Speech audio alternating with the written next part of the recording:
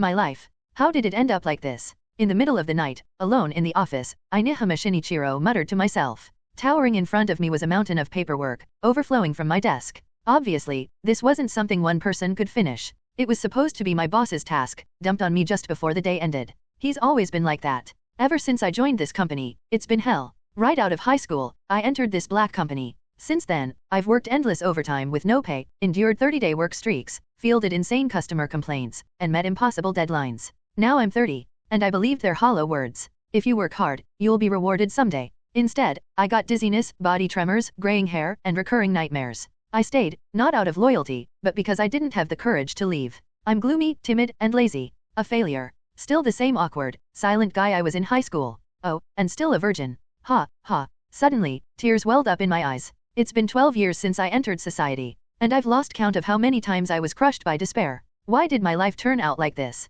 I knew I made the wrong choices, but I didn't have the strength to admit it. I wasn't brave enough to look for the right path. Maybe, high school was my last chance. I picked up my phone and zoomed into an old group photo. There she was, Shujin Haruka. Long black hair. A gentle smile. Kind, graceful. A classmate. A girl I adored from afar. We were both on the library committee. She always spoke to me kindly. Those brief moments with her. They were the brightest memories in my life. I liked her. I really did. But I never had the courage to confess. I ran away from my feelings. Even after I heard from my only high school friend that she went through some difficult times, I still did nothing. 12 years later, I'm still the same. Pathetic. Cowardly. Silent. Now, here I am. 30 years old. Internally broken. My mother who raised me alone worried herself to death over my suffering. I have no money. No support. No one who'd mourn me when I'm gone. Even my sister hates me. My life has been one long, endless loss. And yet, I still ran away from changing. Became more submissive with age. A hollow shell. I want to go back. I want to go back to that time.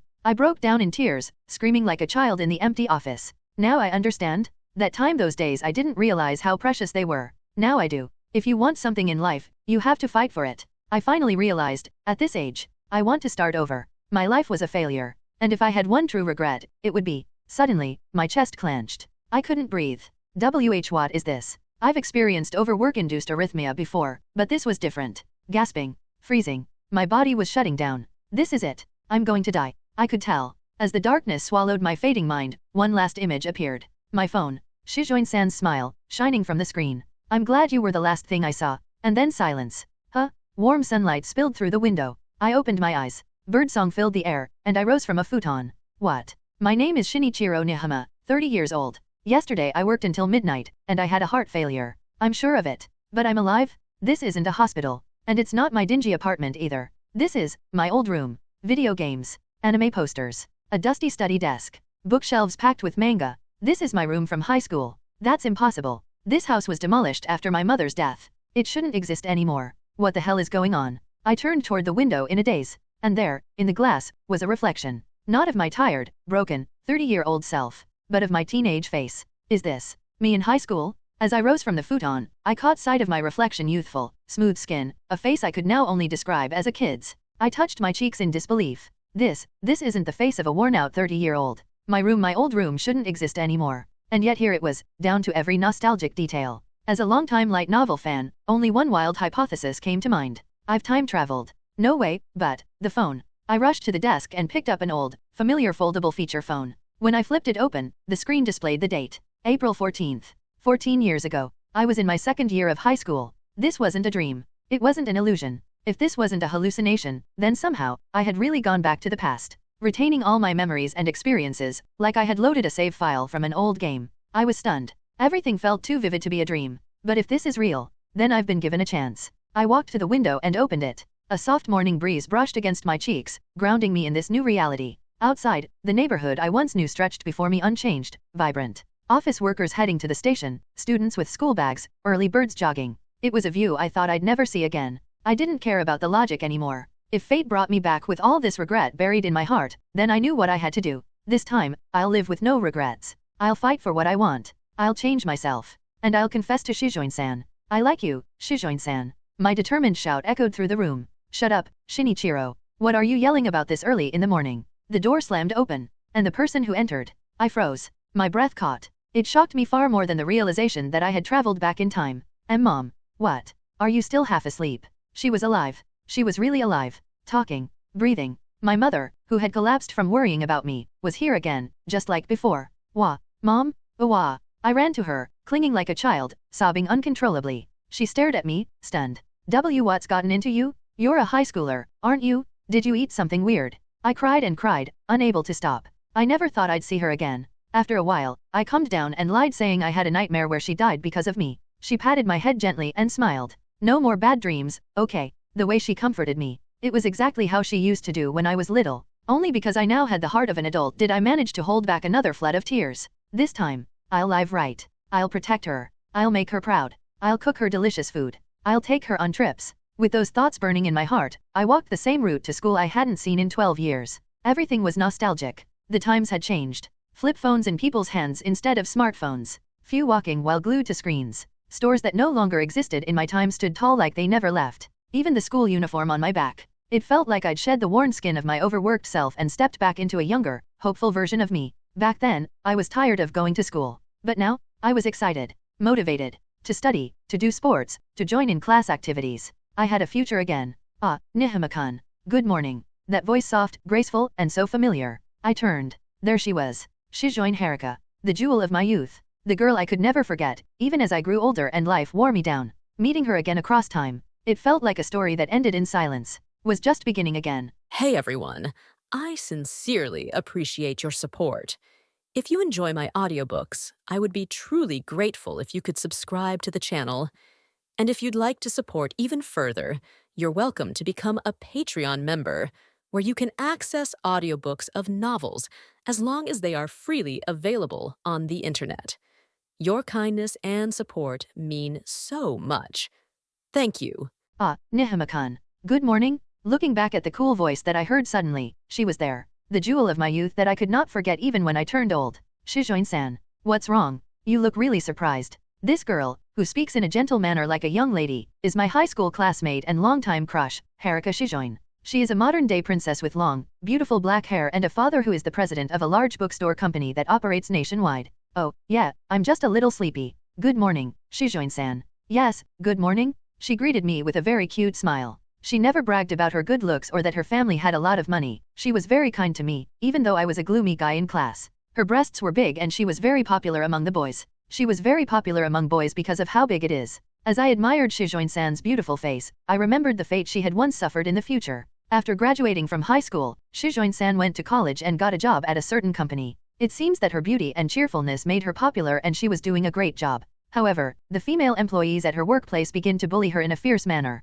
Perhaps because Shujin-san was a serious person, she continued to work desperately without consulting her family, and as a result of that, she became mentally ill. Moreover, at the same time, her family's business also fell into a severe financial slump, and the Shujin family quickly fell to ruin. Because of this delayed the family's grasp of their daughter's condition. As a result, Shujin-san attempted to commit suicide and became emotionless doll. She remained in a mental hospital for a long time. It was reported in the news that the victim was the daughter of a large company, and the Shujin family sued the main perpetrators, who apparently stated that their motive was that they didn't like the fact that she was beautiful and attracted the attention of male employees. If only there was someone on Shujin-san's side who she could rely on who can support her or teach her how to escape, such a terrible future would not have happened. I don't know if I'll be able to stand being in that position. But for now, though, I want to get as close to her as I can. You're looking good this morning, Shujin-san. Yufufo, I was reading a book until late last night, so I had a hard time getting out of bed today. You see, it's the 7th volume of Zero no Tsukeran. Oh, that volume was really interesting,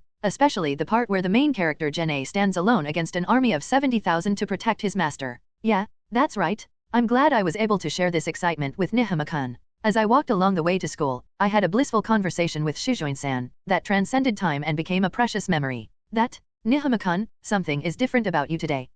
Is that so? Yes, when you talk to me, you usually don't say much and tend to keep your face down. I was a little surprised to see you so cheerful today. Oh, I see. Come to think of it, back then I was too dazzled by Shujin-san. I could only talk like yeah, or oh, yeah, that's good. And all I could do was talk in a shy manner. Even as an adult, I wasn't able to change my class to a bright, cheerful guy. TLN, the class in this line refers to classes or roles like on RPG. When you go out into society, you couldn't just say, I'm not good at talking to young women and aggressive people. After all, at work, whether it's a beautiful woman, a crazy complainer, or an abusive boss, you have to get your story straight even if you don't want to. If you can't do that, you will be reprimanded by those around you, so you will naturally learn how to talk and behave to a certain extent. Well, now that I've been talking to Shujin-san for the first time in 12 years, I'm really excited. Yeah, I was talking to Shujin-san and decided to stop talking in a whisper. Emmy? Yes, Shujin-san always speaks cheerfully, which makes me feel good. That's why I've decided to learn from you and try to speak clearly from now on. Well, right after I got a job, my boss, who loves to speak out loud, snapped at me and trained me not to speak in a whisper. Really? It's embarrassing when you compliment me. Shujin-san just laughs at my words, which could be seen as an attempt to gain a good impression. She is kind and cheerful, and pure as a child. That's why even in high school, where there were plenty of boys who wanted her, she never understood their passionate gaze and never got a lover despite her good looks. Oh, that's you're returning those books to the library, right? It looks heavy. I'll take it. Oh, I'm sorry. I borrowed 10 books this time. I don't really care. School is just around the corner. I picked up the eco bag with the books she was carrying. Well, my mouth and hands moved almost automatically now, but what am I doing? I've done it. It's a workplace habit. There were a lot of old ladies at work. They were annoying. Whenever I came across them with their luggage, they would say, "Take it," even if you're not told because you are a man. You're so inconsiderate. Since this has happened so many times, I have developed a habit of reflexively calling out, "It looks heavy, I'll carry it," when a woman was carrying heavy luggage. Oh, thank you very much. To be honest, I thought I borrowed a little too much, so that was a big help. Thank goodness. She didn't think I was a disgusting guy who suddenly acted over-familiar. Memories can be beautified, but her cuteness, cheerfulness, and naturalness are still fresh in my memory. At first, I just wanted to tell her I loved her, but the more we talked, the more I couldn't be satisfied with that. It's not just the way you talk, but you seem to have changed a lot from the Nihama-kun I know until yesterday. Is that so? Yes, you're more positive. I think you're more manly and nicer. The girl who says this with a big smile on her face is Haruka Shujin. The destructive power is amazing, honestly. She's so cute. Haha, but if I could say, I guess those 12 years of wasting my life were a bit of a blessing. Haha, I'm glad to hear that. Even so, you borrowed a lot of books. Was there anything interesting? Yes, everything was very interesting. First, I walked along the way to school with Shujin-san while having a pleasant conversation. Determined not to let the beautiful memories become memories this time, I enjoyed the blissful time I thought I would never have again. When I stepped into my class, it was so nostalgic that I stopped moving for a moment. Desks, chairs, and this buzzing atmosphere. Yes, this is a classroom, isn't it? Later, Nihama-kun. Let's do our best again after school. Yeah. Okay. Shujin-san said this as we parted at the entrance of the classroom, and although I replied anyway, I couldn't immediately remember what it was. After school? What the hell is after school? Well, it's the job of the library committee? That's right. The only reason I had any contact with her was because we worked together on the library committee. It's been a long time ago, so it takes time for me to remember. To be honest, I didn't know where my seat was either, but fortunately I was able to find it because of the familiar gym uniform bag hanging down there. Hey Nihama. Are you maybe, Jinji? The boy who spoke to me was my only friend in high school, Jinji Yamahira. This was the only guy I had drank with several times after graduation. What? What do you mean, maybe? More importantly, what the hell is wrong with you? What do you mean? Don't play dumb. It's Shujin-san. Why are you talking and going to school together? No, that's I met her on the way to school in the morning, and she was carrying a lot of books that she borrowed from the library, so I brought them to the classroom for her. Ha. You're the one who's too shy to talk properly to pretty girls with a muffled voice. When did you start doing something like a good-looking guy on shoujo manga? It's not that I did it consciously, it was just a habit from my days as a company slave. It would certainly be unbelievable behavior from me in high school. I mean, isn't you different from usual? Your voice is crisp and the gloomy aura around you is gone. Maybe you were reincarnated into another world and came back to Earth yesterday after a long and painful journey? Unfortunately, it's not an alternate world reincarnation, it's a time leap. It's a big hit, Jinji. I was actually in a different world until yesterday. I was captured by a horrible slave labor organization and forced to work from early morning until late at night while being subjected to personality-denying abuse, and endured it for 12 years. Haha, that's awful. It's a dark alternate world. Unfortunately, it's the harsh reality. I know it's a funny story to you who are still pure, but this is not a fantasy, it's a demonic abyss that exists even in this day and age, Jinji. Yeah, but it's been a while since I've had a stupid conversation with this guy. I feel more like I'm back at that time. Well, Shujin-san is kind, so it's natural that she's open to people like us. Don't talk to her too openly though, both delinquent and top caste guys are aiming for her. You'll be strangled. Wow, I didn't know that the word Ryajuyu already existed in this age. TLN, Ryajuyu, person who is satisfied with their real, offline, life, normie. It's typically used by otaku. Watch out for the guys on the top caste, because otakus like us have the lowest status in school. If you stand out a little, the top caste guys won't stay silent. School caste, so this concept existed too. When I think about it now, I feel that it was a ridiculous unwritten rule for a group of kids to fight over top. Well, even when you grow up, it doesn't mean that you'll be able to disappear from the power struggle regarding which university you graduated from or how much money you make. Well, I'll be careful. Thanks for the advice, Jinji. Nevertheless, I'm going to cling on to this second chance, regardless on whose attention I attracted. The result of doing nothing because I kept worrying about what people would think of me and being afraid of being bullied was my high school days where I couldn't even confess, and my corporate life where I couldn't quit being a slave. I'm going to do what I want this time. This time I won't have any lingering regrets. The day I made up my mind to do so, he showed up. Hey, you fucking otaku, Nihama. Turn around. It was lunchtime. I was standing in front of the vending machine, taking out my wallet, when he called out to me. This guy is Hino. I remember this man well, dressed loosely in his uniform with pierced ears. As you can see from his appearance and behavior, he is a typical delinquent, and he was the symbol of fear in my school. This guy used to take money from weak-willed boys and beat them up for fun, and I became his target and was beaten up and robbed a lot during my school years. I remember the blood-curdling sensation I felt when I met this guy in school.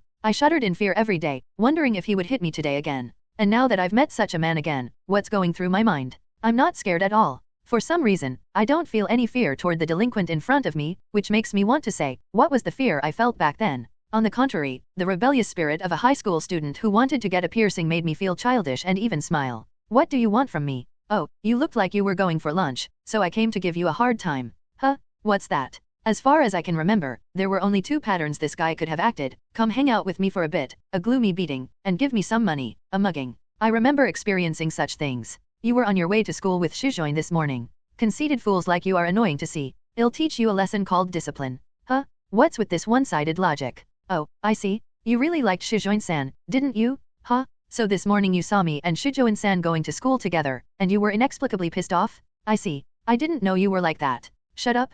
I don't care about Shujin. I'm just annoyed that a lowlife like you thinks he can get along with a girl that has a nice face. A frustrated Hino rambled on. Oh, he's like my boss who suspected me of making a mistake at work. People talk too much and too fast when they want to cover up something. Anyways, lend me your fucking face. What? I'm not going to follow a guy who's ready to beat me up in a deserted place. If you want to beat me up, do it here where there are lots of people. Shut the fuck up. I'll kill you if you keep talking like that. I told you I don't want to. You need to learn to communicate. Hey, you. Hino threatens me with his loud voice, but I'm not stupid enough to accept such threats. In my former life as a corporate slave, my bosses had threatened me in various ways. You have to do this job. Otherwise, you know what happens in your work evaluation, right? Follow me. Starting tomorrow, your job will be sorting through decades of never-ending supplies in an underground warehouse. Tell them there was no such thing as power harassment. Actually, I can even get the others to testify that you were the main culprit. There were many ugly cases to remember, but the power of those in power who dominated the small world of the company was enormous, and I often drank myself to tears. Compared to that, he's just a kid with no power to penalize me. No matter how loudly he rants, it doesn't scare me at all. Look, what's the matter? You can't hit someone just because there are a bunch of people around? Don't tell me delinquents are scared of suspension or expulsion. You fucking otaku, don't fuck with me. Hino reaches out for me. It would have been convenient for me if he had punched me on provocation, but he was aiming for my wallet, which I had in my hand because I was just about to buy some juice. He took my wallet with 3,000 yen in it that my mother had given me. Huh? I'll take your wallet today for being so fucking cheeky? Well, what's in the wallet is, it's only 3,000 yen. Only 3,000 yen. Ha ha ha, only 3,000 yen. How dare you spout such childish bullshit in front of me? But don't think this is over. I'm going to beat you up again. Hino's words stopped midway. I reached out with my arms and grabbed him by the chest. What the fuck are you doing? Shut up, you little shit. My voice was filled with anger and contempt, and it sounded more cold-hearted than I had ever heard it. Hey, you think you were getting off lightly for doing this? You were going to take the money, weren't you? A cold voice slipped out, surprising even myself. I'm asking, you said it was only 3,000 yen, and then you tried to take it away from me. Huh? So what? You want to get killed, you little shit?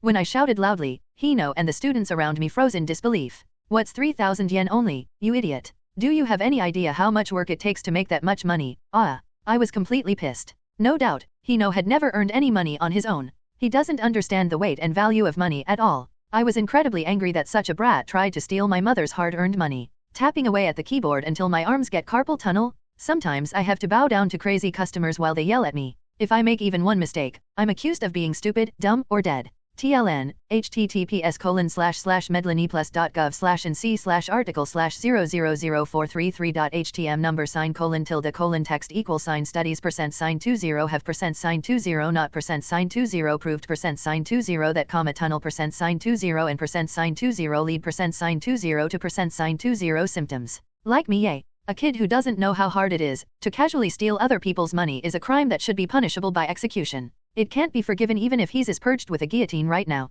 No matter how much you play delinquent, you're still an insignificant child whose parents feed and shelter. Next time you try to steal my parents' money, I'll seriously kill you. Do you understand me? Ah, I said, do you understand? Ah, Hino replied with a sense of confusion, perhaps because of my anger at the idiot who was lightly looking at the money. I removed my hand from the chest of the idiot who had fallen flat on his ass, retrieved my wallet and left, aware of the tremendous amount of attention I was receiving from the people around me. I've done it After the afternoon class, I was walking down the corridor after school with great regret. The reason why I'm so upset is, of course, the incident with Hino during the day. I've never lost my temper like that in my life. I'm surprised I could scream that much. However, I also think that it can't be helped. When I went out into society, I realized how hard my mother had worked to raise us brothers and sisters in a family where my dad died early. A kid who had never worked in his life tried to steal the money that my mother had given me. I couldn't help but get upset. Next time, Hino will definitely be a pain in the ass, and I'm worried that the rumor about me fighting with a delinquent will be heard by Shujin-san and hurt my image. Well, let's not think about what has already happened.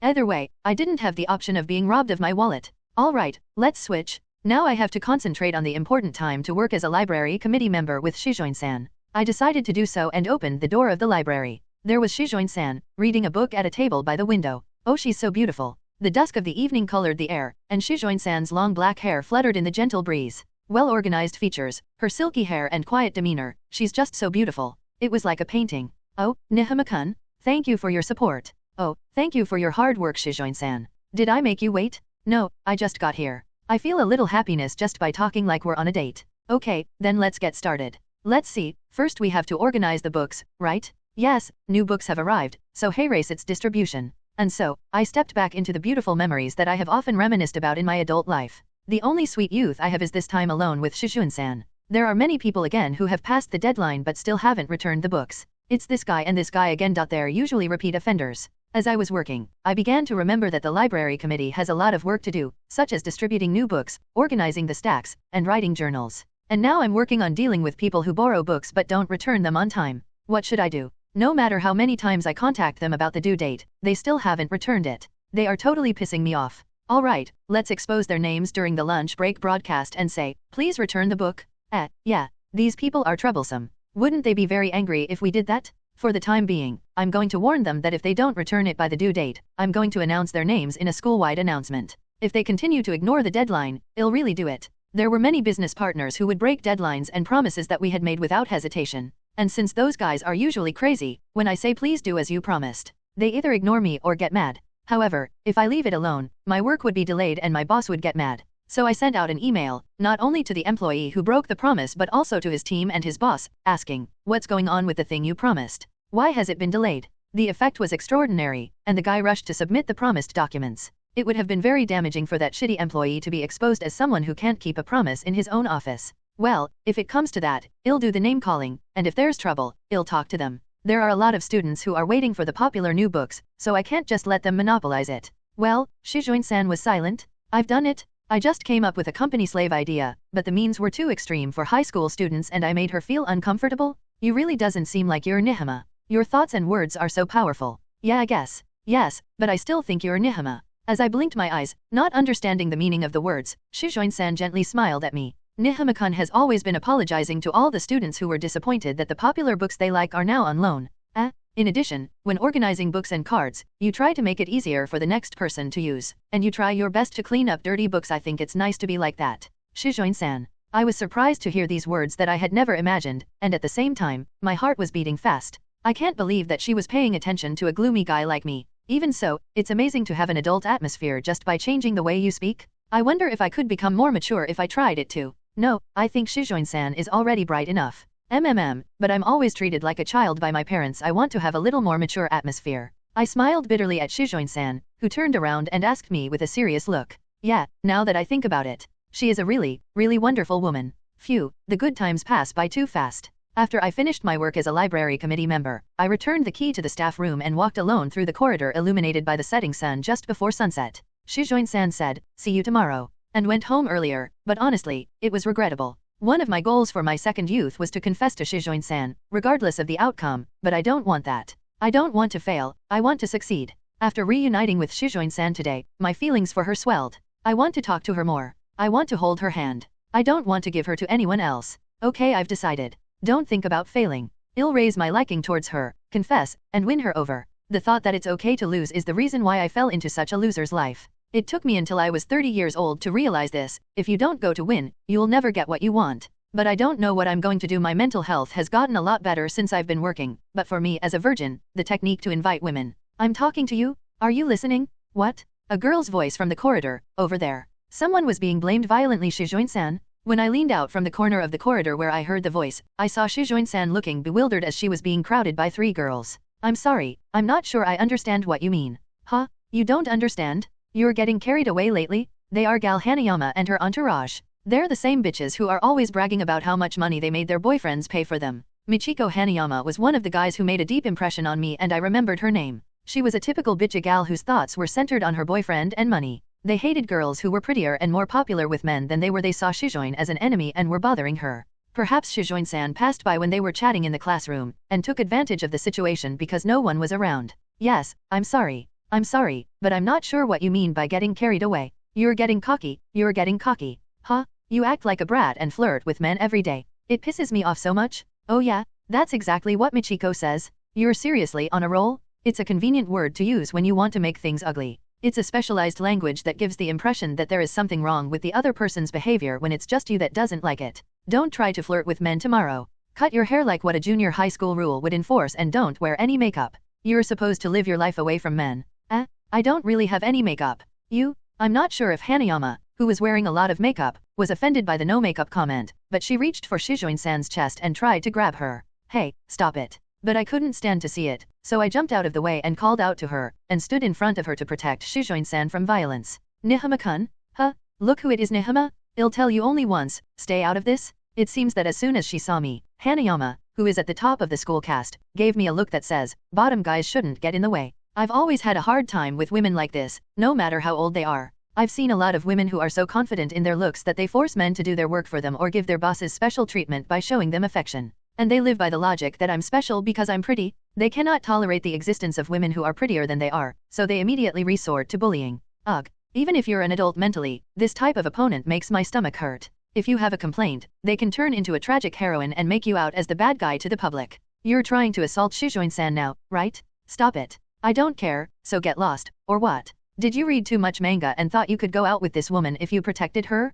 That's disgusting. Seriously, she's a woman with a bad taste. Well, what to do in such a case is already decided. Besides, I'm from the future. I have cards in my hand from the beginning. By the way, Hanayama-san, have you been to the downtown area north of the station lately? I often see you talking to businessmen, especially in front of the hotel on 5th Street. Hanayama's complexion suddenly changed and turned pale. That's right, isn't it? You are usually there to pretend to ask the old man for help, record the conversation, take pictures, and get hush money. Of course, if you get caught, you could be expelled.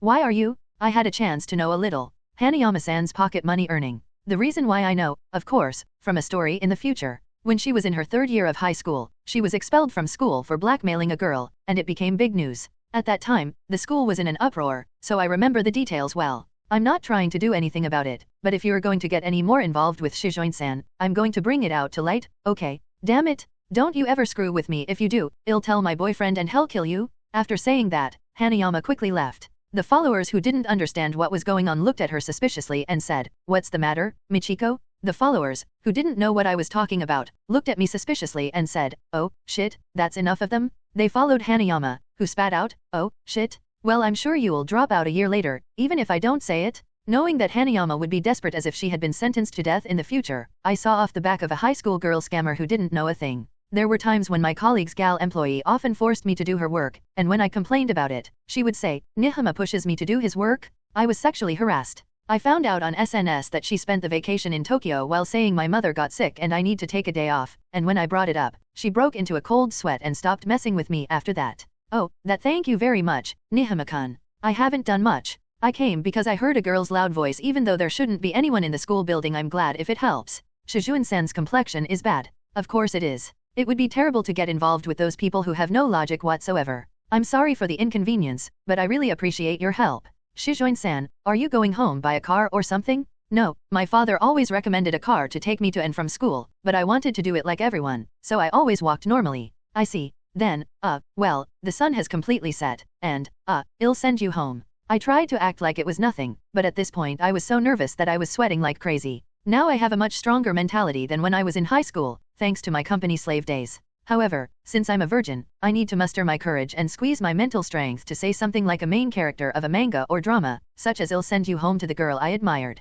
I wanted to, though. As a man who was in love with her, it was unacceptable for me to let her walk home alone in the city at night. Well, is that okay? I'd be very happy if you wouldn't mind. Shujin-san's smile relieved me of the fear of being rejected. However, even me, who was a gloomy guy until yesterday, said that I will send her home. This smile, is she an angel or something? She's a little too innocent and I'm worried about her future. Anyway, this is how my and Shujin-san's going home together event has started. The Bladers is the best. In the last scene of the first part, when she casts Dark Slave to protect him even if the world turns against her, I cried so hard. That's the part that makes you cry. And then, just when you think it's all over, there's that twist at the ending. It was really the best. Yes, that's right. Walking on the street alone with a girl. When I was working at the company, I sometimes came across such a situation on business trips, outside work, drinking parties, and so on. However, as I don't have much experience chatting with the opposite sex, my reputation dropped because of my poor communication skill, and as a result, I could not cooperate well at work and my boss got mad at me. So I came up with an idea. I feel very good when I can talk about my hobbies like games and novels to the fullest. If so, why not do the same with the opposite sex? That's the idea. This was a big success. Whether it's a woman or a boss, if you talk with them about the things they love, like their pet or their favorite baseball team, they'll usually be in a good mood. It became easy and we started to get along. That's right, that's when the MC went to. In fact, Shujin-san looks very happy. She had been reading pure literature all the time, but when she found a light novel in the library, she became completely hooked on it. Thinking back, when I was reading a light novels in the library, she suddenly asked me, "Are you familiar with light novels, Nihama-kun?" That was my first conversation with Shujin-san. Well, because I was suddenly approached by the beautiful girl of my dreams, of course I was very nervous and can only speak shyly at that time. I'm glad. It looks like you're feeling better. Yes. I feel much better after speaking to my heart's content. That's the best thing. Forget about the harassment and do what you like to do to heal your mind. If you can't do that, you'll end up getting mentally ill. You really helped me actually. It's not the first time that it happened to me, but I just couldn't get used to it. How many times has that happened to you? Yeah, since I was on first grade of elementary, I was often told you're getting carried away and you're an eyesore. A first grader in elementary school? Is there anyone that would say that at the age of 6? Women are scary. Honestly, I don't know what they want from me, but I can tell that they really hate me. I'm scared. I'm really glad that Nihama-kun helped me. Shujin looked up at my face with a puppy-like expression who is worried about its owner. My heart squirmed with such a cute gesture, but I managed to endure it. But I see, Shujin-san isn't aware of the reason. She doesn't seem to have ever been jealous of others or anything like that. That I think Shujin-san should be aware of the reason why people like Hanayama get entangled with you. Do you know, Nihama-kun? Then please tell me. If there's something wrong with me, I want to fix it. I understand. That's because Shujin-san is beautiful and kind. In other words, they're jealous. Everyone doesn't have the beauty and kindness of Shujin-san, so they can't help but to be jealous. No, what are you talking about? I'm not like that. No matter how you look at it, you're a beautiful woman. I think you should be aware of that fact. The reason for encouraging Shujin-san to be aware of why she's being entangled is to prevent her from losing self-confidence. She may suffer from the thought, is there something wrong with me if nothing was done? So it's not your fault, Shujin-san. Now, recite the words. It's not my fault. What? It's not my fault. But is that really the case? Maybe there's some other reason that's making them uncomfortable. Yes, you can't think like that. So I want you to say, it's not my fault 10 more times. Although Shujin-san is confused, perhaps because of her honest nature, she began to chant, it's not my fault. But this is very important and absolutely necessary. My tone has been stronger since a while ago because I desperately need to change Shujin-san's self-punishing way of thinking. Because it was always the serious and kind guy who gets ruined in a black company. Even if they are forced to do unreasonable work or are criticized by the people around them, they think, it's my fault, so they get more and more stressed and finally they collapse. And that is probably the reason why Shujin-san was ruined in the future. Because she couldn't understand that the reason of bullying was just jealousy. She was too worried about it and it broke her. In order to prevent such a future, this thought altering is a must. It's not my fault, it's not my fault, is this okay? Oh, if someone like Hanayama gets involved with you in the future, just say, it's not my fault. It is usually difficult for them to say, I don't like you because you're more beautiful than me, so they use convenient words, like you're getting carried away. Really? That's right. There are a lot of people who will chew you out because of jealousy, and it doesn't make any sense to change yourself, so it's important to go through them. Well, what happened? For some reason, Shujin-san was staring at my face and looked a little embarrassed. No, Nihama-kun's face was so serious and I was happy when I thought you were really concerned about me. That's true, of course. I don't like Shujin-san to be troubled. At this time, I remembered that Shujin-san suffered a mental breakdown in the future, and I was desperate to pick the buds of ruin, wondering if such a future would be repeated. So I was paralyzed by the embarrassment of my lines and I didn't notice Shujin-san's flushed cheeks and breathlessness. Ah, that Nihama-kun. Yup. You said earlier that they're jealous because I look good, but am I beautiful from Nihama-kun's point of view? Oh, of course, from the first time I saw you, I was so surprised at how beautiful you are. I dropped Shujin-san off at her house in the outskirts of the city, and in front of her mansion with a mango-like garden, I got a taste of the social disparity. Wow, a fountain in the middle, statue, and a garden with flowers in full bloom, all of them seem to be very expensive to maintain. Nihama-kun. Thank you very much for today. It's my first time having so much fun on the way back. Oh, no, I didn't do much. I just sent you home because it was too dangerous to walk alone at night. The only thing I really did was intimidate away a jealous girl who was trying to hurt her, and take her home. No, I really appreciate it. Thank you very much. No, it's nothing. Really. Well then, I guess my parents will be worried by now, so I'll be leaving. Yes, be careful and... So Shujin-san straightened up her messy collar, cleared her throat, and looked at me. See you tomorrow. Oh, see you tomorrow. So the school event was over, and I went home. She's a really nice girl after all. The more I talk to her, the more I like her. On my way back to my house, I was thinking only about Shujin-san as I walked. But I wonder what it really is about. I wonder how much Shujin-san sees me as a man. Shujin-san is a real natural. She's not aware of how attractive she is, from the opposite sex point of view. She speaks to everyone in a very friendly manner, which has led to many boys misunderstand that she has a crush on them. But the sad truth is that she is just talking to them with a pure heart like a child. Well, I'm sure I was just someone who is in the library committee together, but after talking about this and that today, I think I've ranked up a bit and become a good person. It would take a lot of effort and time to make the young lady recognize me as a man, and even more to make her fall in love with me. But let's not be impatient yet. Confession is a one-shot arrow, I'll aim carefully, and make sure to hit her. After all, she is an impregnable innocent young lady that no one has ever been able to take down. Today, I felt like she had blushed and shown some hesitation when we parted, but that was a sign of her pure gratitude and should not be misunderstood. It's only been a day since I went back in time. I'm not going to be so likable, am I? But I'll try harder and harder to get her to accept my confession someday. With my sights set on the objective, I made up my mind for tomorrow. I, Haruka Shujin, was at the mercy of feelings I had never experienced before. What is this? What is this feeling? I spent the next 30 minutes lying face down on the bed in my room and writhing around. The fuzziness in my chest just keeps getting bigger and it doesn't seem to go away. Nihama-kun. I had always liked the fact that he was kind and cherished books. But when he talked to me, his voice was so quiet that I thought he was a reserved person. But today he was as intense as if he were a different person and yet he still felt like Nihama-kun. I've got helped a few times today. When Hanayama and the others cornered me, I trembled as the fear that had struck me so many times in the past had begun to strike again. The girls who have been involved with me for a long time look at me in a horrible, repulsive way.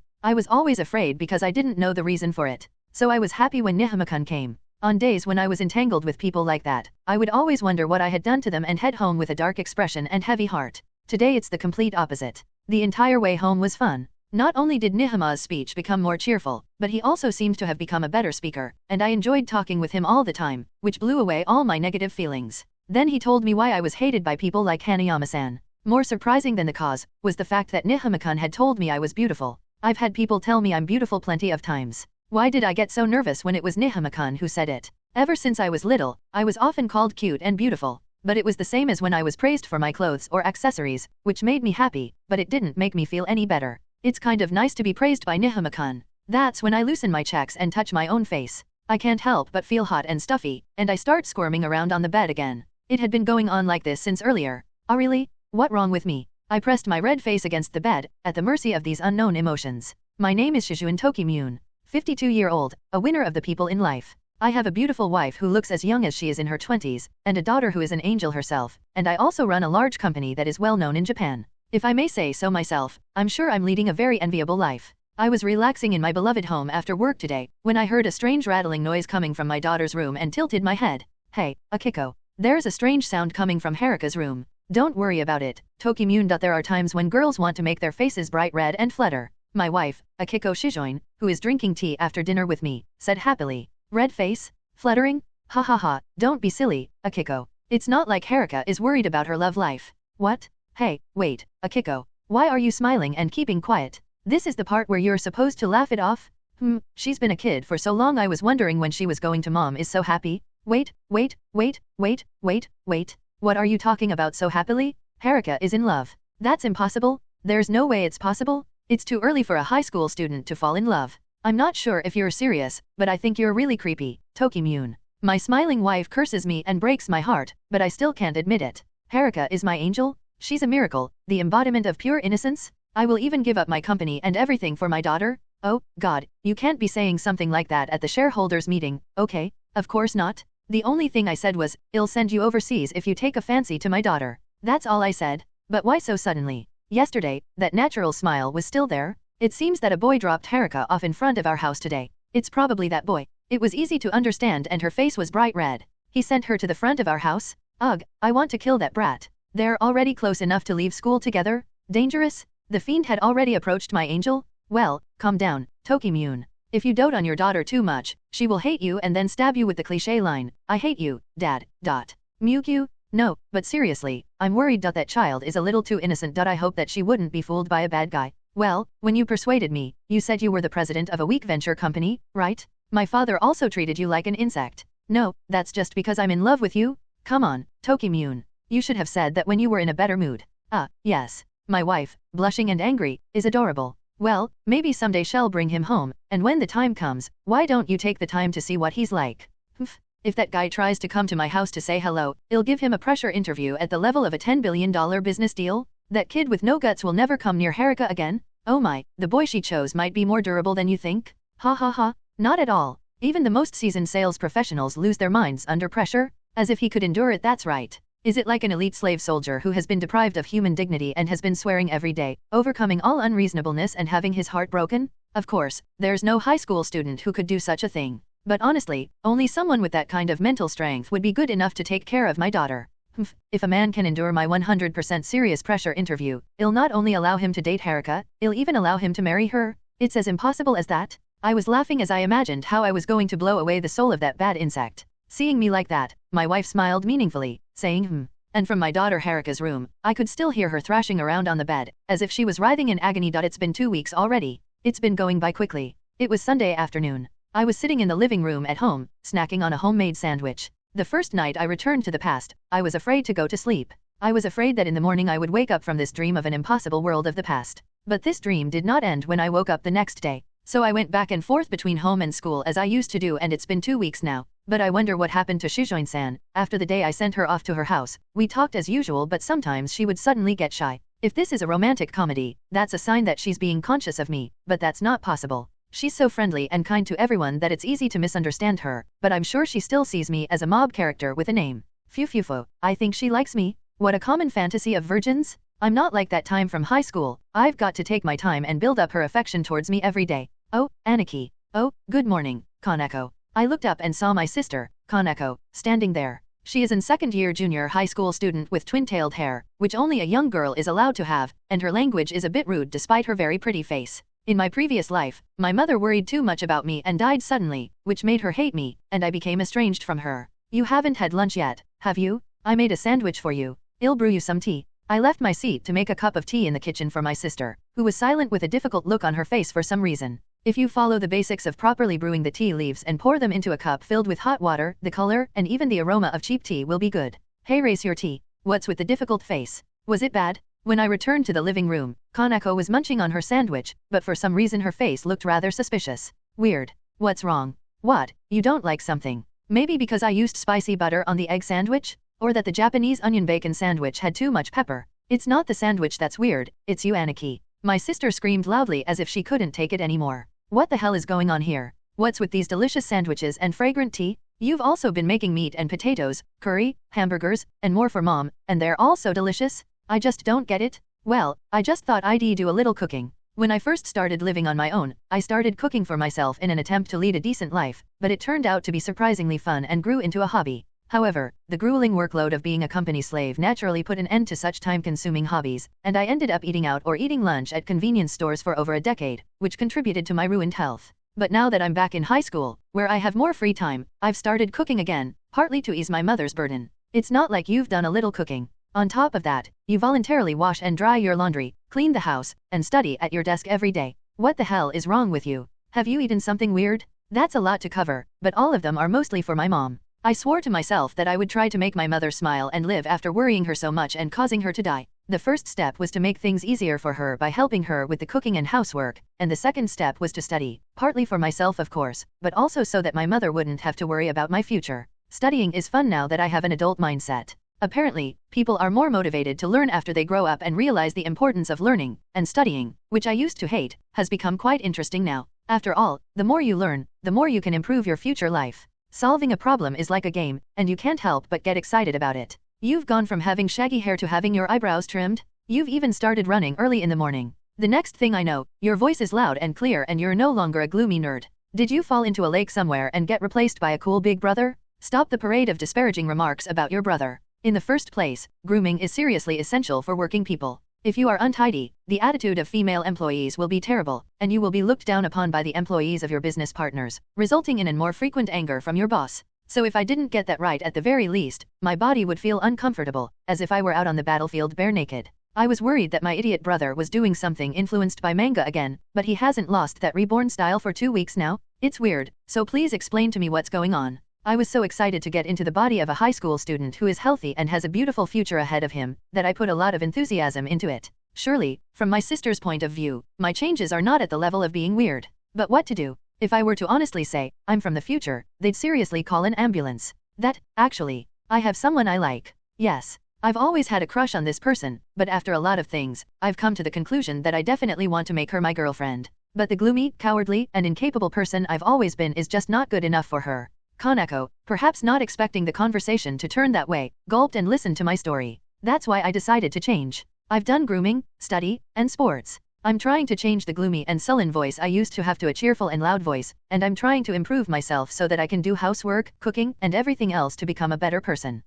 Yeah, that. Seriously? Are you serious, Aniki? I'm serious. I have never been popular. That's why I'm trying to be a more attractive person. That's great. That's really great, Aniki. When I finished speaking, Kaneko respectfully looked at me with a sparkle in her eyes. Aniki, I can't believe that my dark as shit Aniki would say something like that. You're really cool for changing for the girl you love. Wow, the power of love is really great. Dark as shit. Yeah, that's really great. I always thought that you would spend the rest of your life hiding in your room, reading novels, watching anime, and just become a laughingstock. I'm gonna get mad. Hey, after raising my voice, I realized that, come to think of it, the only thing I enjoyed during my life as a company slave was reading novels, anime, and playing games at home, so Kaneko's prediction was totally on the mark. It's sad. So, what kind of girl is it that you love? A beautiful girl? A gal? An athletic girl? I can only guess that she has big tits, which you like. As a junior high school student, she seemed to be very interested in the topic of romance, and my sister asked me, somewhat excitedly, about the girl I was in love with. But well, it's not like something to hide.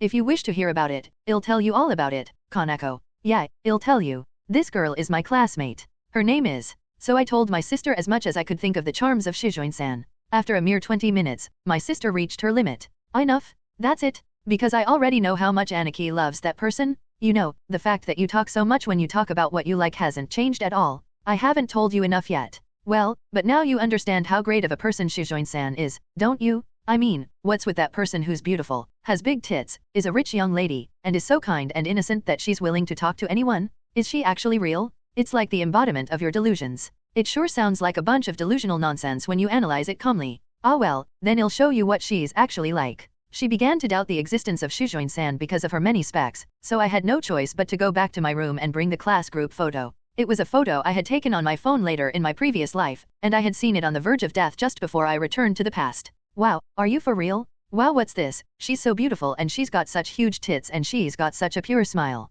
Yeah, isn't she cute? That's Shujin-san. Why is Aniki so proud of himself? But if she's this beautiful, it must be a confession fest. Are you really sure she doesn't have a boyfriend? Yeah, I heard that she's so popular with the boys in the school that whenever someone tries to confess, they get interrupted by others. And she's so innocent that she doesn't even notice the hot stares that are directed at her.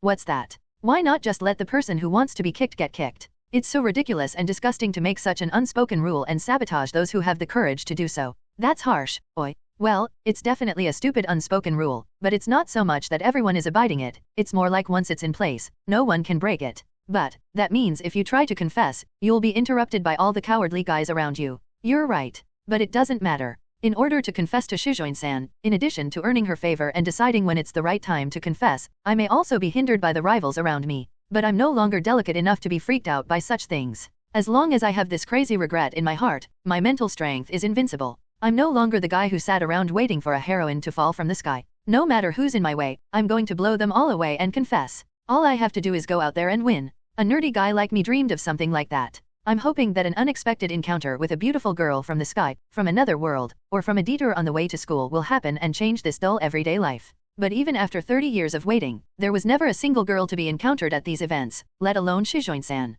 I realized that there was no point in waiting any longer. Well said, Aniki. I'm seriously impressed. I looked over at Kanako and saw that she was very excited. She even seems to be a little moved somehow. It's seriously amazing that you can say it like that. If you confess, you'll definitely succeed. Because Aniki is really cool right now, Kanako. Even in my previous life, this girl was a shining example of the opposite of me, with her innate cuteness and communication skills. That's why she always thought of me as her dark and dull older brother, and the older we got, the less we talked. Do your best, Aniki. I'm rooting for you. Such Kanako described me as cool, and was supporting me wholeheartedly. This fact made me feel as if I had gained something that I had been missing out the whole time, and it made my eyes get hot. Oh, I'll do my best. I'll even bring her home when she becomes my girlfriend. Ahahaha, that's the spirit. Fight, Aniki. And so the afternoon of the holiday went by. Slowly, I had a precious moment where I could talk and laugh with Kanako, who hated me so much in my previous life. Hey, Nihama, you got a minute? While Jinji and I were eating lunch in the classroom during lunch break, we were called out by a girl in our class named Fumihashi.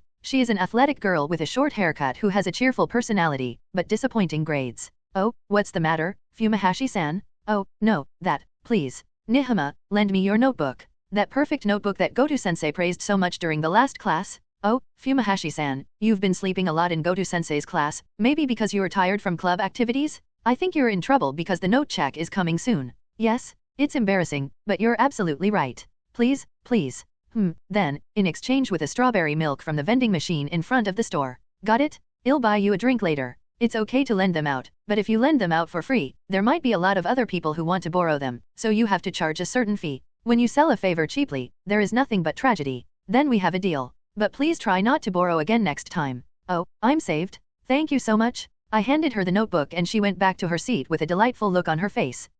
Nihama, do you have a second? As if he was waiting for me to finish, Tsukamoto from the baseball team approached me. She heard my ringtone that you set the other day and she wants to use the same one. But I don't know anything about cell phones. Yeah, I'll set it up next time, just bring her phone over. Oh, thank you so much. I'll buy you bread from the store next time? Tsukamoto left with a rather relieved look on his face, perhaps because his girlfriend had been urging him to do so. I missed ringtones though. They were so popular during the cellular phone era, but why did we stop hearing them so much in the smartphone era? You are seriously moving up in the ranks. What? Ranks? I blinked my eyes, not understanding the meaning of the words that Jinji muttered with a mysterious look on his face. It's the rank of the school caste. You used to be in the bottom ranks like me, but now your popularity points have increased and you're in the middle ranks, maybe even higher. No, that kind of division doesn't change that often, normally. But your change is not normal. Well, a high school student who has experienced years of company slave life is not normal in a bad way. You started to look better, feel more comfortable talking to people, became very good with cell phones and computers, and often helped people.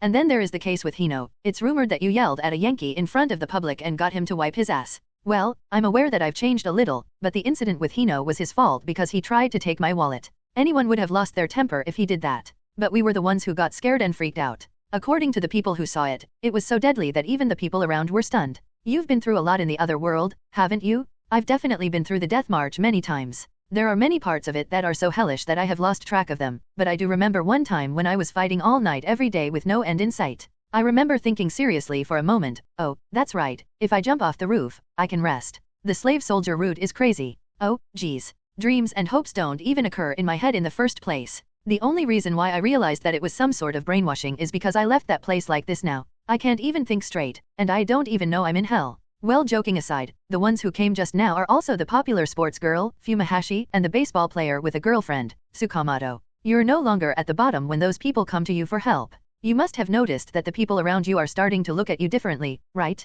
Well, certainly. The memories of my high school days become more vivid as I go to school like this, but at that time, I was clearly looked down upon by those around me. I was targeted and picked on by the delinquents and bullies, and subconsciously treated as an inferior being by the normal people. But obviously now it's different. Stupid guys don't bully me for fun anymore, and I haven't been involved with any delinquents since the incident with Hino. When I talk to them, they don't look at me like I'm scaring them, and everyone responds normally. The people around you are watching your change, you know. A guy who used to barely talk is starting to assert himself, his grades are going up, and he's taking care of other people with what he's good at. That kind of attitude and helping others is really increasing your power to speak up. Well, it wasn't that I wanted to change my status in school, it was just that as an adult, I wasn't as intimidated by my surroundings as I had been in high school. Studying and strengthening my communication skills with others was for the sole purpose of becoming a man worthy of Shujin-san, not because I wanted recognition from anyone else. After all, Shujin-san is in the same class as me. I can't show her anything uncool, even if it's by chance. I glanced over to one of the classrooms, where Shujin-san was chatting happily with a female friend. If possible, I would like to talk to her in the classroom as well as in the library after school, but I'm still looking for a good excuse to do so. Well, thankfully, I don't get made fun of by idiots or get into trouble with delinquents. Yeah, but be careful. As I said the other day, some people don't like it when people who are lower in the school caste move up. Oh, the bell has already chimed. I'm going to go back to my seat. See you later. Those who don't like it when someone from a lower position in the school moves up. Well, there are people like that, too. In fact, I got involved with that idiot Hino just because I went to school with Shujin-san. Just be careful with him. What is this? A letter? When I reached into my desk to get my textbook for the next class, I felt a thin sheet of paper, and when I took it out, I found out that it was a letter. What was written in the letter was a simple sentence: I will be waiting for you on the bench in the courtyard after school. I stared at the letter for 3 seconds. What is this? A prank? I crumpled it up and tossed it into a trash can near the podium. In the school building after school, my heart was filled with joy. After all, today was the day of the weekly library committee work. In other words, it's a sacred time to be alone with Shujin-san after school. The week before last we went to school together, and last week we had a lot of fun talking about our favorite light novels. That's probably not enough to raise her affection for me, but it's worth it to build it up like this. I've already had the key to the library. As I crossed the courtyard to take a shortcut, thinking about what I would talk about today, I was suddenly greeted by a voice. I've been waiting for you, Nihama. I stopped in my tracks and realized that the owner of the voice was a female student who was standing in front of a bench in the courtyard. We were in the same class. I think her name was Sakai. I believe she was part of a group that liked to hang out in the city, often going to karaoke and arcades with the boys. I'm the one who sent that letter. There was something I wanted to tell you. Letter? Oh, the only thing that came to my mind was the letter that was in my desk at lunchtime. I thought that was just a prank and threw it away as fast as I could. Could it be that the meeting place written there was here? As I was trying to grasp the situation, Sakai continued to tell me further. Hey, Nihama, I like you. Let's go out together. Oh, there it is. The ranking is 10th place. I guess I did pretty well considering I only had a month to study after I went back in time. Every time we had a test, the names and rankings of the top students were posted in the hallway, and I felt a little satisfied with the results that were posted there. What? Hey, what's going on, Nihama? You're in the top 10 of the midterm test? Oh, I've been studying a lot. It's been a really long time since I've studied with a reference book open, but the good thing about studying at the high school level is that the more you do, the more results you get.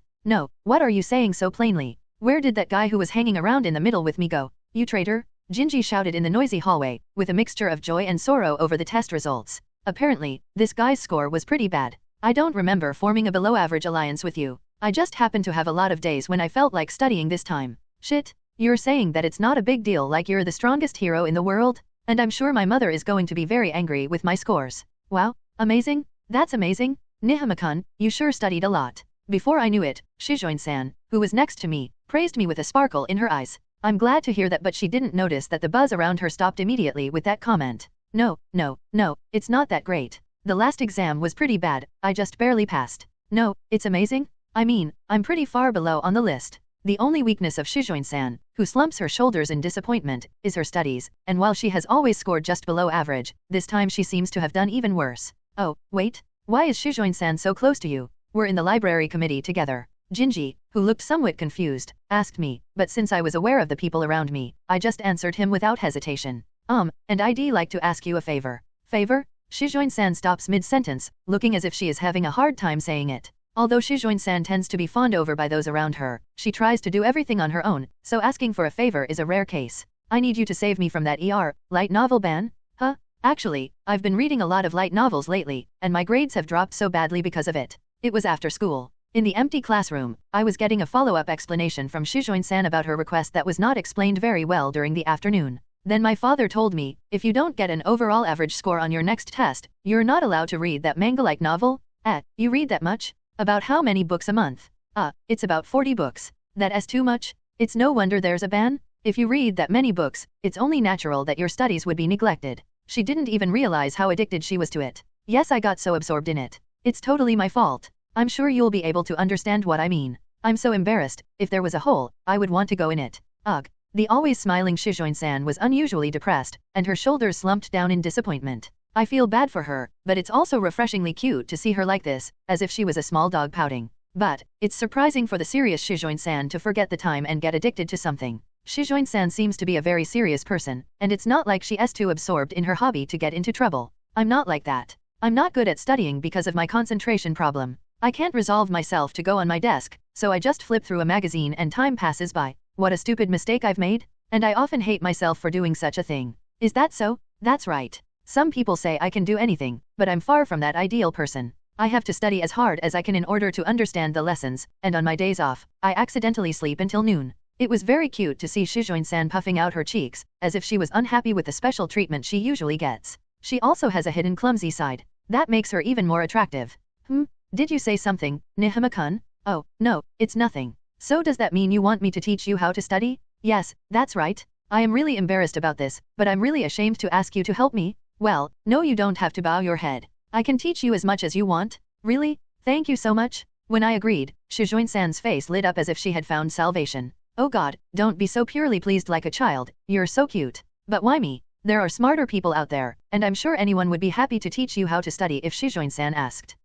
No, it's true that there are other people who have great grades, but I'm not very close to them, and if I suddenly ask them to teach me how to study, they would just be in trouble. As long as the other party is a man, if Shujin asks you to do something, everyone will take it with max tension. It seems that she still doesn't recognize her own charm properly. It's hard to relax when you're studying side by side with someone you don't know well. In that regard, Nihama-kun is the boy I'm closest to, and he's smarter than me, so I feel very relieved. I barely managed to keep a straight face, but my heart was pierced by the words closest boy, and it took a huge amount of rationality to suppress the joy that exploded inside of me from the bottom of my heart. Good. My favorability is increasing steadily. I shouldn't get carried away, because she probably said it unconsciously, but I just can't stop my heart from dancing with joy.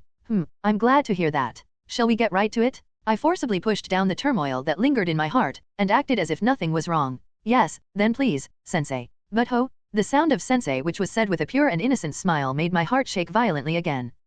Anima. This problem should be started from over here. Oh, I see. So that makes it equal to the value of x? We've been studying for about an hour now, and progress is moving pretty smoothly. To begin with, Shujin-san is very serious and full of motivation. But then again, Nihama-kun's teaching style is really easy to understand. Do you have any experience? Well, sort of. I have no experience tutoring anyone. What I'm referring to now is how I trained new employees. The black company I worked for did not provide any training for new employees, and had a crazy policy of learning by watching. But that would have slowed the newcomer down and killed my sleep time, so I made my own manual for newcomers. And to operate it, I focused on the following 4 points. Show them what the work consists of and how it should be completed. Example, create document B for briefing session A. Show them the order in which they need to complete the work so that they understand what step they are currently at. Create an atmosphere where the newcomer can relax and ask questions easily. Praise them regardless of how small the achievement is. We just need to create an equation that makes this and that equal in the end. So, if you think about how many values of x here would be most suitable, you can find it at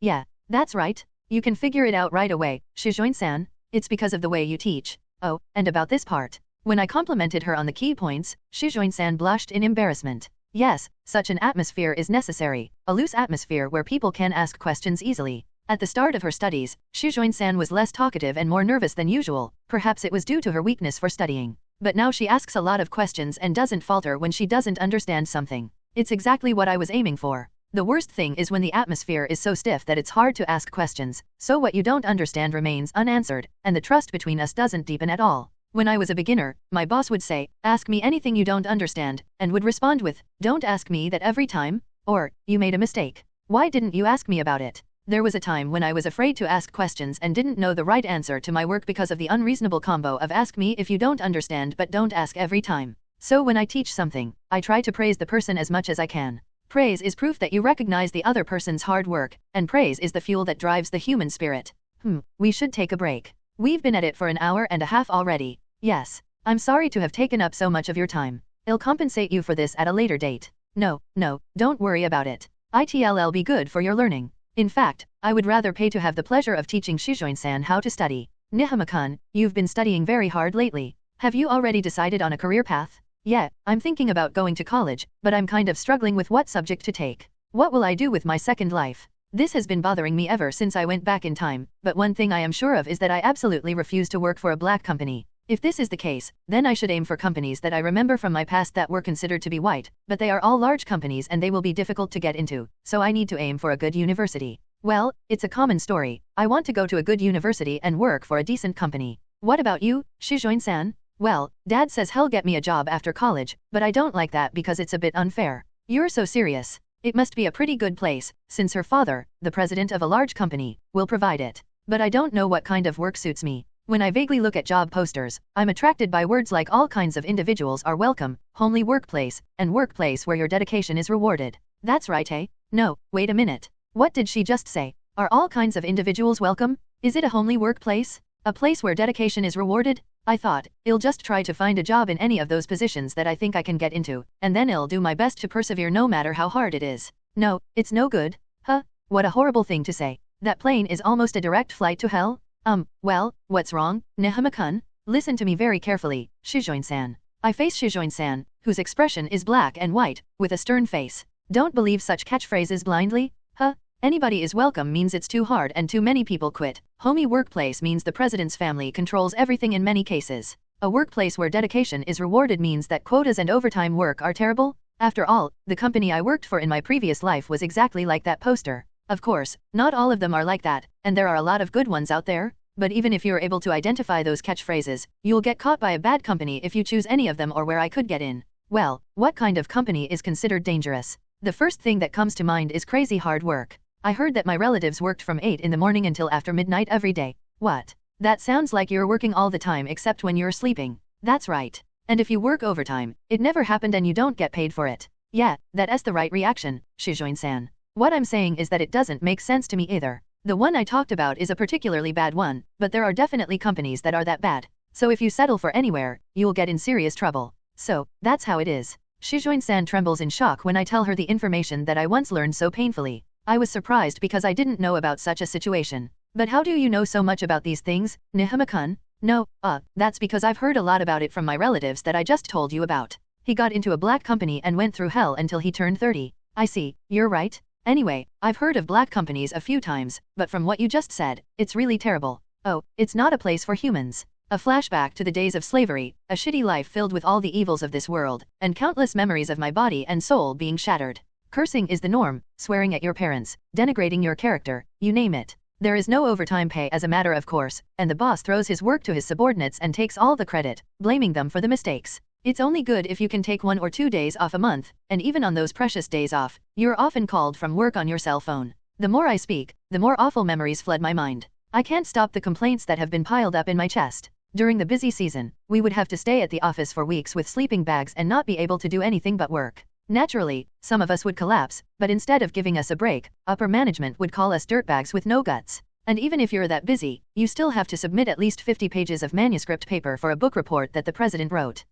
You're not talking about those so-called wartime torture, are you? Unfortunately, it's all about the modern Japanese workforce from start to finish. It was not an environment for human beings. It's also unpleasant to have your mind so paralyzed by the sheer exhaustion of daily life, that you can't even recognize your own misery. If you say you can work anywhere, it means you could inadvertently end up in a prison like that. Oh, and seriously trying to persevere no matter how hard it is in such a place will definitely break your heart. Yes, Shujin-san became exactly that way in the future. She lost her lovely and wonderful smile. That's the only thing that I must prevent, even if it kills me. My relatives talked about it so much that it freaked me out and made me take my future more seriously. That's also the reason why I study more than before. Yeah, I'm starting to feel like I need to learn more. Shujin-san was shaken up when she was told about the reality of black companies based on my actual experience. Okay, now the flag of Shujin-san's ruin at her workplace is a step distant from happening again. But it's great that you can change so many things about yourself just by listening to such a story. I know what I should do in my head, but I can't just suddenly change myself that much.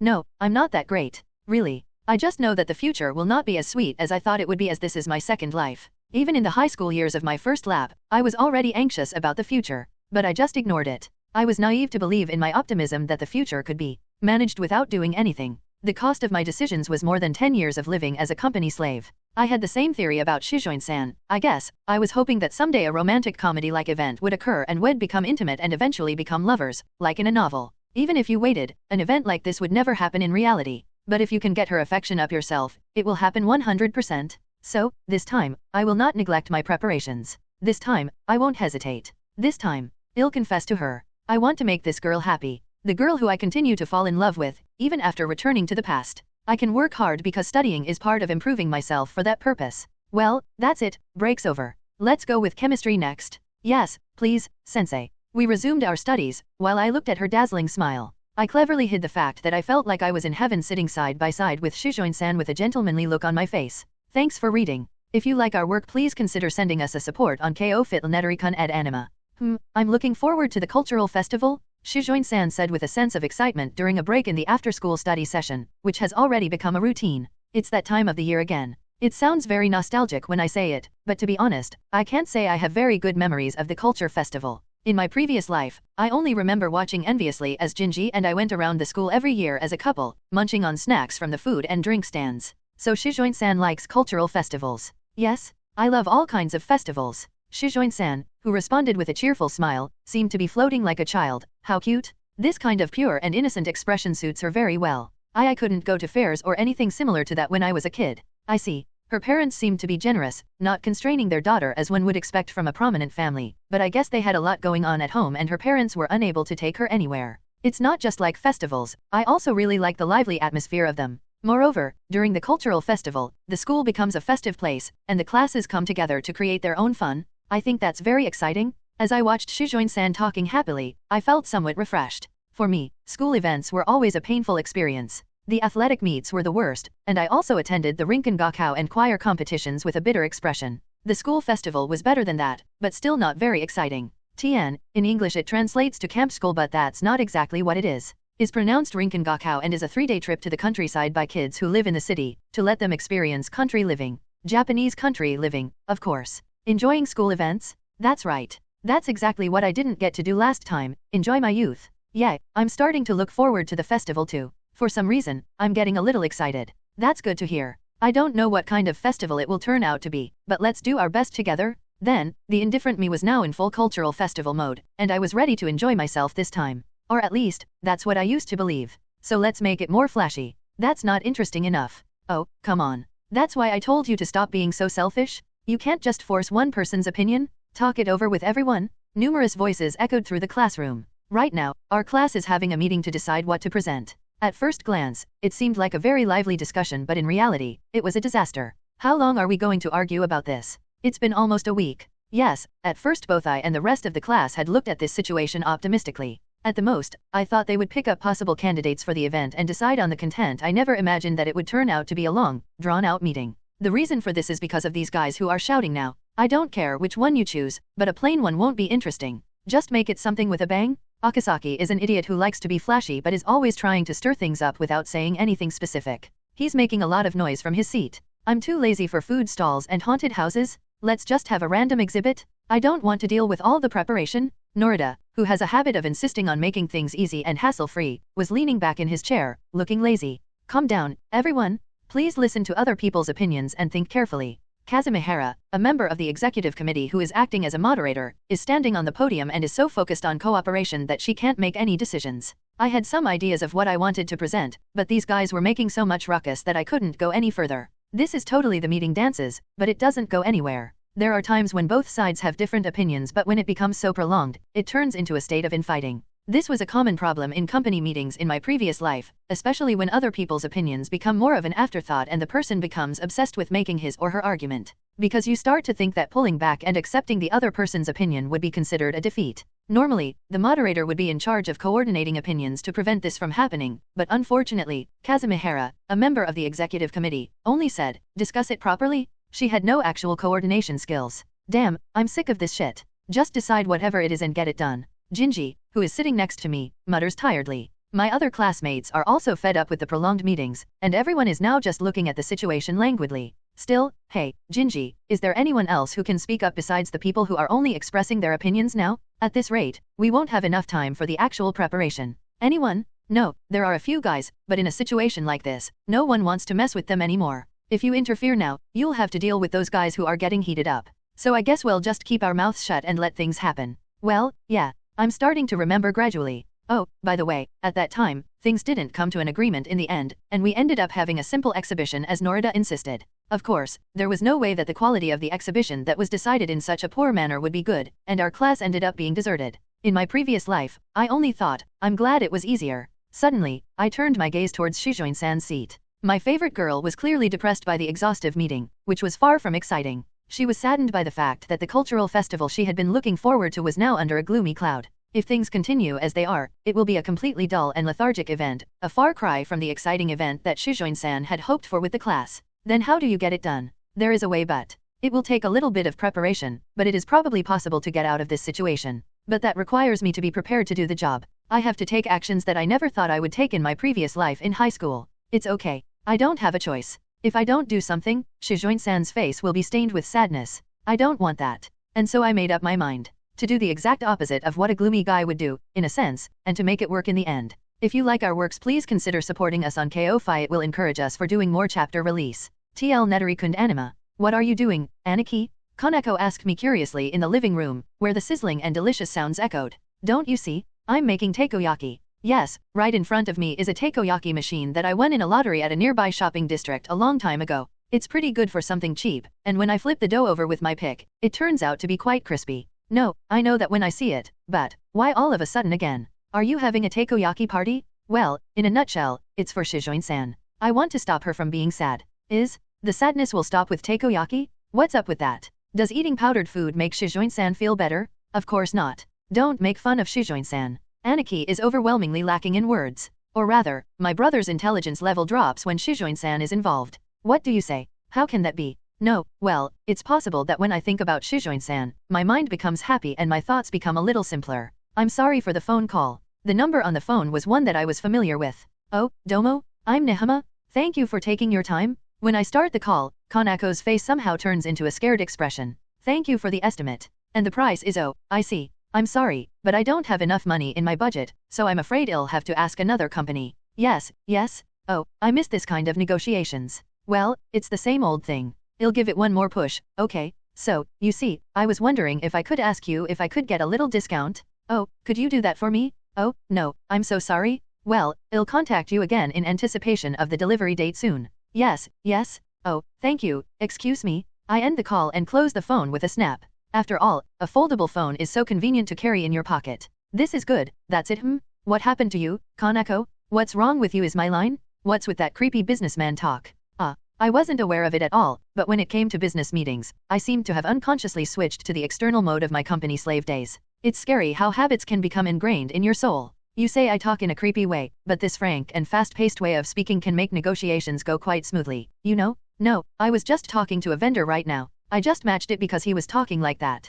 Well, it's not the first time my love-struck Aniki has behaved in a strange way, so that's good. Strange. Well, just now, that may have been strange behavior for sure, but for her to call it strange behavior is. I'm not sure what to make of it, but I'm sure it will be worth it. You're trying to do something for Shujin-san, aren't you? Hey, this girl's got a sparkle in her eye for a change. She thinks that what I'm doing is funny. You know, I'm not trying to make an interesting show for you, okay? Ha ha ha ha. The story about how you yelled at the stupid Yankees who were robbing you and made them scared, as well as the story about the second-rank guys who tried to shame you with false confessions was so funny that it made my stomach hurt. I'm a big fan of yours, you know, Aniki? In front of my sister, who smiles with a cute face, the only thing I can do as a brother is to say, good grief, and let her do as she pleases. Good grief. Well, yes. What I'm trying to do this time is. When I explained my plan, my sister burst into a hearty laughter. Ha ha ha ha, seriously? You're going that far? And you're already fully prepared. I'm going to be the president of your fan club. Don't laugh so hard that you cry. I'm dead serious here. Haha, sorry.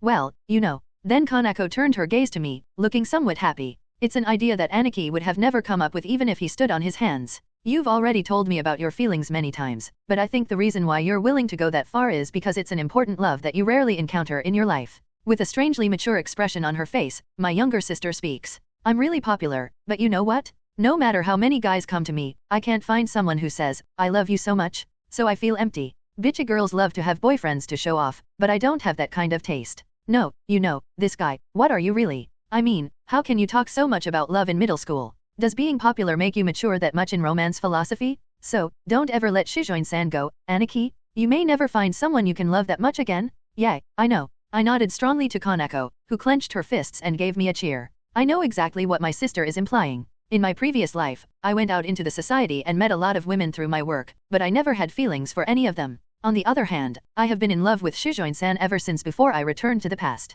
There are a lot of women out there, but a person you can fall in love with is quite rare. In the meantime, tomorrow I'll start my plan and raise my affection while dispelling Shujin-san's worries. Yes, I'm glad to see you understand, Aniki. I'm scared that you're already thinking of something like terrorism, but you're really doing well. Oi, by the way, since it was a special occasion, we had a family takoyaki party with my mom and ate a lot of food while having a good time. My mom smiled happily at me, so I thought it might be a good idea to do it again, and afterwards, I finished all the preparations for tomorrow. And on that day, there was no progress at all in the class festival presentation meeting. I'm so tired of this. If you want to do something other than the exhibition so badly, you can do it on your own. We who want the exhibition won't help you. No, you can't do that. We all need to work together on the festival's presentation. Please discuss it properly. Yeah, let's have a blast with everyone. Something that stands out? Norida, who wanted to avoid trouble as usual, Kazumihara, who only wanted to prioritize the rules and reach an agreement through discussion, and Akasaki, whose voice was loud even though he only had an image without any specifics. When I think about it, the root of all evil was when Kazumihara first said, let's not have a majority vote, let's discuss it thoroughly. At first, there were lots of meaningful discussions about this idea or that idea, but then Akasaki said, isn't that too normal and uninteresting? As Akasaki continued to make complaints, everyone eventually became annoyed and abandoned the discussion. It's too much trouble and I want to end it quickly, but Norida got mad at the situation and said, why don't you make a simple display? That's too much work? It's too much trouble. Do they realize that the important time for preparation is being wasted while they do this? And as time was wasted, the face of Shujin-san, who was looking forward to the cultural festival with the whole class, became more and more cloudy. The other students were also exhausted, and everyone had already given up on the situation, saying, let it be what it is. There was no longer any way to resolve the situation, so I'm going to turn this thing around. I let out a breath and tried to stand up from my seat.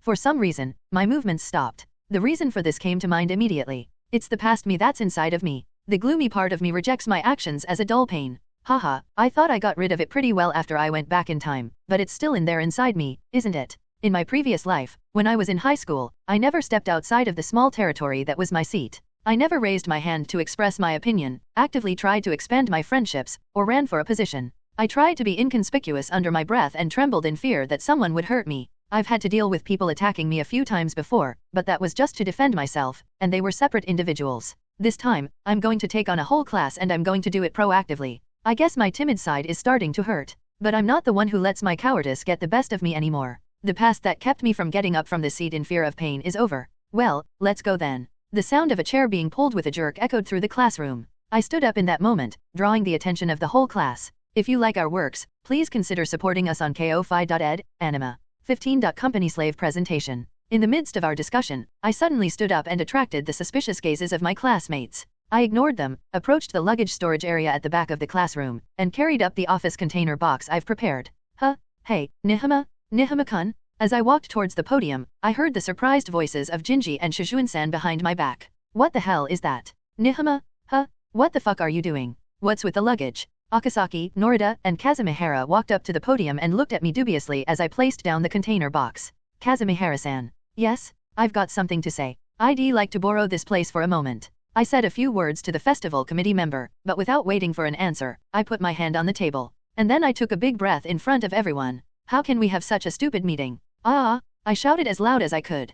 Kazumihara, who was standing beside me, Akasaki and Norida, who were screaming from their seats, and the rest of the class were stunned and frozen in place. And then I quickly added, any further discussion is useless because nothing will be decided. So I'm going to make a proposal of my own, and I'm going to run this meeting until the class either accepts or rejects my idea. For a moment, the entire classroom went silent. And then a few seconds later, a response came back as expected. What are you talking about? Don't just come out of nowhere and start talking about bullshit. You've been getting cocky lately, you know that. You got a big fucking face. You're not in charge. Stay out of this. 8:1:1, I think. Seeing the reaction of the whole class, I divide the factions in my brain. 80% of the students are confused or silent about the situation. They did not have a strong opposition to my proposal, and they would probably welcome anyone who has the power to change this stagnant situation. 10% of the students are hostile to me. They don't like being led by the nerdy and weak Nihama, and they're annoyed that I'm making my presence known with my higher grades. For example, there's Tsuchiyama, who once set up a fake confession against me. The remaining 10% are the exhibition advocates. The remaining 10% are those who want to avoid trouble and are pushing for an easy proposal, represented by Norida, and are opposed to my proposal because it seems to be troublesome. It seems easy at first glance if 80% of the audience are welcoming it, but it's tough to gather opinions with 20% of the most loudly opposing group. And I now have to accomplish the opposite of being a loner, communicating my intentions to the entire class and getting them to agree with me, despite the presence of this obvious hostile group. Okay, it's not a big deal. I'm just presenting my idea so we can decide on it instead of wasting time. Well, look at this first. Ignoring the jeers, I took out a chart from the container box, about the size of 2 posters made with the school's large format printer, and put it up on the blackboard. I hear voices saying things like, "What's that big piece of paper? And did you prepare for this?" But I ignored them. This is a graph showing the time remaining until the festival, the average number of days needed to prepare each idea, and other problems. I tightened my stomach and raised my voice to an exaggerated level. This is especially applicable in meetings where there are opposing viewpoints, and there is no weapon more powerful than a loud and confident voice. No matter how good the idea is, it will not reach anyone with a low voice. There are a few ideas that are already impossible because we've wasted so much time already. Let's cut them down first. I extended the teaching stick and tapped the pasted graph. As you can see from this graph, the haunted house is absolutely impossible. Even if we started working on it right now, we'd never make it in time. The Japanese garden will be difficult for the same reason. As for the Nagashi somen, I checked it out, but the permit from the health department itself was impossible to get in the first place. Tien Nagashi somen is an eating style of somen to catch and eat fine white somen noodles from cold running water. Using the data and the graphs that made it clear as evidence, I put XS on the candidates with a pen. It was much more convincing to visualize it than to say it out loud. There are 2 viable options right now, Japanese coffee shop and takoyaki, but we don't have time to argue about which one is better. I'll put this up, so take away that one. Yes. With the help of Kazumihara, who was standing beside me, I removed the timetable from the blackboard and put up another large document. So, I suggest that we combine the 2 into a Japanese takoyaki cafe. The document contains an illustrated explanation that gives an overview of the classroom layout, food menu, drink menu, etc. Takoyaki comes in 5 flavors, more drinks, especially juices, moderate prices. No other class is doing powdered food this year, so there's definitely a demand for customers. There are other classes that do coffee shops, but those are mainly cakes and drinks are tea and coffee. This one's all about juice, so it'll be sure to sell. There's nothing to worry about. And it's just a little bit of practice making takoyaki and taking out orders, nothing like making a haunted house. As I laid out the benefits at once, my classmates' interest grew. Wow, not bad, huh? The interest of my classmates increased. Yeah, not bad, but a little plain, isn't it? There you are, stupid Akasaki. He doesn't have any bad intentions, but he does have a habit of making things difficult simply because of his sense. You will definitely have a hard time when you get a job in the future. But if you're asking me if attitudes like his are unnecessary, I'd say no. Oh, I've thought of a few special items. For example, the super wasabi Russian takoyaki. There's one with wasabi in it, just like the regular Russian takoyaki, but this one is a very exciting version with wasabi in it up to the extreme. Even adults will definitely cry. Wow, that sounds good. Sounds interesting? Yeah, you've been talking about variety shows a lot. So I thought you would say that this kind of punishment game is interesting. Also, the person who takes orders should be dressed in a Japanese-style yukata or kimono for a festival-like atmosphere. The person in charge of making takoyaki will wear a happy coat and a twisted headband. Tien a happy, / is a traditional tube-sleeved Japanese coat, usually worn only during festivals. Hehe, that sounds great too. It's a festival? Wait a minute, we don't have that kind of budget. Don't worry. I've already negotiated with the rental store to lower the price, and I've made arrangements to rent it within our budget. Oh, and here's a sample picture of the costume, put it on the blackboard. Oh, you're actually preparing all of that? And why am I being treated like an assistant for a while now? Kazumihara, you're asking me that now? The first thing you need to know is that if you had just said, let's decide by majority vote, then we wouldn't be in this mess. When the girls saw the photos of the yukata on display, their responses were generally positive. Wow, it's a pretty cute yukata, isn't it? I didn't know you could rent one of these, and it sure looks like a festival when you wear it. Not only the girls, but also the boys were curious and said, well, it's true that the clothes for takoyaki are happy coats, and it looks like a food stall, so why not? Most of them were in favor of my idea. Well, everyone wanted to get rescued from that grueling meeting in the first place, so it's no surprise that simply cutting off the options like this and presenting a compromise of the remaining candidates would get their approval. But don't you go babbling on like you know what you're doing. No one's going to agree to your plan. I told you it's too much trouble. I'm just saying it's a pain in the ass. 2 more people, Tsujiyama, who has been hostile to me since he failed to shame me with his fake confession, and Norida, who definitely doesn't want to make it a tedious event, are yelling at me. There are other people who are hostile to me and want to have an easy time with the exhibition, but they are really troublesome. Even though they could have read the mood of the class and said, well, if it's like this, we can just go with the idea that Nihama proposed. And the only way to deal with these last opposing parties is to completely ignore them? Hey, look at me, Nihama, don't ignore me. Shut up, Tsujiyama. There's no point in listening to someone who is yelling at you out of hostility. In the first place, I have no intention of persuading you guys. The condition for my victory is to create an atmosphere. All I have to do is fill the classroom with a mood of support for my idea. And that's why I'm going to play my trump card. Well then, I think I'll let you try out my prototype takoyaki menu for the last time. What? I plugged in the electrical outlet to heat up the takoyaki machine and put the ingredients for the takoyaki on the table. As soon as I did, Kazumihara, who was standing beside me, let out an astonished cry. It wasn't just Kazumihara who was surprised. Everyone else was rolling their eyes at me for suddenly starting to cook at a teacher's table. Oh, wait, did you get permission from the teacher to use the takoyaki machine in the classroom? Haha, don't ask me something stupid, Jinji. I guess if it's festival preparation time, but we're still in the middle of a presentation meeting. There's no way I'm getting permission? It's completely unauthorized? What? Jinji shouts, as if he is quite surprised that I have committed such an act. While everyone was in a daze, the takoyaki sizzled and became crispy and fluffy thanks to the skills I had developed in practice. Oh, that smells good. I'm kind of getting hungry. It works best before lunch, this sound and smell. That's right. Even if you are stunned by my actions, the sound of the dough baking and the smell of the sauce will make you hungry, right? Hey, it's done. Don't just sit there, come and eat. This is just another way of explaining my idea for the event. Everyone's eyes were completely focused on the freshly made takoyaki. The sound of gulping and spitting can be heard from everywhere. But no one stands up, perhaps in fear of standing out from the class. Damn, it was going well, but the mood has stiffened here. What should I do? If everyone comes to eat some takoyaki, my goal is almost accomplished. But how do I get people to do that? Just when I was feeling a faint sense of impatience. Yes, I'll eat it. I want to try your takoyaki. The goddess of salvation, Haruka Shujin, stood up from her seat with a bright smile on her face. Join our Discord group by clicking here. Please consider sending us support on ko-fi/pr, anima. It was a girl named Shujin Haruka, who had a childlike innocence, that didn't hesitate to take a bite out of her takoyaki while being the focus of the entire class. It's delicious. This one with regular octopus is great, and the bacon kimchi is very spicy. Oh, what's this one without sauce on it? Oh, that's akashi-yaki, which is fluffier than takoyaki. You eat it with this dashi broth. Akashi-yaki is a small round dumpling from the city of Akashi in Higo Prefecture, Japan. The dumpling is made of an egg-rich batter and octopus dipped into dashi. Wow, I didn't even know that existed. Looking sincerely delighted, Shujin-san smiles and takes a bite out of the takoyaki. She's in full food reporter mode. And there is no way that healthy high school students who are hungry can withstand that delicious way of eating. Oh wow, that looks good. I'm going to go get some. Oh, I'll have some. Hey, I'm coming too. I'm also hungry. Well, if everyone else is going to eat it, I want some too. And so my classmates rushed to the teacher's desk in pursuit of my takoyaki. When Shujin-san, one of the biggest presences in the class, made a move, everyone began to follow her lead. In no time, the area around me turned into a takoyaki party venue. Oh, it's pretty crispy. Yum. Wow, it's got anko in it. It's like a mini imigawayaki.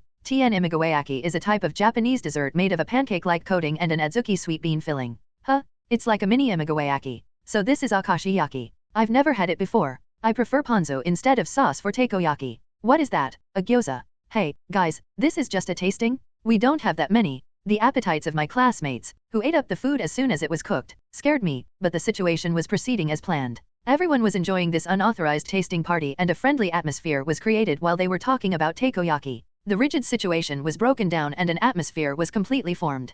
Jinji, it seems like you hit the jackpot. That's the one I mentioned earlier, the one filled with wasabi to the brim. Hey, don't add something like that in the mix. The next thing you know, everyone is in tears and bursting into a joyful laughter. Okay, I think everything is in place now. Well, I'm sorry to say this out of the blue, but this is my proposal. Let me know if you agree. I decided to call in for the final vote. No objection? Thanks. I like it. I think it's good. It's good, right? I don't think we're going to get anything done anyway, so it's fine. I'm all for it. As expected, most of my classmates were completely in favor of it. I glanced over at Tsuchiyama and Norida, who were still sitting in their seats, looking frustrated. However, it was obvious to them that the situation had been decided, and they could only stare at me in frustration while gritting their teeth. Well, there is no point in yelling anymore, is there? The key to meetings and presentations is flow and atmosphere. You have to show the disadvantages of other options, strongly appeal the merits of your idea, and use product samples and demonstrations to spread and solidify the feeling of I like this idea among the people who are present.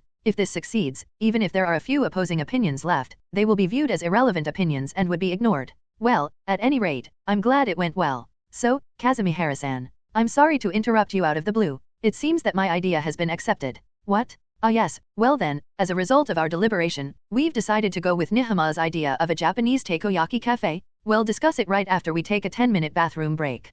Kazumihara, who swallowed her takoyaki in a hurry, announced that the meeting had finally come to an end. You may be the moderator of the discussion, but don't eat 3 or 4 of them. I went to the bathroom during the 10-minute break and noticed that my shirt was slightly wet from the breeze blowing in through the hallway window. Apparently, I sweated a little during my presentation earlier. I'm tired. Thinking back, I was not good at presentations even when I was a company slave. I often felt sick to my stomach when I was surrounded by those eyes, as if I was being condemned by everyone around me. But then again, I couldn't stand up in front of everyone in my class and make a passionate speech to get them to accept my opinion in the face of all the yelling in my previous high school life. Well, I'm glad it went well. I think I can manage now. When I listened, I could hear buzzing voices coming from the classroom.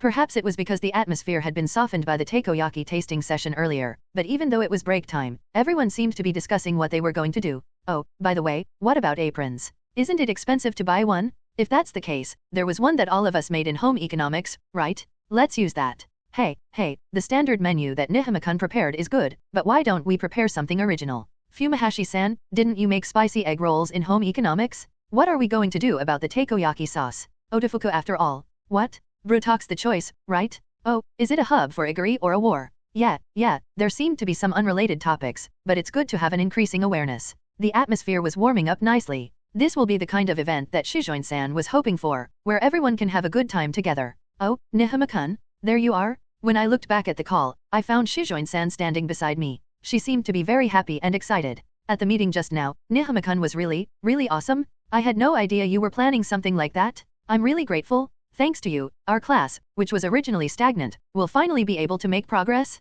No, you're exaggerating. They were all exhausted and fed up, so they just accepted my idea easily. I say this in all modesty, but it probably wouldn't have been successful if I had just raised my hand and said that idea. Because there were people who saw me as an enemy, and there were also those who favored an easy exhibition. In order to get the approval of the majority of the class, it was necessary to make a strong presentation, in which I could solidify the atmosphere at once with my forcefulness and tasting session. But, when did you prepare such a detailed presentation and explanation materials? The other day you said something like, oh, by the way, it's almost time for the festival, and it didn't look like you had been preparing for it beforehand. Yeah, I prepared it in a hurry, including the plan 2 days ago.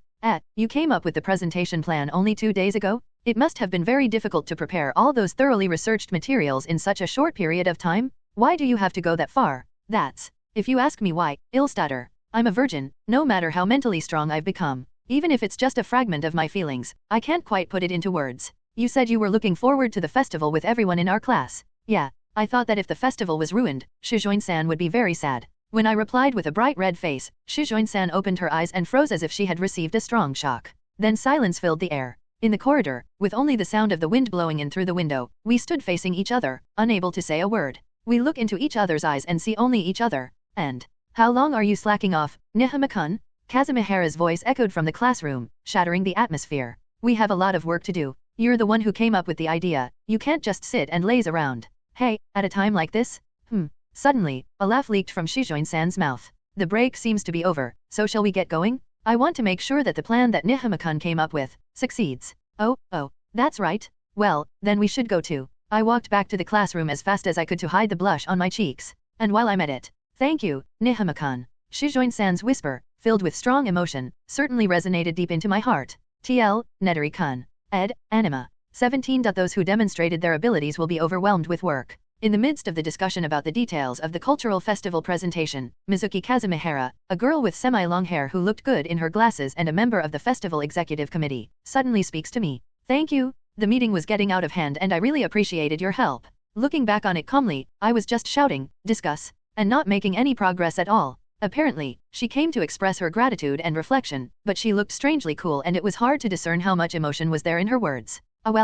I'd like to deny it, but I can't defend how stupid the situation was. To be honest, she most likely knows the reason why it turned out the way it did. I really think that a meeting without a voting function is nothing but an endless bog. It felt like nothing was ever going to be settled. Don't say that like you're talking about someone else. We never talked much, but you're pretty fast-paced, aren't you? Yes, I am sorry and very grateful. When Nihama-kun suddenly went up on the podium and started yelling, I thought he had a screw loose, but he was actually a messiah. Please stop, don't worship me with a straight face. I mean, unlike her current plain tone, there was a strong emotion in her voice during the meeting. Well, I guess that she was in a really terrible situation? Well, now that we've gotten the formalities out of the way, let's get down to business. What? Oh, this pattern is. It was something I experienced many times before. Declaring that you're not good enough, and promoting the other person. The next words that come out after this are always the same. I need to ask you a favor. I knew it. Now, this is Nihama-kun, who has been officially appointed as an official advisor of the executive committee. Everyone please give your approval by clapping. Kazumihara's introduction generated a wave of applause from the entire class. Only Shujin-san had a big smile on her face and clapped, clapped, clapped. I'm glad, but I'm also a little embarrassed. What Kazumihara asked me to do was to assist the executive committee as the originator of the idea. It's not something I took on willingly, but I'm sorry that I made you go to such lengths because of my lack of ability as a moderator, but that being said, it's no good if the person who planned all this and even prepared the materials isn't at the center of it, right? There was no way to argue with that. Well, it certainly wouldn't do to have the originator of the project not involved in the preparation. It would be as bad as a sequel game after the development team is gone. I was going to take responsibility until the end anyway, and while I don't really understand the high school festival, I guess it shouldn't be that hard. We were running a little late, but that's why we decided to do something that didn't require much preparation time. At most, my job would be to communicate with the rental costume shop ID already talked to, and to give a brief demonstration on how to make takoyaki. And well, such a thought of mine was a flag. During the work hours for the cultural festival, Kazumihara brought me a casual report. The budget is in trouble. Why? I involuntarily gave it Tsukumai. Do you have any idea how much I calculated my budget before the presentation? I'm sure I kept the big expense of costume rental down to a low price and left myself some leeway. The girls want to buy materials to decorate the class, they want to buy ingredients for prototypes to increase the variety of flavors, they want to make more kinds of juice cocktails, and so on. There are other demands, but we don't have the budget for all of them. We are in a financial crisis. That's a lot of demands. We can do a few things with our own ideas, but there's a limit. Hey, Nihama. I want to make a big signboard so that our class will stand out. I'm going to buy some wood and art supplies, so give me some money. When I was scratching my head, that idiot Akasaki with a pointy head came to me smiling and begged for some money. This guy was one of the war criminals in that messy meeting, but he didn't seem to notice that I was thinking that way at all. For some reason, he was strangely casual with me. I'm glad he's an idiot. For better or worse, he seems to be enjoying being insensitive to other people's feelings. No, wait a minute, Akasaki. I was just talking about the budget. Kazumihara and Nihama, I'm sorry, I have a little request. This time, a stocky, short-haired boy named Tsukamoto from the baseball team arrives. He's an annoyingly nice guy having a girlfriend, an excellent athletic ability, a high position on the caste hierarchy, and a cool personality. I'm sorry, but my current schedule doesn't allow me to go around with my girlfriend at the festival. I'm sorry, but I need you to make room for me, please? Wow, is this for a cultural festival date with your girlfriend or bragging against non-popular guys? I'm jealous. Hey, come on, Kazumihara. I know how you feel, but don't give away your honest opinion. But I'm in trouble. If Tsukamoto's shift opens up, who will I get to replace him? Help me, Nihama-kun. Before I had time to think about it, my Fumahashi, an athletic shortcut girl with a toned figure, came crying to me. This girl is secretly popular with the boys, but she has an unfortunate habit of falling asleep in class. Norida-kun says it's too much trouble and won't help me set up the venue. Whenever I complain, he just runs away from the classroom. What should I do? Oh, he's still acting like that? Then, hey Nihama, how do you make a meal ticket? I don't know anything about computers. Sorry. I can't find the receipt for the purchase at. Wait. Without solving any of the problems, my classmates bring me new ones? No way. This is an indication of the unpleasant memory in my previous life, the collapse of the workplace. Everyone is conscious of the fact that we don't have much time, so let's hurry up and prepare, but this has caused impatience to create chaos in the workplace. I was relieved that the festival, Shujin-san was hoping for, would be achieved as long as the program was decided, but I didn't know that there was still this extra obstacle. Well then, I have no choice but to do it seriously. I'm going to go all out like a former company slave. TL, Netari-kun. Ed, Anima. 18. The unknown word amazing. The next day came and it was time to prepare for the cultural festival. I was facing my classmates from the podium to discuss with each of the preparation teams for the cultural festival. Well, then, let's get this meeting started. The agenda today is about the large number of requests and consultations that were poured out by everyone at once yesterday. What do you want me to do with that many demands at once? Are you all idiots? The cool-faced Kazumihara nonchalantly announces the start of the meeting. Then, hey, what happened to that wood I requested yesterday? Can I go buy some now?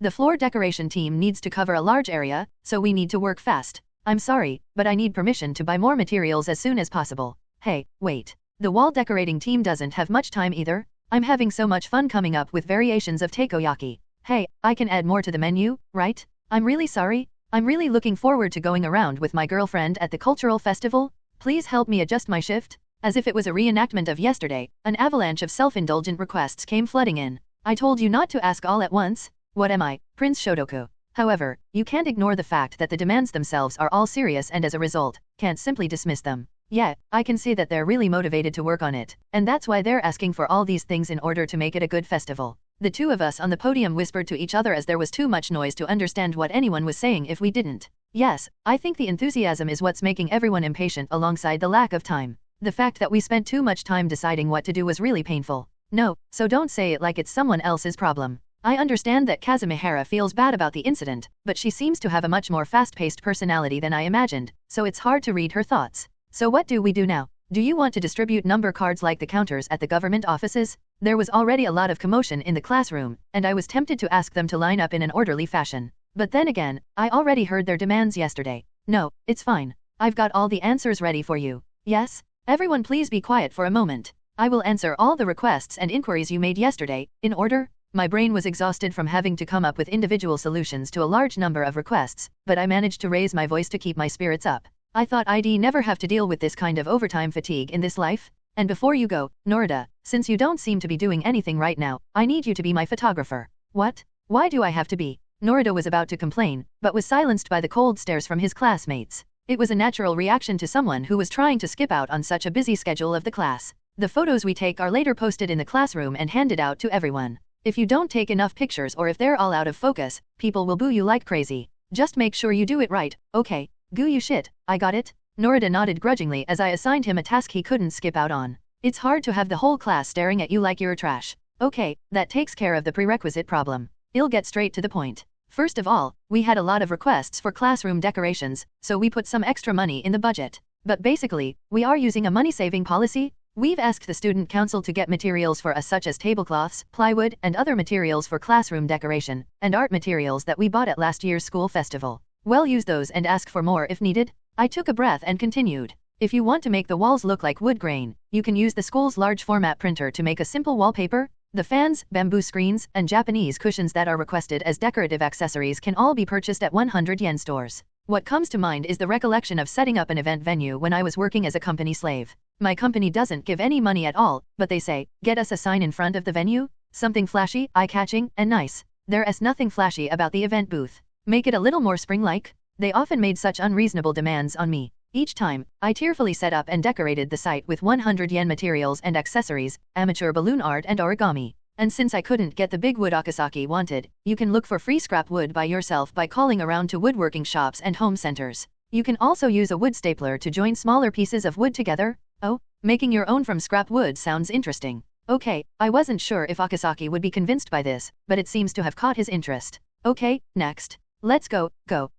We can only add one type of takoyaki to the menu, but the cost of materials for prototyping would be ridiculous, so please limit the number of candidates to 2 or 3. Hold a tasting contest with the cooking team and make a final decision by the day after tomorrow, and after that, absolutely no changes. Oh, and increase the variety of juice. In addition, we do not necessarily allow everything to pass, but we do reject any unreasonable requests. If I were to grant everyone's demands, there would be no end to it. If you have any plans for club activities or anything, please report to Kazumihara-san or me by tomorrow after school. I'll make a shift list in Excel to make sure nothing gets left out. Basically, there should be no sudden schedule changes. Don't ever make a sudden schedule change in the middle of the shift. There's no greater scheduler killer than a sudden shift change, you know? I've also made a store systematic manual. It includes a diagram of the classroom layout, a system for meal tickets and payment, a recipe for takoyaki, the order-taking process, how to put up receipts, and much more. If you have any problems, please refer to this manual first.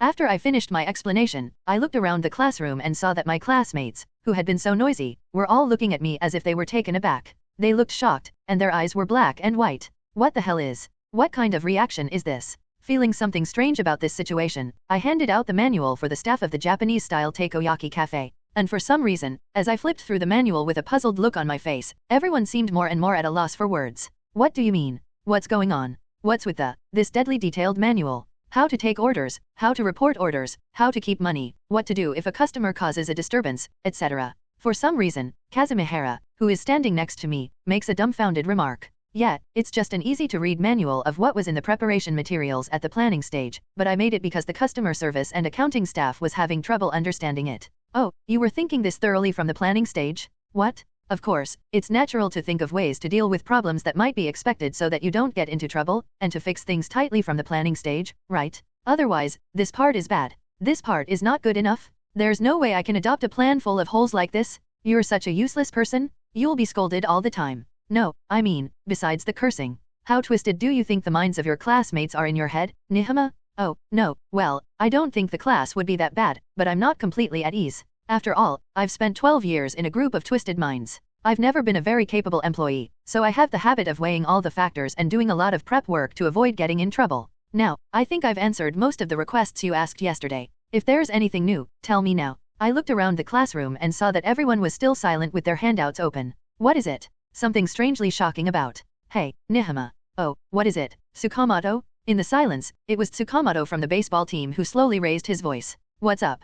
I've already adjusted the shift for you and your girlfriend's date. You're amazing, aren't you? How so? I was very confused by the words that I hadn't expected one bit. Amazing? What's amazing? No, because when you think about it, we have been pouring out a lot of arbitrary requests and consultations, right? It's not normal for to be able to handle all of that in a single day. Yeah, it's really great I've dismissed them as things that I just can't do, but I can see that you've thought a lot and came up with a way to deal with every request, trying to make it as realistic as possible. In addition, the athletic girls Fumahashi also uttered words of praise in a sympathetic voice. Is that a compliment to me? This manual is thicker than the customer service manual I got at my part-time job, but it's so easy to understand. I thought your explanation was great when you proposed the project, but you're such a reliable person, aren't you? One by one, my other classmates complimented me. I couldn't understand the situation. Am I being praised? I'm not sure how to respond. In elementary, junior high, and high school, I had zero value in my own classes. I was just a guy who didn't matter whether I was there or not, a guy who could be thrown away. So, if you laughed at me, ignored me, or made fun of me,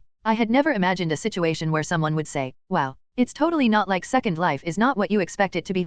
I suddenly became aware of Shujin-san sitting at the back of the classroom. She was smiling at the fact that I was being praised by everyone. She made a cute, smug face and warped her ample breasts. Well, anyways. Haha, I didn't think I'd get compliments from this many people. Thank you, everyone. I was a little embarrassed by the unexpected praise. Well, but this manual is so detailed and obsessive that it's a bit of a turn-off. Seriously, you made this in a day? Yeah, I'm really grateful, but I mean, it's so amazing that you can handle that many requests in one day. It might be a little crazy. It's like this awesome but scary. No, it's awesome but... Oh, come on. Don't suddenly remove the ladder. Did you have to say that? If you're going to praise me to the end. And so the preparations for the cultural festival proceeded. The day of the event arrived in a flash. Culture festival, with you. It was the day of the cultural festival. Because the festival was open to the public, the school was crowded with a large number of people. Both visitors and students walked around happily with grilled skewers and crepes in their hands, wondering where to go next. The shouts of the people advertising their stalls echoed here and there. The atmosphere was very lively, just like a real festival. Even so, it becomes even more impressive. When I looked at my class from the hallway, the most noticeable thing was the signboard. The wood, which is nearly 2 meters long, consists of several pieces of wood stapled together, and had been varnished and polished so that it would not be obvious at first glance. And the words Japanese Takoyaki Cafe Okito Peso was written in an imposing handwriting. The handwriting was absurdly skillful. Isn't the store name too generic? Oh, that? I heard that Akasaki-kun decided the name of the store before we even had a chance to discuss it. The one who responded to my muttering was a girl with a shortcut and my classmate, Fumahashi. We didn't used to talk that much, but during this festival, I've become more or less friendly with her. I guess I can understand why she's so popular with the boys, because she has a friendly attitude. Not only Akasaki-kun, but everyone worked pretty hard, didn't they? Thanks to you, it became a great success, and I'm really impressed. Yeah, you're right, everyone did a great job. I didn't intend to put that much effort into setting up the store, but when the topic was decided, my classmates enthusiastically went ahead and made it into something that I wouldn't be ashamed to show anywhere. At the entrance, customers are greeted not only by a magnificent signboard, but also by tiled eaves, curtains, and a red carpet laid out on the floor. The interior is decorated in the style of a Japanese folk house with wooden pillars, shoji screens, and bamboo screens. Small accessories such as paper balloons and origami cranes are arranged carefully around the room. But it's a big success, thank you so much. Dressed in happy coats and twisted headbands, the cooks are busily making takoyaki, while girls in yukata and boys in kimonos are busily serving customers. It seems that there is no time to take a breather because the customers keep coming in. Yes, just as Nihama-kun said, the other classes don't sell the same products as us, and the Russian takoyaki that contains a jackpot of wasabi seems to be selling very well. I guess that kind of game is very popular at festivals. But it seems like they add a lot of wasabi into the jackpot. Well, maybe it's a good thing. Yes, it's a good thing. By the way, I have 2 things I have to tell you. The first thing is that Tsukamoto-kun rushed to the infirmary because his girlfriend fell and scraped her knee, so Yamahira-kun is working his shift. Got it. Well, I'm sure he'll be back soon enough. I hope it won't affect his date. Tsukamoto has been worried about his date ever since we started planning for the festival, and as an adult I want him to have beautiful memories of his youth. I envy those who get to have a cultural festival date. It's a rare event that only a handful of high school students get to experience. It's okay. He is just experiencing his youth to the fullest. For most people, it would be a dream come true if they were able to go around the cultural festival while having a wonderful time with the girl of your dreams. Oh, and secondly, a work-related message? Kazumihara-san wants to ask you to work outside during your shift from now on. Does that mean working outside my shift? What are you talking about? I also asked her, what's that? But she answered with something I didn't understand. She said, well, in a nutshell, it is a token of gratitude. Anyway, if you go to the entrance hall, there's a classmate who's asking for help, you should head on over there. I haven't heard about it, but well, if that's the case, I'll be going there now. Yes, she said something about it being the most important mission for Nihama-kun. I have no clue of what's going on, but I can't keep my classmate waiting forever, so I left Fumihashi and headed towards the first floor. But what the hell is? Nihama-kun? This way, what? Shujin-san. I was rendered speechless when I was about to respond to that familiar voice, because the one who greeted me when I arrived at the entrance hall was an angel dressed in a Japanese outfit. Shujin-san in yukata. I suppressed the shock that almost knocked me unconscious. I was mesmerized by her charming appearance. The pink yukata with a cherry blossom pattern adds a feminine touch of elegance, and the navy blue sash with white cherry blossom patterns on it provides a wonderful accent. Her long black hair is tied up in a bun, and the pure white nape, which is usually hidden, was too dazzling. The hairpin that resembles a wisteria flower made of glass beads in her hair is also very attractive and gives her a mature vibe. Beautiful, she's so beautiful. She was so beautiful that she looked like Ono no Komaki, a Japanese beauty, that fascinated me in every way. An intense emotion floods my heart and tears seem to overflow. When I told my mother that I was going to wear a yukata for the cultural festival, she said, then why don't you wear this? She lent me one that she had at home. What do you think? Beautiful. You look so great, so beautiful.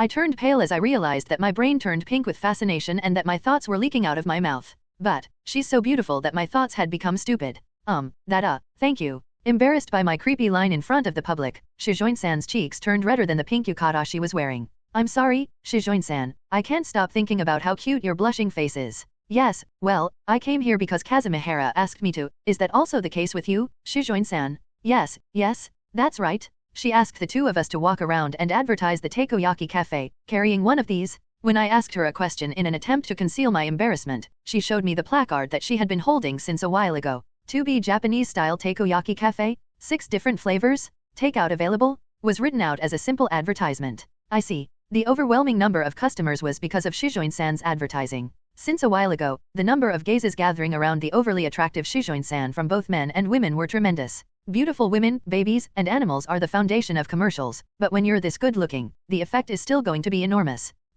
Just the two of us advertising? Yes, it's a job for the two of us to walk around the school with placards. We were asked to actively go into classrooms where there are events being held and advertise. The two of us, Shujin and I, walk around the festival, checking out the various events. No, that sounds like... Oh, and Kazumihara-san asked me to give this to Nihama-kun. What Shujin-san handed me was a simple letter. I received it and unfolded it, while holding the confused and turbulent feelings in my heart. Were you able to meet up with Shujin-san? Yes, as you may have guessed, it's a date during the cultural festival. It's my small way of repaying you for your help in saving the class, which was supposed to end in disaster due to my incompetence. Please ignore the need to advertise our stall and just flirt with her. What the hell, oi? How did you know that I like Shujin-san? Why do I know that Nihama-kun likes Shujin-san? Well, I've been watching Nihama-kun for a while now and it may sound like I'm a sub-heroine when I say this, but I witnessed the normal study session between the two of them. You've been watching me? That study session between me and Shujin-san? I'm not a big fan of romance, but I can tell from the love aura that Nihama-kun exuded at that study session. Therefore, I will give you a pretext in order to let you flirt with her, so please go enjoy yourself. I'm an executive committee member, but as a cupid, I'm too talented, aren't I? That's where the letter ended. Well, I mean, what the hell, there are a few things I want to say, but... Thank you Kazumihara. You are seriously talented. She may have said, I'm really grateful to have someone who can do a better job than me. Thanks to you, I can stay in a clerical position, and left the responsibility of leading the class to me with a smile. But I will forgive you for everything? What were the contents of the letter from Kazumihara-san? I was told that only Nihama-kun was allowed to read it, so I didn't take a look at it. Yeah. In order to attract as many customers as possible to our store, we were told to take these placards and storm the other events as a representative of our class. Wow, that's an important job.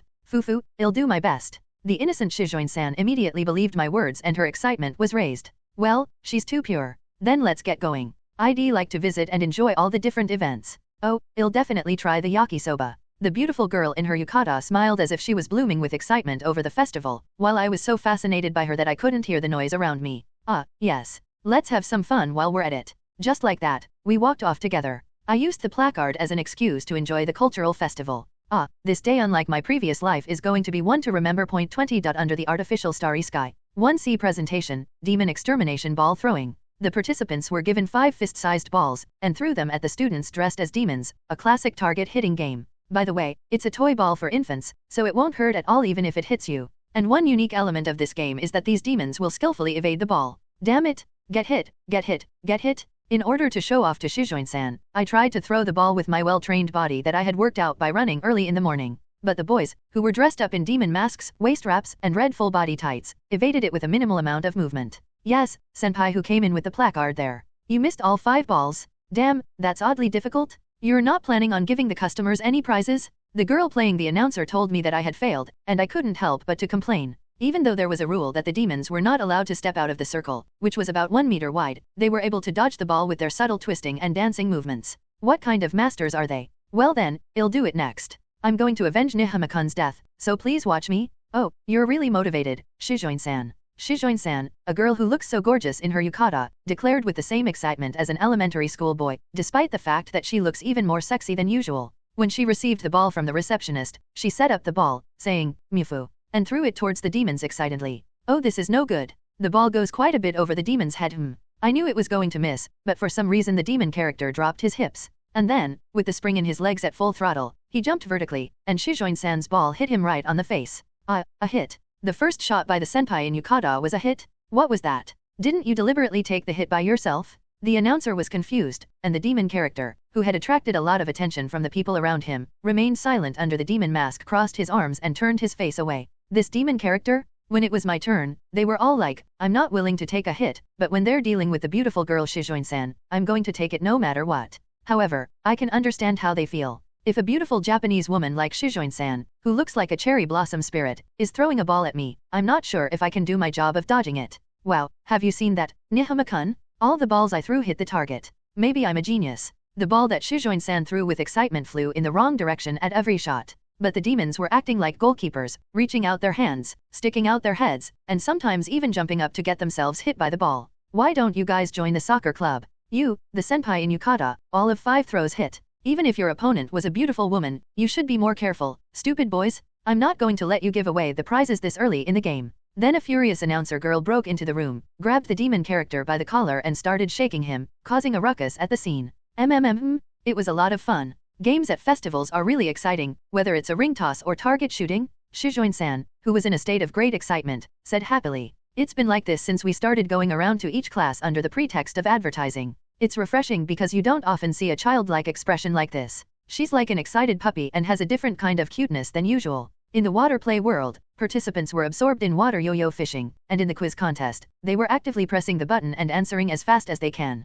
When she saw the first Gundam statue at the Cardboard 2M statue exhibition, she said, "Look at this, Nihama-kun. This is the Arbalest." I mistook it for a robot from a famous sci-fi military action novel, and was told by the production team, that's also a masterpiece, but it's different. This is the Arbalest. TN Nihama is referring to Full Metal Panic. ARX-7 Arbalest. However, the diligence with which she always held up the placard and did not neglect to advertise while moving around like this was truly typical of Shujin-san. Yeah, festivals are always fun, no matter what kind of game it is. It's like how ramen tastes so great when you eat it at the top of a mountain, and I was more or less elated, too. In any case, just walking around the cultural festival with Shujin-san was like a dream come true, but the girl of my dreams was having so much fun going around with me that she's in high spirits. How could I not feel elated?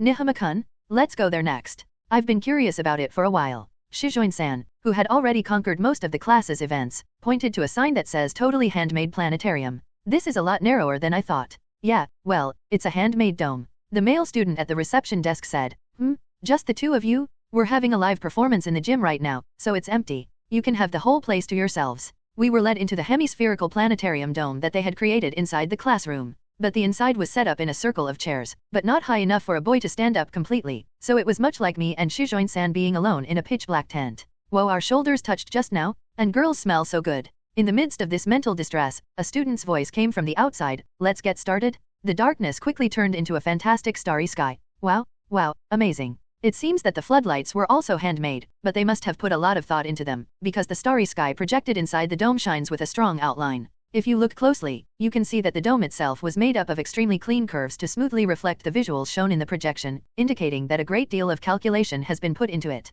Wow, it's so beautiful they can do something like this with handmade, Shujin-san said in admiration, but I also had the same feeling. It's not as good as a planetarium at the museum, of course, but I can't believe that a high school student could make something like this with such a limited budget. It's beautiful. It's like the light of youth. I couldn't help but to utter such an old-fashioned line. The students in this class must have worked very hard to achieve this quality. It's a little dazzling to see the vitality that only high school students can exhibit, which they can no longer do when they become adults. Each of these magnificent starlights appeared to be the radiance of the foul energy of youth. What are you talking about, Nihama-kun? Perhaps, because she's more excited by the glow of the starry sky, Shujin-san says as she moves her body even closer to mine, which is sitting next to her. Sometimes you speak like an uncle, but Nihama-kun and I are still in high school. But I think you can be anything you want to be and go anywhere you want to go, you know? I wonder if that's really the case. My knowledge and experience are the same as they were in my previous life, but my body and mind are still young enough to be a high school student, and so far in this life, I think I'm doing fairly well.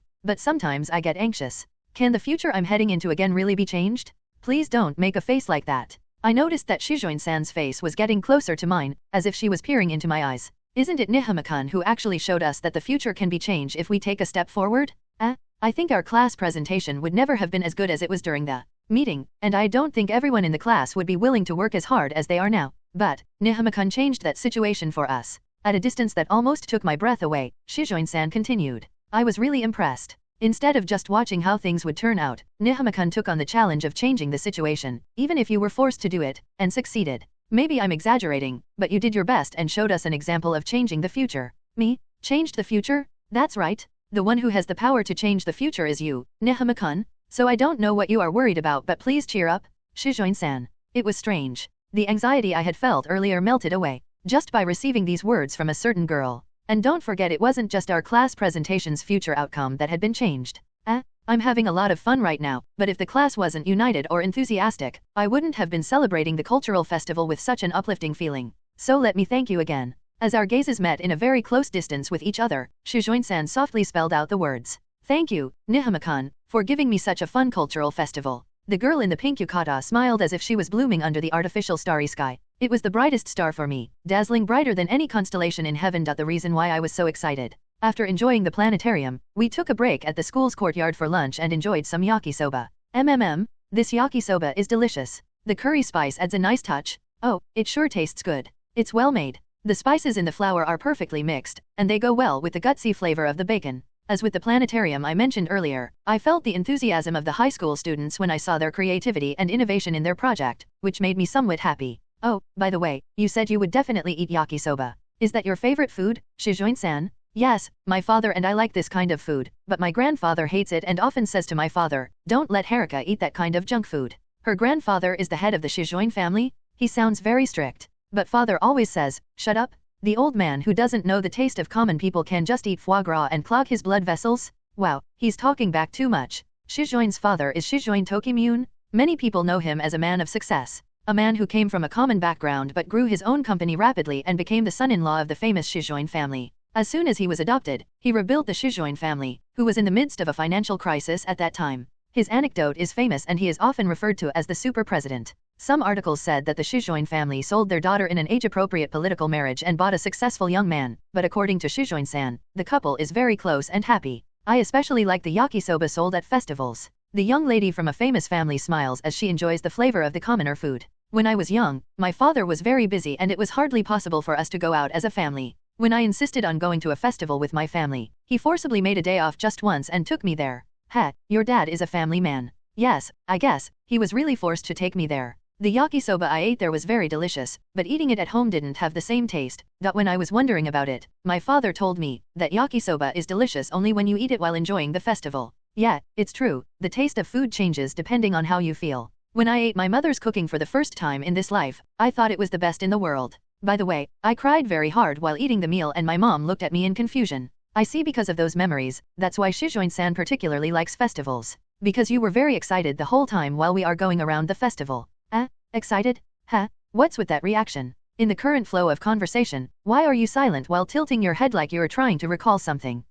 It's true, when I think about it calmly, I was really excited today. Didn't you notice? She was very excited today, like a husky that was taken out for a walk. But that why? Of course the festival was fun, but when I came to school this morning, I was only feeling the atmosphere of the festival. But after some time, I became excited, like my heart was bouncing. Shujin-san said, and thought for a while. Oh, I understand now. I'm happy that I'm able to monopolize you, Nihama-kun. Bufo? The innocent girl suddenly launched a word with tremendous destructive power. Yes, that's right. I finally got it. I must have been lonely lately. I'm sure I've been lonely because you've been so busy with the cultural festival preparations? Shujin-san said without a hint of embarrassment. Wait. If you keep firing off murderous lines in such a clear and pure tone, for some reason, I feel really glad to see Nihama-kun being recognized by everyone in the class, but he's been too busy to hold study sessions, and I rarely have a chance to talk with him lately. That's why I think my heart is happy today, because I am able to go around and enjoy the cultural festival with you, Nihama-kun, Shujin-san said with a smile like a shining sun. As for me, my mind was shattered into thousands of pieces, as if I had been subjected to carpet bombing. It was so overkill that I couldn't even breathe properly. Haha. Hey, what's wrong, Nihama-kun? Did I say something strange? Yes, you did. You said a lot of strange things. It's not natural to feel no shame at all when you say that. I'm still no match for you. In the planetarium, she cheered me up with her calm and gentle words, and then, without a pause, she threw an unintentional nuclear bomb with her usual innocent style. I don't think I can ever win against her for the rest of my life. But she told me this much to my face. I'm not sure what to say, but I have to say something in my own way. Me too. I was happy too. When Shujin-san looked at me with innocent eyes, I told her what was on my mind. To be honest, the festival was just a passing event for me. I've never been motivated to create anything, or to enjoy it to the fullest. I had always thought that I had nothing to do with such a dazzling youth. However, since Shujin-san gave me the opportunity to be involved in the festival, the scenery of the festival looked much brighter than before, and I was able to go around with Shujin-san in such a fun way that my excitement kept rising the entire time. I'm sure it was me who's more happy. Of course I would be. I was able to have a date with the girl I love the most in the world. I can't even begin to tell you how delighted my heart was. So thank you. I really enjoyed the cultural festival with Shujin-san. Nihama-kun. Hearing everything I had to say without hesitation, Shujin-san gently placed her hand on her chest. It's strange. When Nihama-kun says so, my heart is even more happy than before. I'm really happy today. Yeah, I'm really happy too, I said, and we both giggled. The hustle and bustle of the surroundings lifted my spirits. I realized that the extraordinary nature of this special day was making me feel more honest. After all, I was more excited than I thought I would be. From the distant gymnasium, I could hear a brass band or something playing.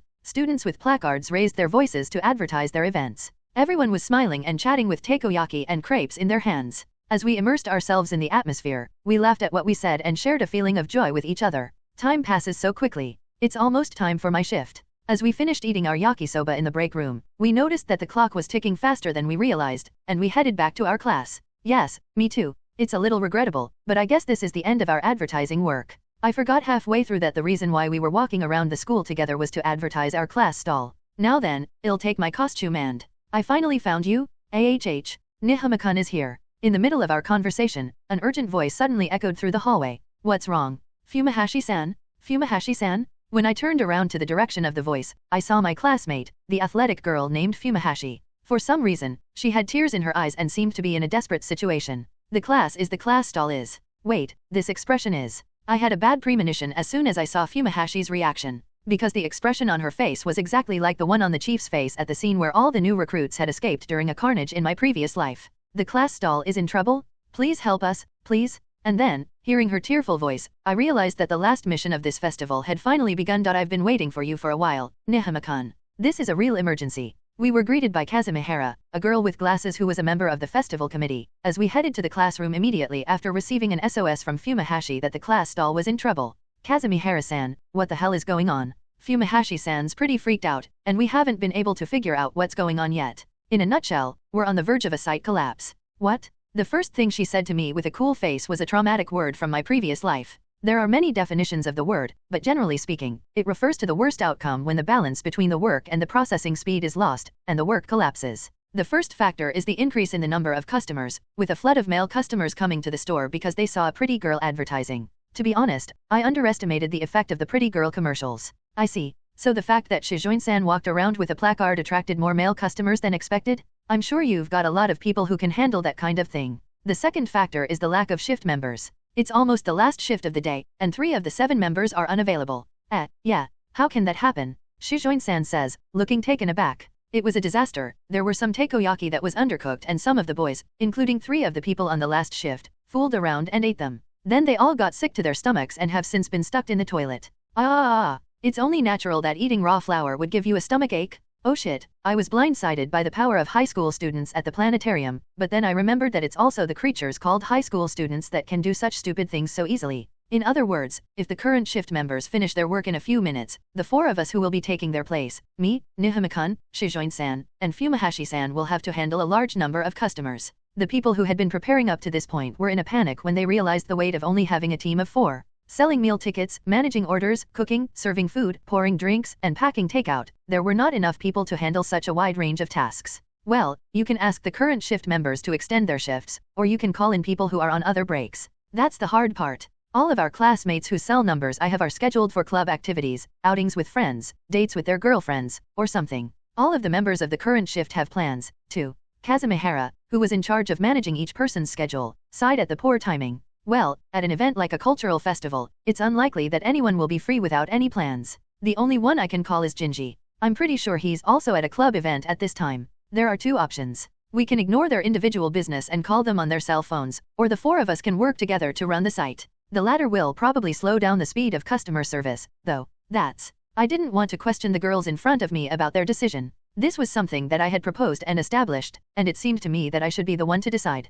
Calling out to everyone who is having a good time. I suddenly remembered a precious day off in my previous life. The time when the company called me to go back to work cruelly shattered my faint elation to catch up on my backlog of anime, unpack my pile of games, or even go out for a nice meal. That experience left a scar in my heart that will never heal. Everyone has their own cultural festival plans. For example, if there had been a heartless caller at the time I was with Shujin earlier, everything would have been ruined. I don't want to do something that would ruin such a precious time of their youth. However, if the 4 of us were to do work as is, we would not be able to serve the large number of visitors fast enough, and our festival would end in frustration and disappointment. That's no good. If that happened, Shujin-san's smile would be ruined. It would be absolutely unacceptable. Then, the answer is simple. I won't call out to anyone, and I don't have enough time to go looking for a classmate who's not busy. That's why it will be just the 4 of us, but we won't slow down the service either.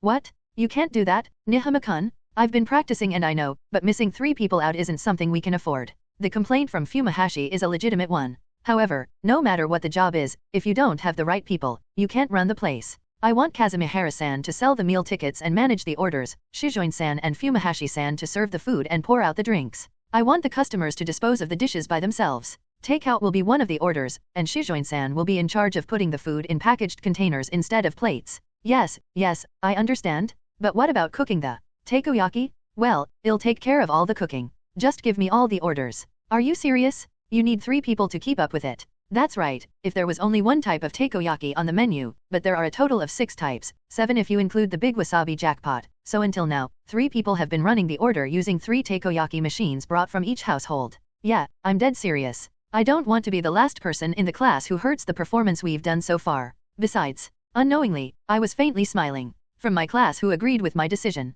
My decision was that we couldn't call someone who has already made plans and that the 4 of us will have to do our best without backup. 6 bacon, 6 shiso pork, and 6 anko, seat 2. Roger, 6 bacon, 6 shiso pork, 6 anko, seat 2. The current takeout orders are 3 normal takoyakis, 3 Russian takoyaki sets, and 3 anko takoyakis. It will take 20 seconds to bake. The new order is 6 bacon, 6 shiso pork, and 6 anko takoyakis. The ingredients are set, and the dough is poured. The trouble is that you can't tell what's inside the food once it's baked, except for the akashiyaki menu. Normally, 1 person is in charge of 1 takoyaki machine, so it's not so difficult to keep track of the ingredients. However, when 1 person is in charge of all 3 machines, they begin to have a nervous breakdown in a vast sea of dough, relying only on their memory. Damn, the reason for the difficulty level being this high is definitely the sheer number of items on the menu. Oh man, I'm such an idiot. I originally had 5 menu items from my initial plan, and now our class added another 1, that's just too many. Shujin-san, please bring the plates. 1 white, 1 rainbow, and 1 black. Oh, I got it? Shujin-san, who was busily pouring juice into paper cups, brought out paper plates. Since you can't tell the taste of the food from its appearance, the color of the plate is used to identify the flavor. White is for the normal takoyaki, rainbow is for the Russian takoyaki set, and black for those with anko. Then I put the corresponding flavored takoyaki on the plate, and Shujin-san put bonito flakes, aonori, dried seaweed, mayonnaise, and sauce on all but the ones with anko, and it was done. By the way, the akashiyaki is served in mini bowls filled with soup stock.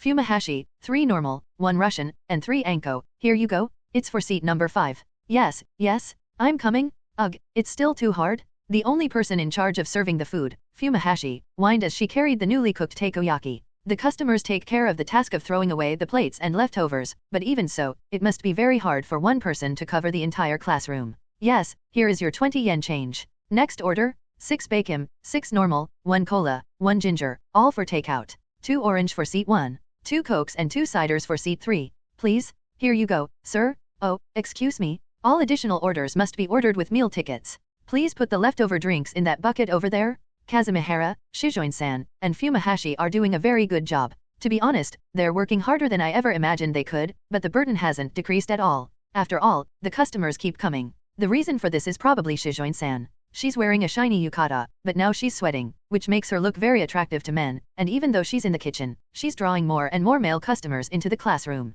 Damn it! Hey, don't you guys look. It pisses me off to see anyone but me looking at Shujin-san's glossy figure. If you look closely, you will see that it's not only Shujin-san who is attracting attention, but also Kazumihara and Fumihashi. They are both quite beautiful to begin with, and their sweat-soaked yukata outfits are like a magnet for boys. That's what high school boys are all about. Hey, isn't it a little late? The faces of me and the other 3 girls stiffened at the sudden muttering of one of the customers. It was not directed at the shopkeepers, but a small murmur with no particular malice. But people get even more impatient when they feel the things they want to suppress are beginning to blow up.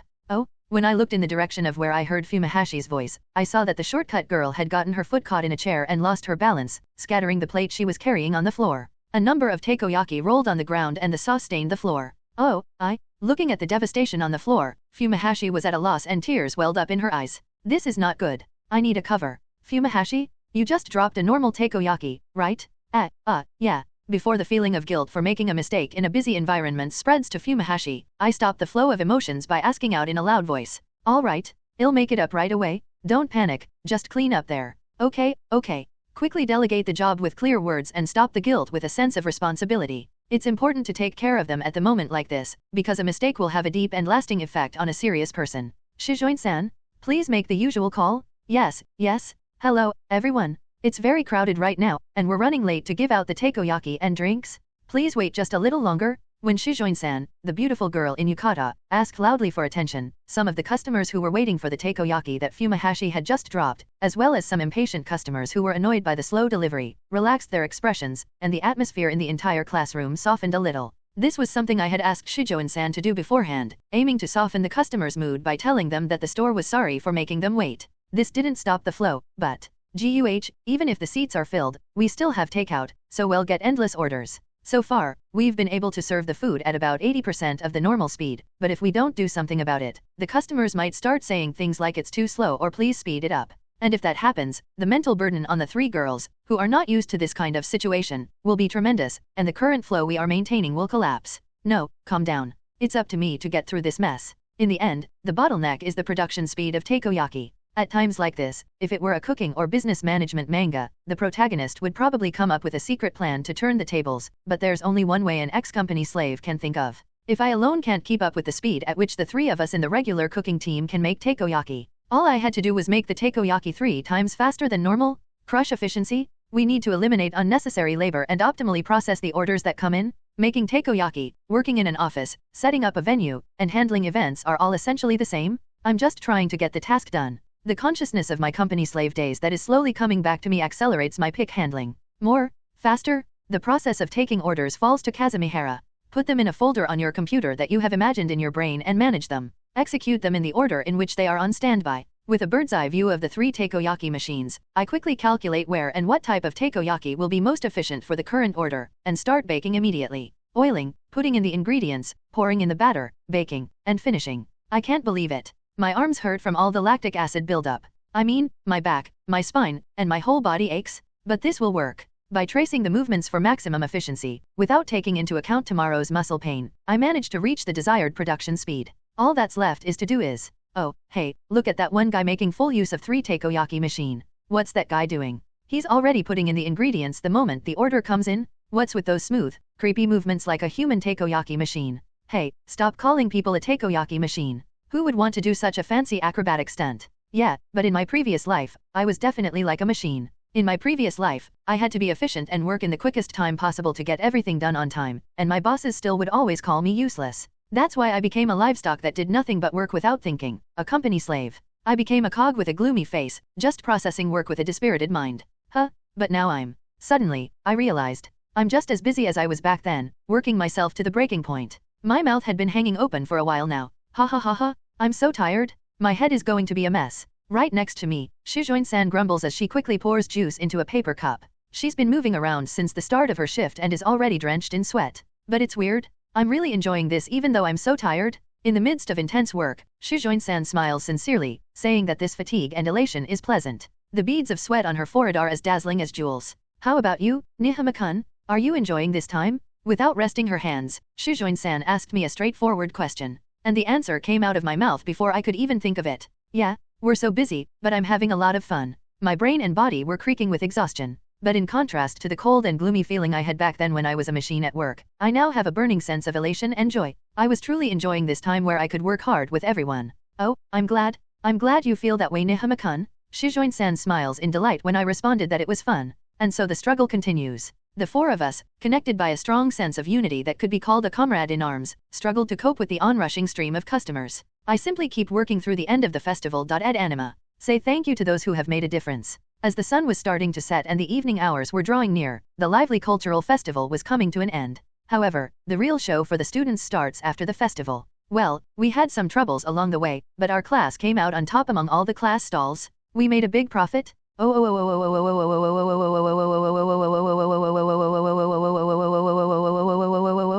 scene was inside the classroom. When Kazumihara, a member of the festival committee, announced our achievement on the podium, the classmates who were gathered there cheered loudly. Hoo-hoo, seriously? We did it? We're awesome? All that hard work was worth it. I'm so happy. Everyone was overjoyed and really uplifted. So I used the profits to buy some snacks and juice. I hope you enjoy the rest of the after-party to the fullest. Thank you so much for your hard work. Kazumihara, who was most likely feeling elevated by the post-festival atmosphere, had shed her usual easygoing mood, and her voice sounded hoarse. I learned from our conversation that she was really concerned about the fact that the class stall was almost ruined due to her incompetence. I'm sure she's happy that it ended up being such a huge success. Hey, Nihama-kun. Are you okay? Are you sure you don't need to go to the infirmary? You look like you lost a lot of weight. I'd like to say I'm fine, but this is really a little painful. The shortcut girl, Fumihashi, and the long black-haired Shujin-san looked anxiously at me. Normally, the sight of these two beautiful girls' faces so close to mine would make me nervous, but I don't have the energy for that right now. While my classmates are enjoying themselves with juice and sweets in their hands, I'm sitting on the floor, leaning against the wall, as fragile as a jellyfish. Obviously, the reason for this is that I overworked my body and brain and kept making takoyaki almost 3 times faster than normal. I've got absolutely no physical strength left, and my arms, back, and rest of my body aches like a sore thumb. I'm sure you will be. You're working like a runaway lawnmower and I thought you were going to crash and burn. Ugh. It is hard to hear as someone who has actually worked too hard and died in midair, sudden death. But it was worth the effort. We used up all the ingredients and sold out without any complaints from the customers. I had hoped that some of the classmates who were free during the festival would come back to the classroom to help out, but unfortunately that didn't happen, and the 4 of us worked together without reinforcements until the end. The stupid Akasaki insisted, let's buy as many ingredients as our budget allows, and if there are any left over, let's eat them together. But the effect of the beautiful girls in Yukata brought in more customers than we're expecting. I'm sorry I made you all go along with my decision. I'm really sorry. Why are you talking about, Nihama? The one who answered my voice was Kazumihara, the bespectacled beauty who had approached me before I knew it. It was our decision to agree not to call anyone for help and to work with just the 4 of us. Of course, we also understood that this would put a lot of strain on us, to the point where our heads would explode. Besides, we're not children anymore, okay? Yes. I also thought it would be a shame to call out a classmate who was enjoying the festival, and as a result, we were able to finish the festival in a good mood. It was the same for me. The 4 of us decided to take it as far as we could, and we worked very hard together to get the best result. It may be a matter of opinion, but because of the choice we made, no one was left unhappy. When I said something like it was my responsibility, the 3 girls immediately denied it. And they were indeed right. I see. Yeah. It was not my decision alone, the 4 of us decided to do so together. I was about to make a selfish assumption. Oh, by the way, did the 3 guys who ate the undercooked takoyaki and had upset stomachs buy the snacks and juice for this party? Yes, I was supposed to be the one to go, but they wanted me to leave it to them, so I let them do so. Later on, when we sold all the takoyaki and collapsed from exhaustion, the 3 guys who were originally on the shift came back rubbing their stomachs after being liberated from the toilet. Naturally, as we were extremely exhausted, our mouths were full of complaints. Well.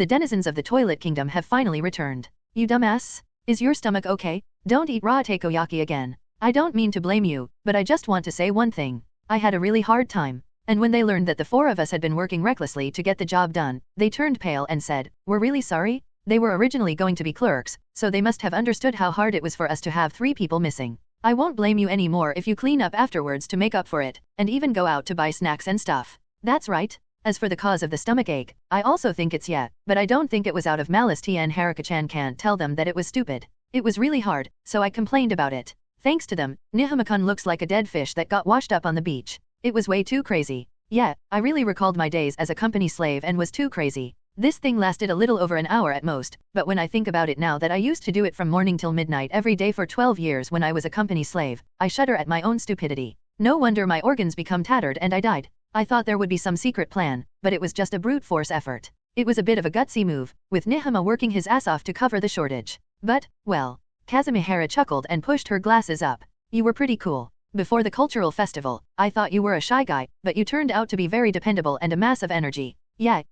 You worked so hard that it was almost unpleasant to watch, but you were so cool. I'm glad that we got to work together. Oh, it's kind of embarrassing to hear you say that, but thanks. I never imagined that Kazumihara and Fumihashi, with whom I had no contact in my previous life, would say that to me, and I couldn't help but blush and reply in a shy manner. I'll see you later, I've got other things to do. I'll leave the rest to you, Shujin-san. I'm going to go talk to the others too. See you both later. After saying that, the 2 classmates who had become friends with me during this festival left. Only Shujin-san and I remain in that place. I also thought you were cool. I really did.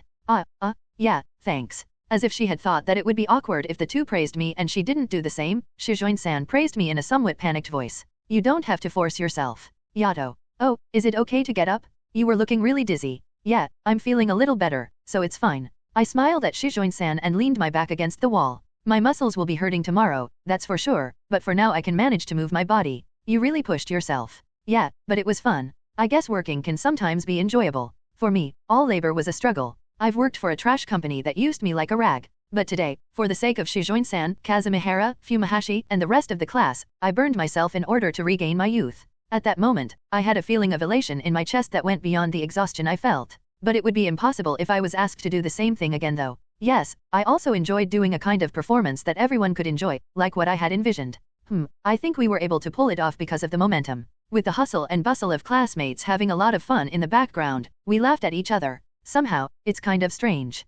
To be honest, I wasn't thinking about the class. I wasn't even thinking about doing something for the class. Even in this life, my only connections at school are Shujin-san and Jinji. But now I'm glad to see everyone having fun at the after-party like this. Nihama-kun. For some reason, Shujin-san smiled happily at my muttering. As I gazed at her pretty face, which will always melt a man's heart, I noticed that people were gathering around us.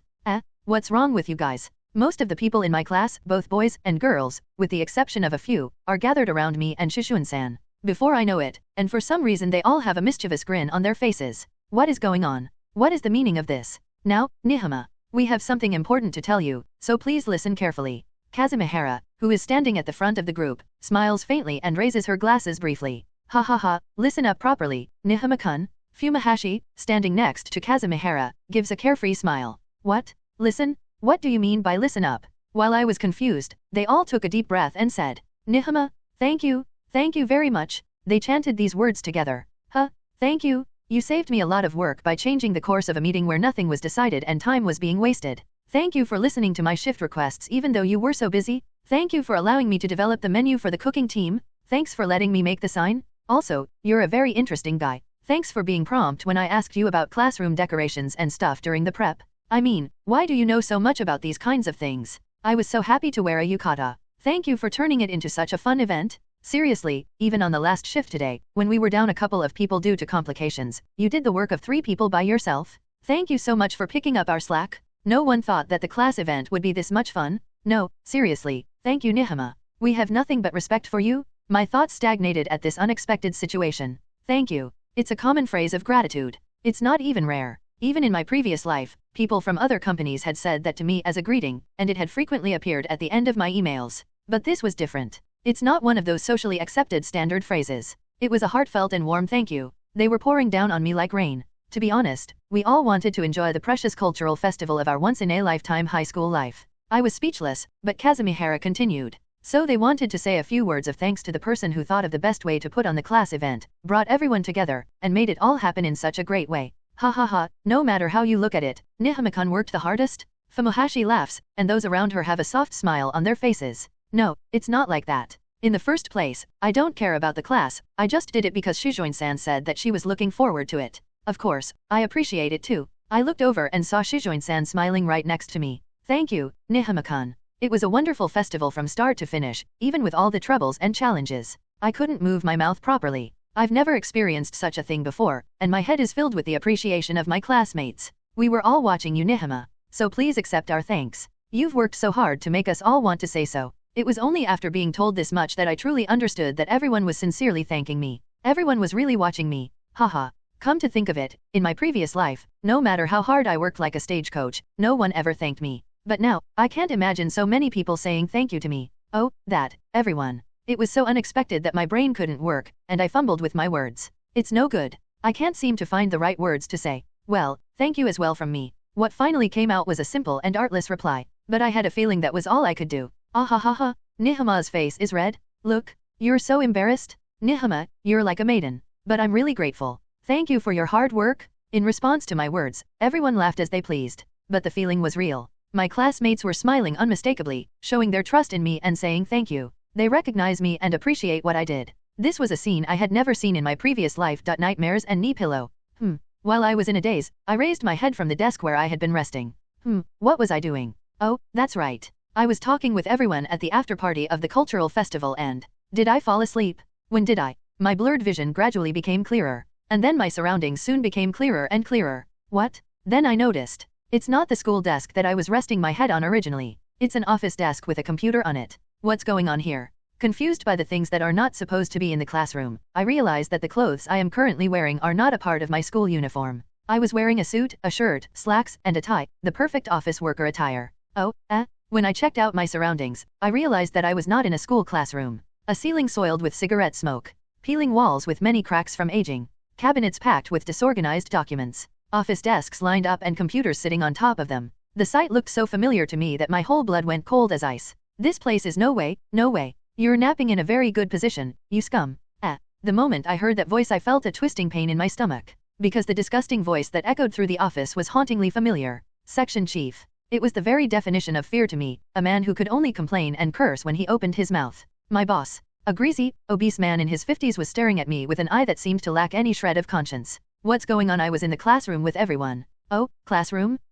What are you daydreaming about, you stupid piece of shit? Daydream? What are you talking about? It was definitely not a dream. I went back in time to start over, to get what I had lost. I don't know what kind of amusing dreams you've been having. Your reality is over here. No, it's not. This is a lie. This is not real. It can't be real. Now, it's time for some fun-filled work, Nihama. A pile of files and papers are placed on my desk. The amount of paperwork piled up on my desk was beyond what I could finish even if I stayed up all night every day. There will be no rest. I won't allow you to quit. You're going to work here like a workhorse. Tomorrow, the next day, the day after, and the day after that? That's what your whole life is going to be like. Wrong.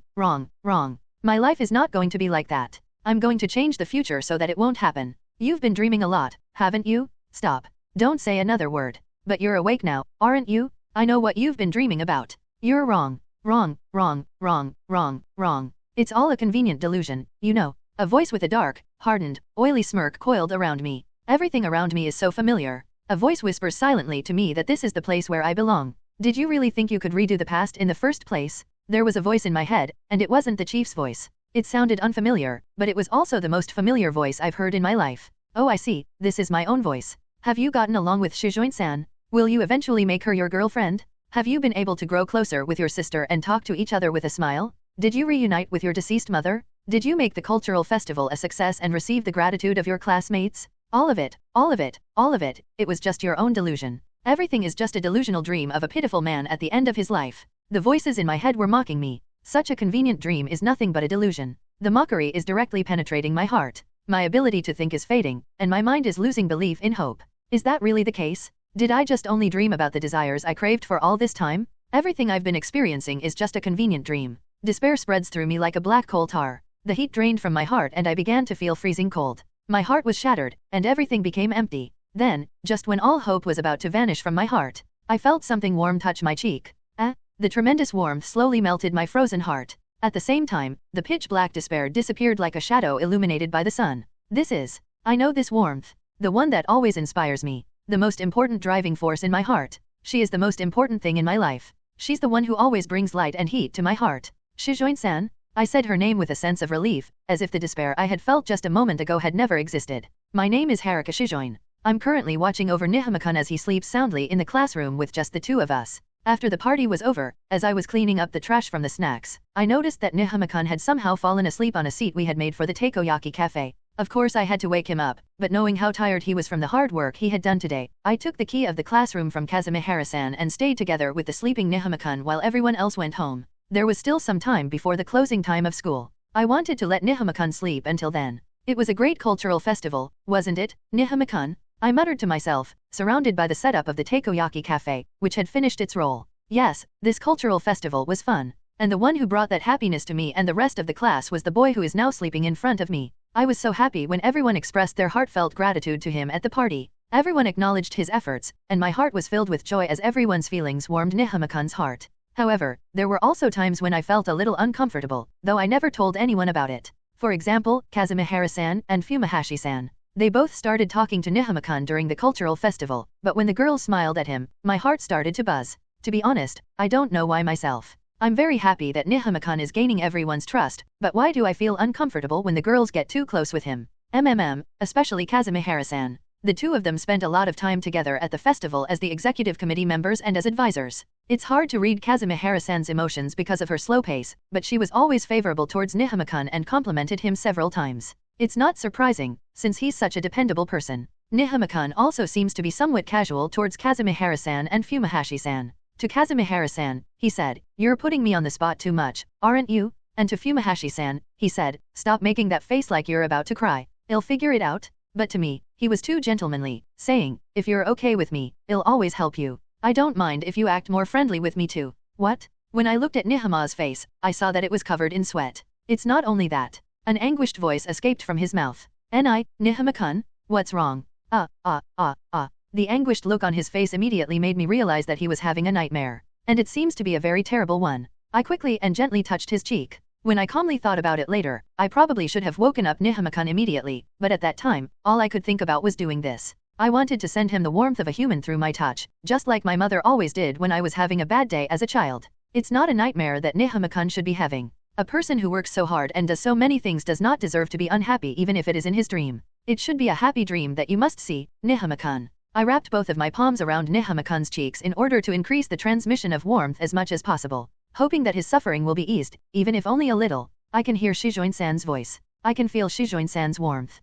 If she's out there, then the answer is already obvious. This is definitely not real. This is just a nightmare, isn't it? The feeling of emptiness that I had felt earlier easily disappeared, and I felt ashamed of myself for being so distraught over this obvious nightmare. Or rather, when I recognized it as a dream and looked at it calmly, it was full of holes. The scenery of the company was blurry in the parts I remembered vaguely. Hey, Nihama, what are you mumbling about? Only the chief's details are accurate. That's how traumatic he was. Well, it's best to wake up from this nightmare, but first. Hey, are you listening to me, you piece of shit? I'm going to make you do my share of the work so you can grow, so get to work. If you slack off even a little bit, I'll give you another pay cut. Shut up, you idiot. When I yelled in front of him, the man in his 50s with the crooked face widened his eyes and lost his voice. I'm going to say everything that I've been holding back in my previous life. You fat piece of shit, chief. You smoke too much and your breath smells like cigarettes. You're always giving unreasonable orders to others, while you're the epitome of incompetence who can't do anything on your own. If you're going to talk big, why don't you try working consecutive days instead?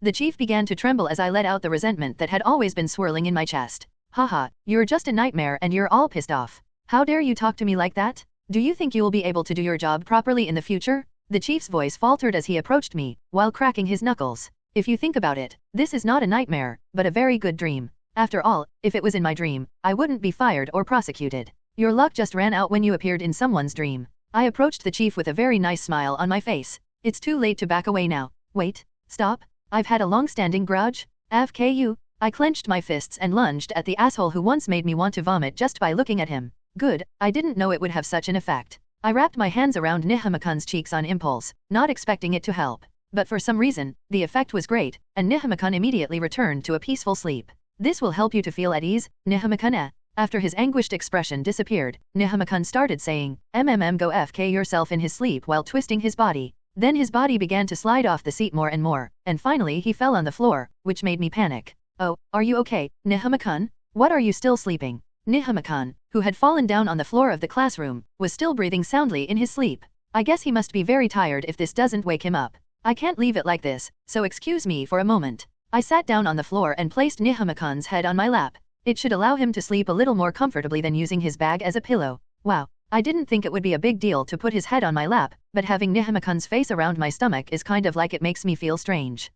Is that? Oh, did it wake you up, Nihama-kun? Oh, this time properly, today. I thought he was awake and tried to call out to him, but his words sounded vague. It seemed like his consciousness hadn't fully awakened and he was in a sleepy state. Can you understand me? I'm Shujin. Nihama-kun has fallen asleep in the classroom. Oh, it's Shujin-san. Nihama-kun calling my name was like an infant, so innocent. I think he probably doesn't know much about the situation.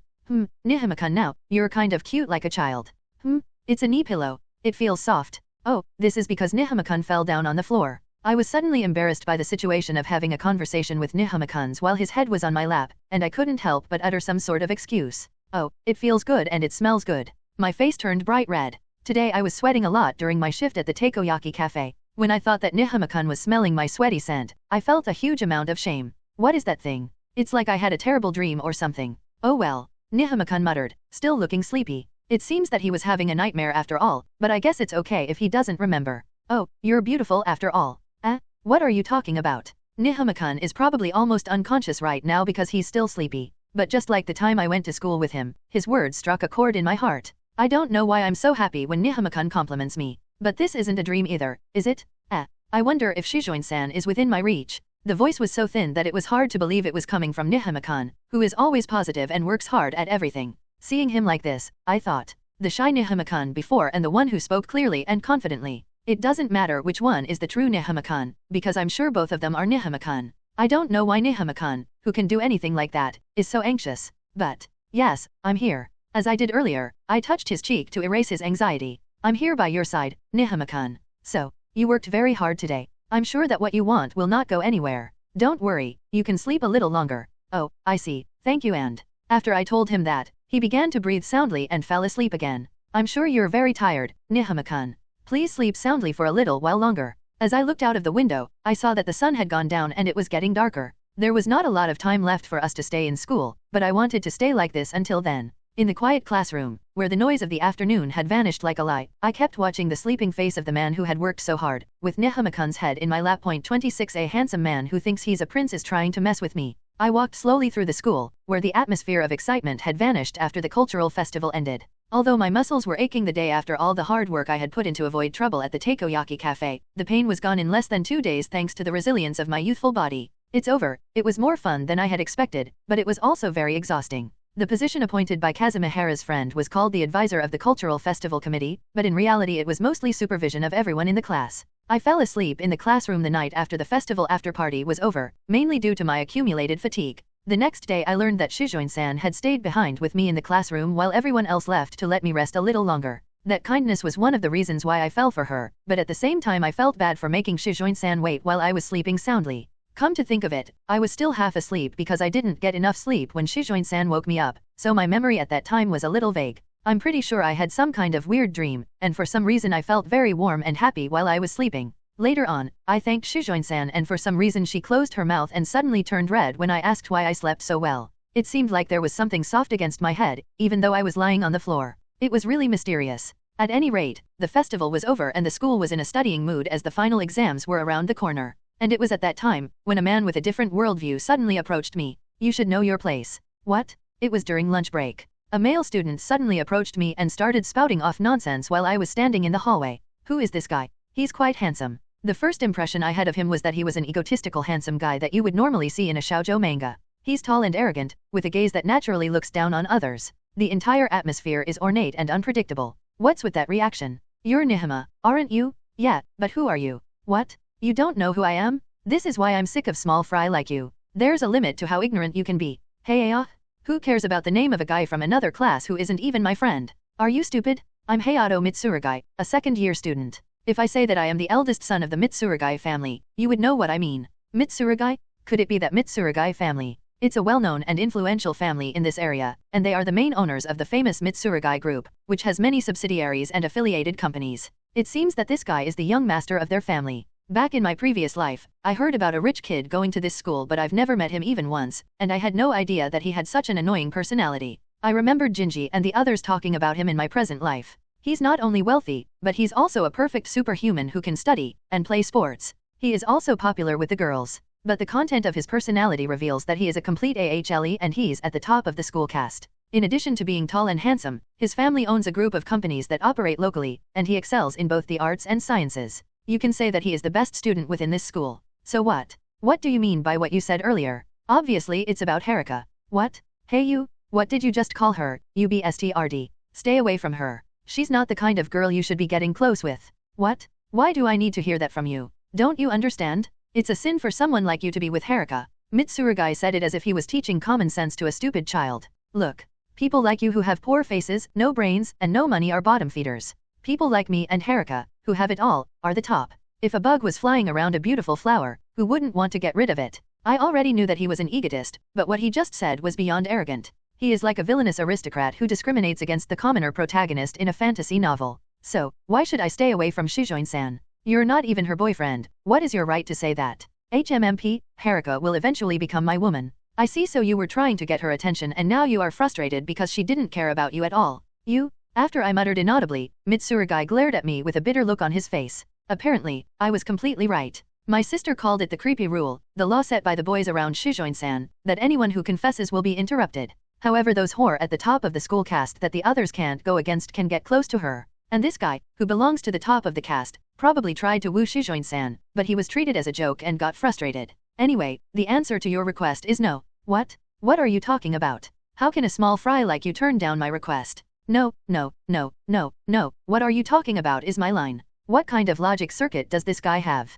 He's no longer just a dangerous guy. Oh, I've seen this sort of guy from time to time when I was still a company slave. For example, a man who works as a director just because he is the son of the president, or a man who is highly educated and has walked the path of the elite. It's rare to find a person with such a sense of privilege, but even in my social experience, there have been people who are egotistical to the point of being unreasonably self-centered and always looked down on others. Yes, for example, my father is an executive. Just because I'm a newcomer doesn't mean I have to be told what to do by a section chief. You're supposed to treat me like my father. You, a bottom feeder Japanese who are employed by me, a rich and high-ranking Japanese, should be aware that you're slaves. The men are my soldiers and the women are like my concubines who I keep around. Do you understand? I'm a graduate of the US Military Academy, and I'm ranked differently than the likes of you, no matter how uneducated you are. And well, that's how it was. They are convinced that they are superior beings, aristocrats, if you will, and that the people around them are inferior plebs. In addition to having a good appearance and being popular with girls, they can also study and play sports, so no one can complain about them at the academic level. That's why he's so conceited. It's not unusual for someone who grew up in an environment where there were no setbacks or reprimands to become arrogant. However, it's rare for someone to be so arrogant and impudent. He is no longer just a nobleman, he seems to think of himself as a prince or something. I don't care. You may think you're great, but I don't think so at all. So I won't listen to you. That's all. You? How dare you speak to me like that when you're just a small fry? Because of the mechanics of the school caste, most of the students would have gone along with it like peasants under the glare of a nobleman. But I am not fazed by such things. Back in my previous high school life, I used to be afraid of guys with handsome faces and excellent athletic abilities, as if they were God's chosen stars, but when I stepped out into society, I've learned that those things don't hold much importance, and I'm used to dealing with rude guys like him. You small fry with no manners? I heard that you and Haruka were together at the festival and I just came to warn you so that you wouldn't get the wrong idea. I never thought you'd be this stupid. Oh, I see. I wondered why he suddenly came to me, but I guess it was triggered by me and Shujin-san being together at the cultural festival. In game terms, spending the festival with Shujin-san triggered a flag, and this guy who I hadn't had any contact with in my previous life appeared in front of me. You play a game against me. What? Anything will do, but since we have a final exam coming up, I think we'll go with that. It's fairer than sports, right? What's that? Why do I have to do that? I was expecting him to get riled up and beat me up, but it turned out to be a competition. I don't understand how an overly self-conscious person's thought process works. You're too stupid. You have no idea that you are trash and that there is a superior being like me. He kept looking at me as if he was looking at a pest. Someone like you, who doesn't understand the rules of the world, needs to be defeated in a visible way so that you can understand your position. I'm telling you, I will personally educate the foolish small fry. It seems that he is serious about every word he says. Oh, I see. I think I can see the reason why he asked for a match. So he wants to beat me in some kind of game and make me feel defeated so that I'll give up. And the bet is Haruka. What? The loser must never approach her again. That's the condition. Hey, it was a bomb-like penalty that he announced with a broad grin. This guy, he is trying to educate me and get rid of an obstacle at the same time? No thanks. Who will accept that kind of game? Shut up. I'm not asking for your consent. What? What the F***ck is he talking about? You don't have the right to refuse. You can't run away when I've decided to fight you. You'll have to compete with me in the final exam, and according to the rules of losers, you'll never be able to get close to Haruka again. This has been already decided. What the hell are you talking about? You can't have a game or a bet without a mutual agreement? I don't need your agreement. There's nothing better than my decision. Without any hesitation, Mitsurugi says, as if he really believes it. His words were more than just messed up. He believes that he is always in the right, and is incapable of understanding a word from what others say. Well, do your best to put up a futile resistance. It's not like I'm going to lose. He smiled thinly and walked off down the corridor with a big stride, as if the conversation was over. I can only stare in amazement at how things have turned out. What the hell is that guy? Even in my previous life, when I was a company slave, it's not uncommon for someone to say, I've made my decision, just follow it? But I've never seen anyone unilaterally decide on a promise or contract that requires mutual agreement. Well, there were people who faked promises, saying, I left that document to you because Nihama said he'd finish it by the deadline. Now, how should I deal with him? Naturally, all second-year students have to take the final exam, so Mitsurugi and I are obliged to get a mark. But I didn't exactly agree with his game, so even if I lose to him, I don't have to abide by his rules about never approaching Shujin-san again. So, it's fine to ignore the promise. Well, if that guy wins, he will probably make a fuss, and he will try to get rid of me from Shujin-san's side by pretending to make promises I didn't actually agree to. It's not like there's any penalty for losing anyway, but it's annoying. So should I try to win? Even if he wins, I don't think it will satisfy him, but if he loses it will at least eliminate the reason for him to make a fuss. And honestly, that guy pisses me off. The confidence on Mitsurugi's face as he smiled thinly while leaving the scene was overwhelming. It's the face of someone who doesn't think that they will ever lose. King rude and insanely arrogant. That was the type of person I hated the most. I was a loser in my previous life. Since I was a little kid, I've never beaten anyone in studies, sports, or love. So I got into the habit of thinking that challenging someone meant losing, and that became my norm. That's why I've always avoided the idea of competition. But now I have the desire to make him bark. Okay, I've decided. I got a no-risk challenge. I will not accept the challenge, but I will still participate in the fight. I, a loser who has always been losing, will challenge a winner who has always been winning. And if I'm going to fight, there's no other choice but to win. My oath of victory echoed softly in the empty hallway. I wonder if handsome men are going to become extinct. What's with all that manga-like developments? I know, right? During the lunch break, Jinji and I were eating our lunch in the classroom. In the middle of our conversation, Jinji opens his mouth in amusement as I tell him about Mitsurugi, the guy who suddenly appeared in front of me and arbitrarily decided to compete with me in the final exam, with the penalty being to never approach Shujin-san again. But then again, you've attracted another big shot's attention of all people. It had to be Hayato Mitsurugi, the prince?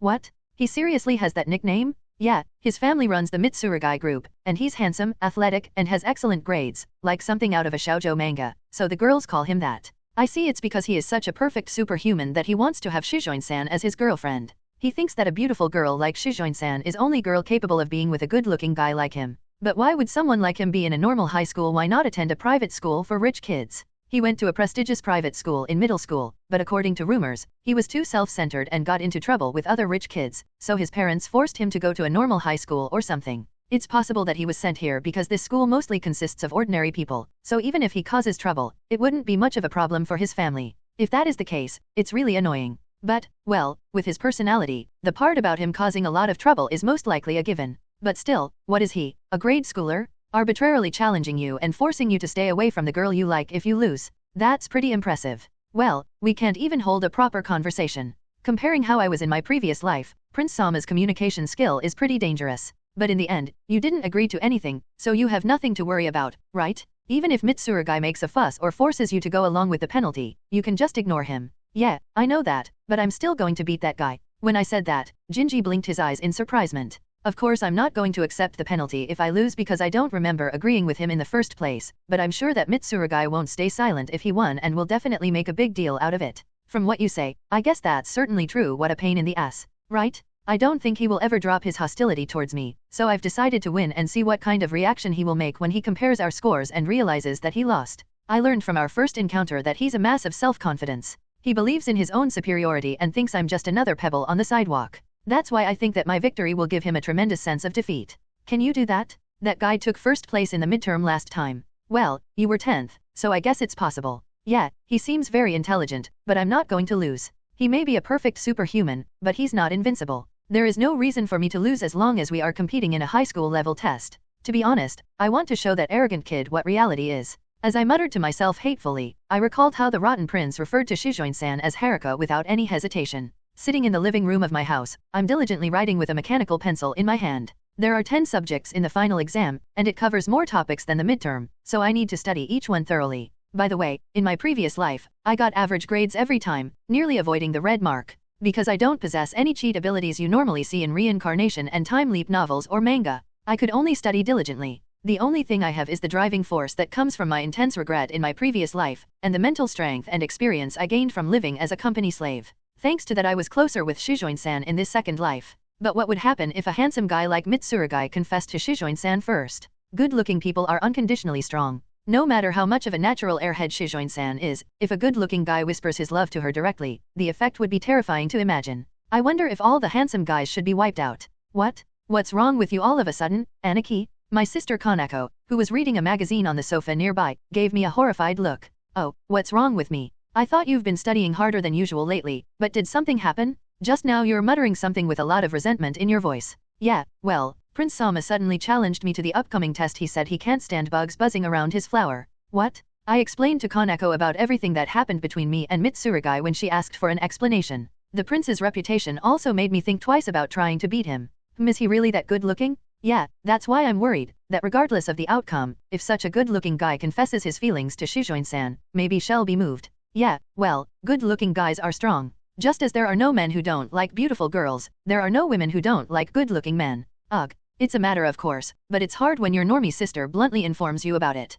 Is this world really centered on handsome guys, or is it just a theory of celestial motion? But that's the case if the content is also handsome. From what I heard, he's a piece of sh*t, so don't worry too much about him. Well, is that so? Yeah, because his I'm a prince move is terrible if it weren't for the hot guy filter. Well, if a plain-looking guy did it, he'd just be treated like a psychopath and no one would want to go near him. In any case, only a loose woman, who's okay as long as a guy is good-looking, can tolerate this type of man. Any decent girl will avoid someone with a crazy personality like him. How can you come up with such an analysis so easily? Because unlike you, Aniki, I'm popular. Didn't you just say the other day that dissing your older brother is forbidden? Seeing my sister fully showing off her normie status is painful. Well, no matter how good-looking a boy is, you wouldn't want to date someone with an arrogant personality, would you? Hardware and software are equally important after all. Surely. It reminds me of a beautiful office worker I met in my previous life who had been transferred from the head office. She was full of confidence that she would be excused from her mistakes because of her looks. She always blamed her colleagues and juniors hysterically, and benefited from her cat-like attitude toward the boss. At first I thought I was lucky being able to work with such a beautiful woman, but my appraisal soon turned out to be wrong. The truth is, she was just another B***tch. I was truly relieved when she went back to head office. No matter how good your looks is, his arrogance and his tendency to ignore other people's opinions is only allowed in light novels or anime. Someone would actually do that in real life is just a real piece of sh*t. That's right. Is my Anarchist beloved Shujin-san the kind of person who would fall for such a prince whose only redeeming trait is his good looks? No, I can't imagine that at all, considering her. I mean, absolutely not. What the hell was I worried about? Thinking about it calmly, the very thought of possibly falling for that arrogant man was an insult to Shujin-san. It seems that I was more than a little anxious in facing the power of a handsome man, a power I had nothing to worry about. Ugh, I'm the worst. I was really thinking about how she might be attracted to him just because he's handsome. I was being really rude to Shujin-san. Right? It is stupid to worry about her being taken by a handsome guy. If you let that sap your mental resources, you'll never be able to win. Kaneko laughed. That's when I finally realized. This series of conversations was meant to cheer me up and relieve my anxiety. My current Aniki is 3,000 times cooler than that rotten Prince Sama. So don't worry about it, just keep doing your best and beat the hell out of him. Yeah, that's right, thanks Kaneko. When the test is over, it'll tell you what kind of face that handsome BSTRD has when he loses. Yeah, that's the spirit. Aniki, the love warrior, will never be defeated. The words of my sister, who had been so bitter towards me in my previous life, sunk deeply into my heart. I'm not going to let my heart waver again, not even a little, against the universal strength of a being called handsome man. In order to respond to her innocent smile, I vowed once again that I would definitely win. I can't say that this time is blissful, I said. Then apply the formula here. Oh, I see, so that's how you get the value. The study session with Shujin-san after school has become a regular event. At first, I was worried about playing the role of Shujin-san's tutor, but thanks to her earnestness, things had been going smoothly until today. Phew, I wonder why studying is so hard for me now. I'm afraid of taking exams when I become a third year. Shujin-san muttered, staring at the desk with textbooks and notebooks on top of it. Her shoulders seemed to be heavy from the pressure of the final exams. But you also said that you like world history and modern Japanese, right? Yes, I like reading historical and literature books, but math and other stuff is completely no good. The stress of studying apparently showed as Shujin-san held her head and lamented. A high hour not good at science in general, Shujin-san. That's right. I don't know if I'll really use those plane vectors and trigonometric functions in the future, let alone chemistry and biology. It's making me cry. Omo, she's really upset. She's been working really hard to lift off the light novels ban, but it seems that she's quite burned out now that the final exams are drawing near. Well, if you're aiming for a specialized profession like engineering, you'll probably use it, but if you only take a regular job, you probably wouldn't. Is that how it is? Shujin-san's eyes widened as she learned the shocking truth. Why in the world do we have to learn this stuff and not even have the opportunity to use it after we go out into society after all the hard work we put in? Well, we all think about that at some point, don't we? Especially in mathematics and ancient writing. When it came to Chinese writing, I thought it was a practice of deciphering codes. Well, to put it bluntly, it's for your academic career and entrance exams, but if you ask me what the point of it is, I think it's to learn more about yourself. If you learn a lot of things, regardless of whether they are practical for the future or not, you'll know which fields are suitable for you, and it will be easier to decide which direction to take in the future. That's true. I certainly can't be an accountant or a programmer. She nodded her head in deep agreement with my matter-of-fact argument. She's so humble. By the way, I'm talking big. But when I was in high school in my previous life, I was generally bad at studying and couldn't tell my aptitudes in any way. Looking at it now, it pains me to realize that I wasted all the money my mom gave me to pay tuition with. And well, since this is a high school, we're here because we took the entrance exam, paid the tuition, and wanted to get a higher level of education than middle school. I nearly forgot that we're not obligated to go to school, but rather we're here because we want to. Well, you don't have to drop your shoulders so much, Shujin-san. It's probably because most high school students forget that part a lot. Haha, I often forget that. Suddenly, I felt sleepy, as if my head was being covered by fog. Although I tried to get a decent amount of sleep, it was still hard for me to balance my studies and tutoring. Nihama-kun, aren't you feeling tired? Oh, no, not at all. Shujin-san gave me a worried look, but I immediately smiled and showed my vitality. I don't want to show my tired figure to the person I admire. But it seems that you've been very tired lately.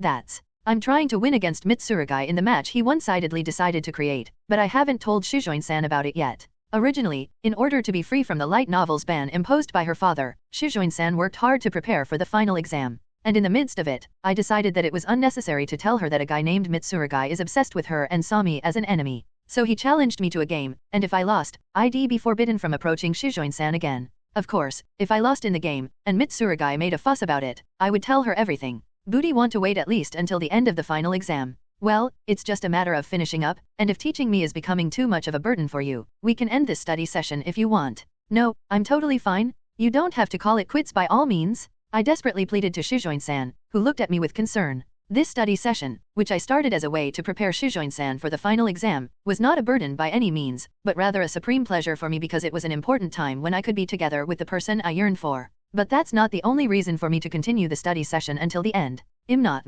However, I think I need to rest a little. My head was somewhat dizzy from sleepiness, and I was beginning to lose my consciousness. Please let me continue, Shujin-san. I'm so sleepy that I can't control my consciousness and my words right now, probably because my blood sugar level went up after eating a snack earlier. I've never been good at studying, and I haven't put in any effort since I started high school. My sleep-deprived mind speaks on its own in a hazy state of consciousness. Oh, you're the price of that slacking to such a terrible future. I tried to change myself and worked hard at my studies, and the praise that Shujin-san gave me really touched my heart. Yes, that's right. The first person who always praised my changes and efforts was Shujin-san. And I want to teach you to my own accord, because you relied on me, you acknowledged me. It makes me so happy that I cried, so at the very least I want to live up to that trust. Nihama-kun. I'm so sleepy. I'm so sleepy that my head doesn't work well. Besides, this time where I can study together with Shujin-san is very important for me, and I want it to continue as long as possible. My consciousness drifted off for a second. Crap, after showing her that I'm fine, I dozed off for a second. Shujin-san will only get more worried about my exhaustion. Sorry, I was in kind of a daze. Now let's resume our studies. I hurriedly called out to her, but for some reason, Shujin-san froze with a shocked expression on her face. What is it? I'm having trouble remembering what happened just before I almost fell asleep. Did my brain, deluded by sleep, say something strange? Well, Shujin-san? Yes. Are you feeling unwell, Shujin-san? Your cheeks are slightly flushed. I don't even have a cold, but my cheeks are somehow warm. What's wrong with me? Shujin-san caressed her own cheek in curiosity. I'm glad that you thought that way about this study session, which began because of my selfish request. I almost fell asleep, and for some reason, Shujin-san seemed to be very happy about what I said. I'm glad I'm not the only one who wants this time to last forever. The girl with the long black hair told me that innocently with her usual cheerful smile. This time, I was frozen by her words, which came out from her mouth naturally. Then again, I'll be counting on you from now on. Sensei. Yes. It's my pleasure. I smiled back at Shujin-san, who gave me a motivating and vibrant smile. Yeah, absolutely, I want this time to go on forever. Beginning of final exams and waiting for the results. It was a sunny and cloudless day. The final exam, which has always been a painful ordeal for many students, is currently being held. Refrain from doing anything that might arouse suspicion of cheating. Now begin. The teacher's voice echoed through the classroom, filled with the sound of test papers being flipped over. Everyone's expressions became serious, and the sound of mechanical pencils scratching on paper grew louder. All right, I can do this. Despite the tense atmosphere, my speed of answering the questions didn't slow down. The results of all the efforts and studying I've done in this present life are being shown to the fullest. Oh, the test is so no, I've studied, fair enough. As I was working through the questions, such thoughts crossed my mind in the corner of my consciousness. Of course, there is a difference in the speed of leveling up and their overall performance. It depends on the person, but just like in RPG games, the more effort you put in, the better your performance will be. And that effort will lead to happiness in the future. Yes, that's what I've been dreaming of during my days as a company slave, a faraway utopia where I can reach the legendary white company that exists somewhere in this world. Besides, it feels good to be able to solve problems like this, doesn't it? It was quite exhilarating to utilize my accumulated academic skills to defeat my adversaries one after another, and the test, which used to be a time of agony in my previous life, became something fun to do. In the midst of the anguish and tension of many students, I kept moving my hands in an extremely relaxed state, and my momentum never stopped. I feel so light. It feels so refreshing after the exam, doesn't it? Fumihashi, the athletic girl, said loudly as she raised her hands in the air. She looked refreshingly cheerful and radiant. No, Fumihashi-san, how many times have you been saying that? The test was already over last week. Ha ha ha, I want to keep saying it over and over again? Now I can focus on my club activities without worrying about the test now. Fumihashi responds to my Tsukumai with a smirk. Yes, our final exam ended last week without any problems. The whole second grade, freed from studying, is filled with a cheerful atmosphere. But by the looks of it, I guess you did well? Don't let your eyes fool you, Nihama-kun. There is no such thing as a stupid, athletic girl who's crazy for exercise in real life. Ha ha ha, I don't have that kind of prejudice. Well, I'm usually bad at it. Yeah, you should really stop doing that. Oh, by the way, this fellow was a regular snoozer in class. But it's okay, the test is over. I can forget about studying for a while. But, Fumihashi-san, today is the day when test results are posted in the hallway. What? Suddenly, the girl with glasses, Kazumihara, interrupted her, and Fumihashi froze. Kazumihara-san? Why do you have to say that now, just when I had already forgotten about it? Please stop sounding seriously heartbroken. The fact is, even without me saying it now, reality will confront you in the form of the cruel rankings like a guillotine. Gee, don't assume it will be like a guillotine. It may possibly be a miraculous fanfare? How was the result of your self-scoring? Can you see any fanfares? Ugh. It was so brutal that Fumihashi sank without even making a sound. Poor thing. Kazumihara-san, please don't bully Fumihashi-san. I didn't intend to do so, but I was amused by how honestly Fumihashi-san expressed her emotions. This glasses-wearing girl with mid-length hair is going at her own pace as usual. There is no impatience or anxiety on her face about the announcement of the test results. How about you, Kazumihara-san? You looked pretty confident with your test results. When I asked her this, Kazumihara widened the edges of her mouth and smiled fearlessly, which was unusual for her. It's only an illusion that girls with glasses have excellent grades. If you have an average score, then hooray for me, so what? I mean, why do you have to look so smug? The girl who had been working with me at the festival and who was no longer afraid of losing her cool, suddenly asked me, why do Japanese people need English in the first place? Let's just close off the country. If that doesn't work, let's turn the whole world into Japanese empire and make Japanese the official language. Why do foreigners who are visiting Japan always ask in English for directions? Don't talk like that with a straight face. You're scaring me. She looks calm, but she's actually full of resentment. But English is one of the most useful high school subjects for the future.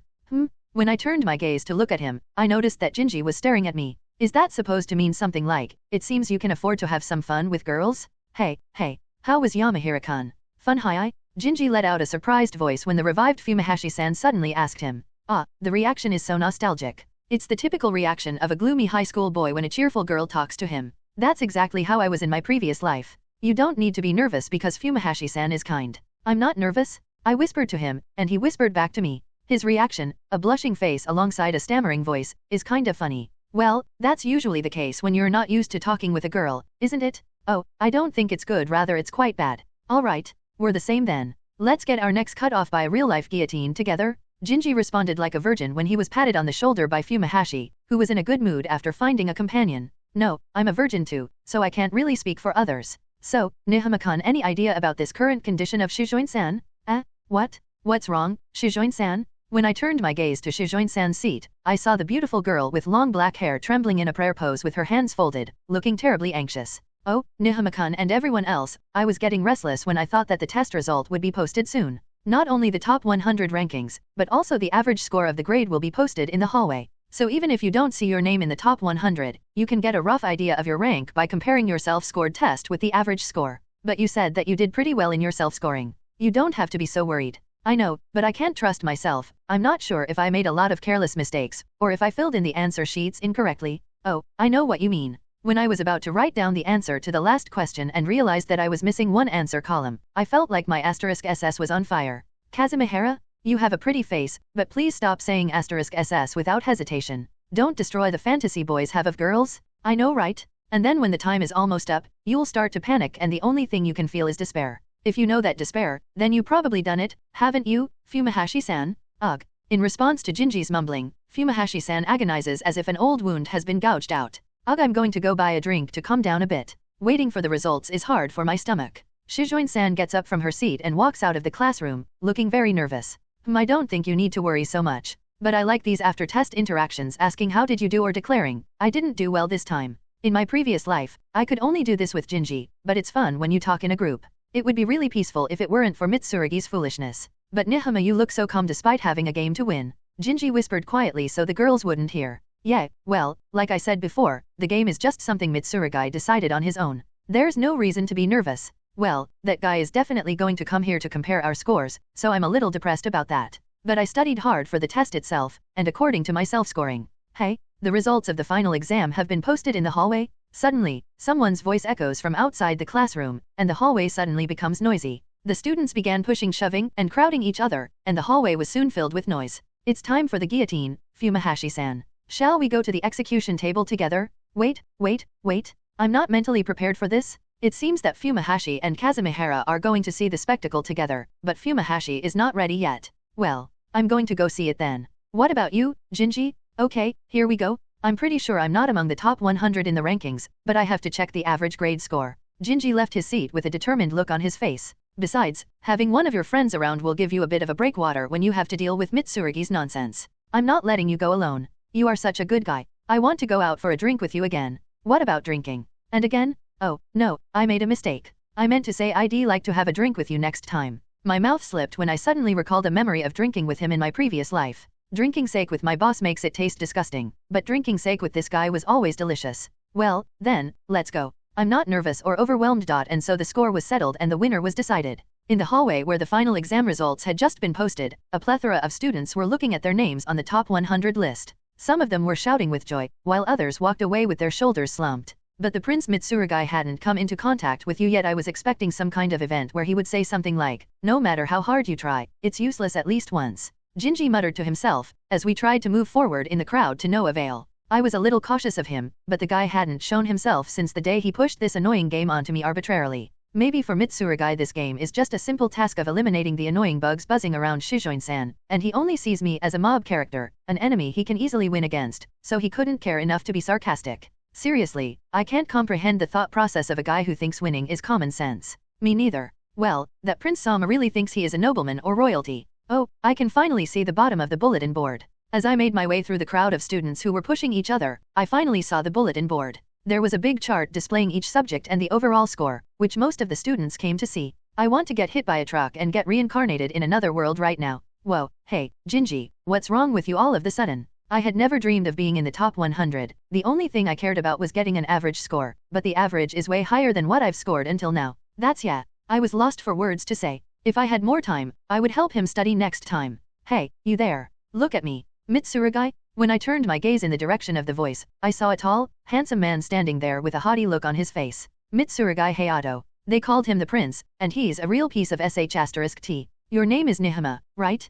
I presume you haven't forgotten about our game. It's refreshing to see that I can finally remove you from Haruka's surroundings. You BSTRD. You brought up this whole game thing and now you don't even remember my name. As I said back then, I don't remember agreeing to your competition. That was just you talking to yourself. Are you incapable of learning? As I told you before, you have no right to refuse what I had already decided. The loser of this game will never approach Haruka again. Once I've made my decision, that's the rule, no matter what your intentions are. As if he was talking about common sense, Mitsurugi spouted a bunch of nonsense and sounded like a grade schooler throwing a tantrum. In a way, this rotten handsome guy is amazing. I've dealt with a lot of crazy complainers, but I've never seen anyone this crazy. I heard of him before, but seriously, this guy? His craziness has no limits. Jinji, who is standing next to me, whispers to me in amazement. Yeah, your senses are normal, Jinji. This guy is crazy no matter how you look at it.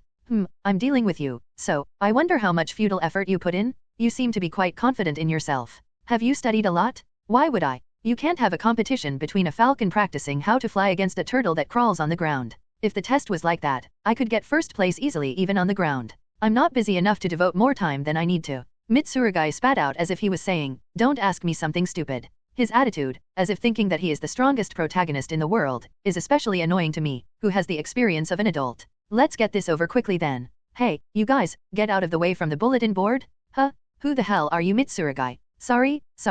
I'm sorry, I'll get out of your way. I'm sorry? Mitsurugi-kun? Look, what are guys doing? Mitsurugi-kun wants to see the grades? When Mitsurugi gave his bossy command, everyone started to move aside. No one can ignore his words. His handsome face, his athleticism, his academic ability, and his parents' social status, all of these factors, of which people normally only have one of, give him the power of a prince. It's more or less the same in the adult world, but when you're a student, you tend to confuse the size of those parts with actual human value. Although it is not necessarily great to be good-looking, popular, or athletic. Then, like when Moses parted the Red Sea, Mitsurugi and I walked through the divided wall of people and stood side by side in the place where the results were posted. Well, then, let's have our game, Nihama? Take a bite out of your own inferiority? Mitsurugi deliberately announced in a loud voice, and the crowd surrounding us began to get noisy. Game? What's this all about? Nihama and Mitsurugi are competing for test scores? The people around us were buzzing. I see he said something like, I'm going to educate you, and this is the way he's attracting attention to us. By appealing to the people around him for a win-win scenario to amplify my sense of defeat.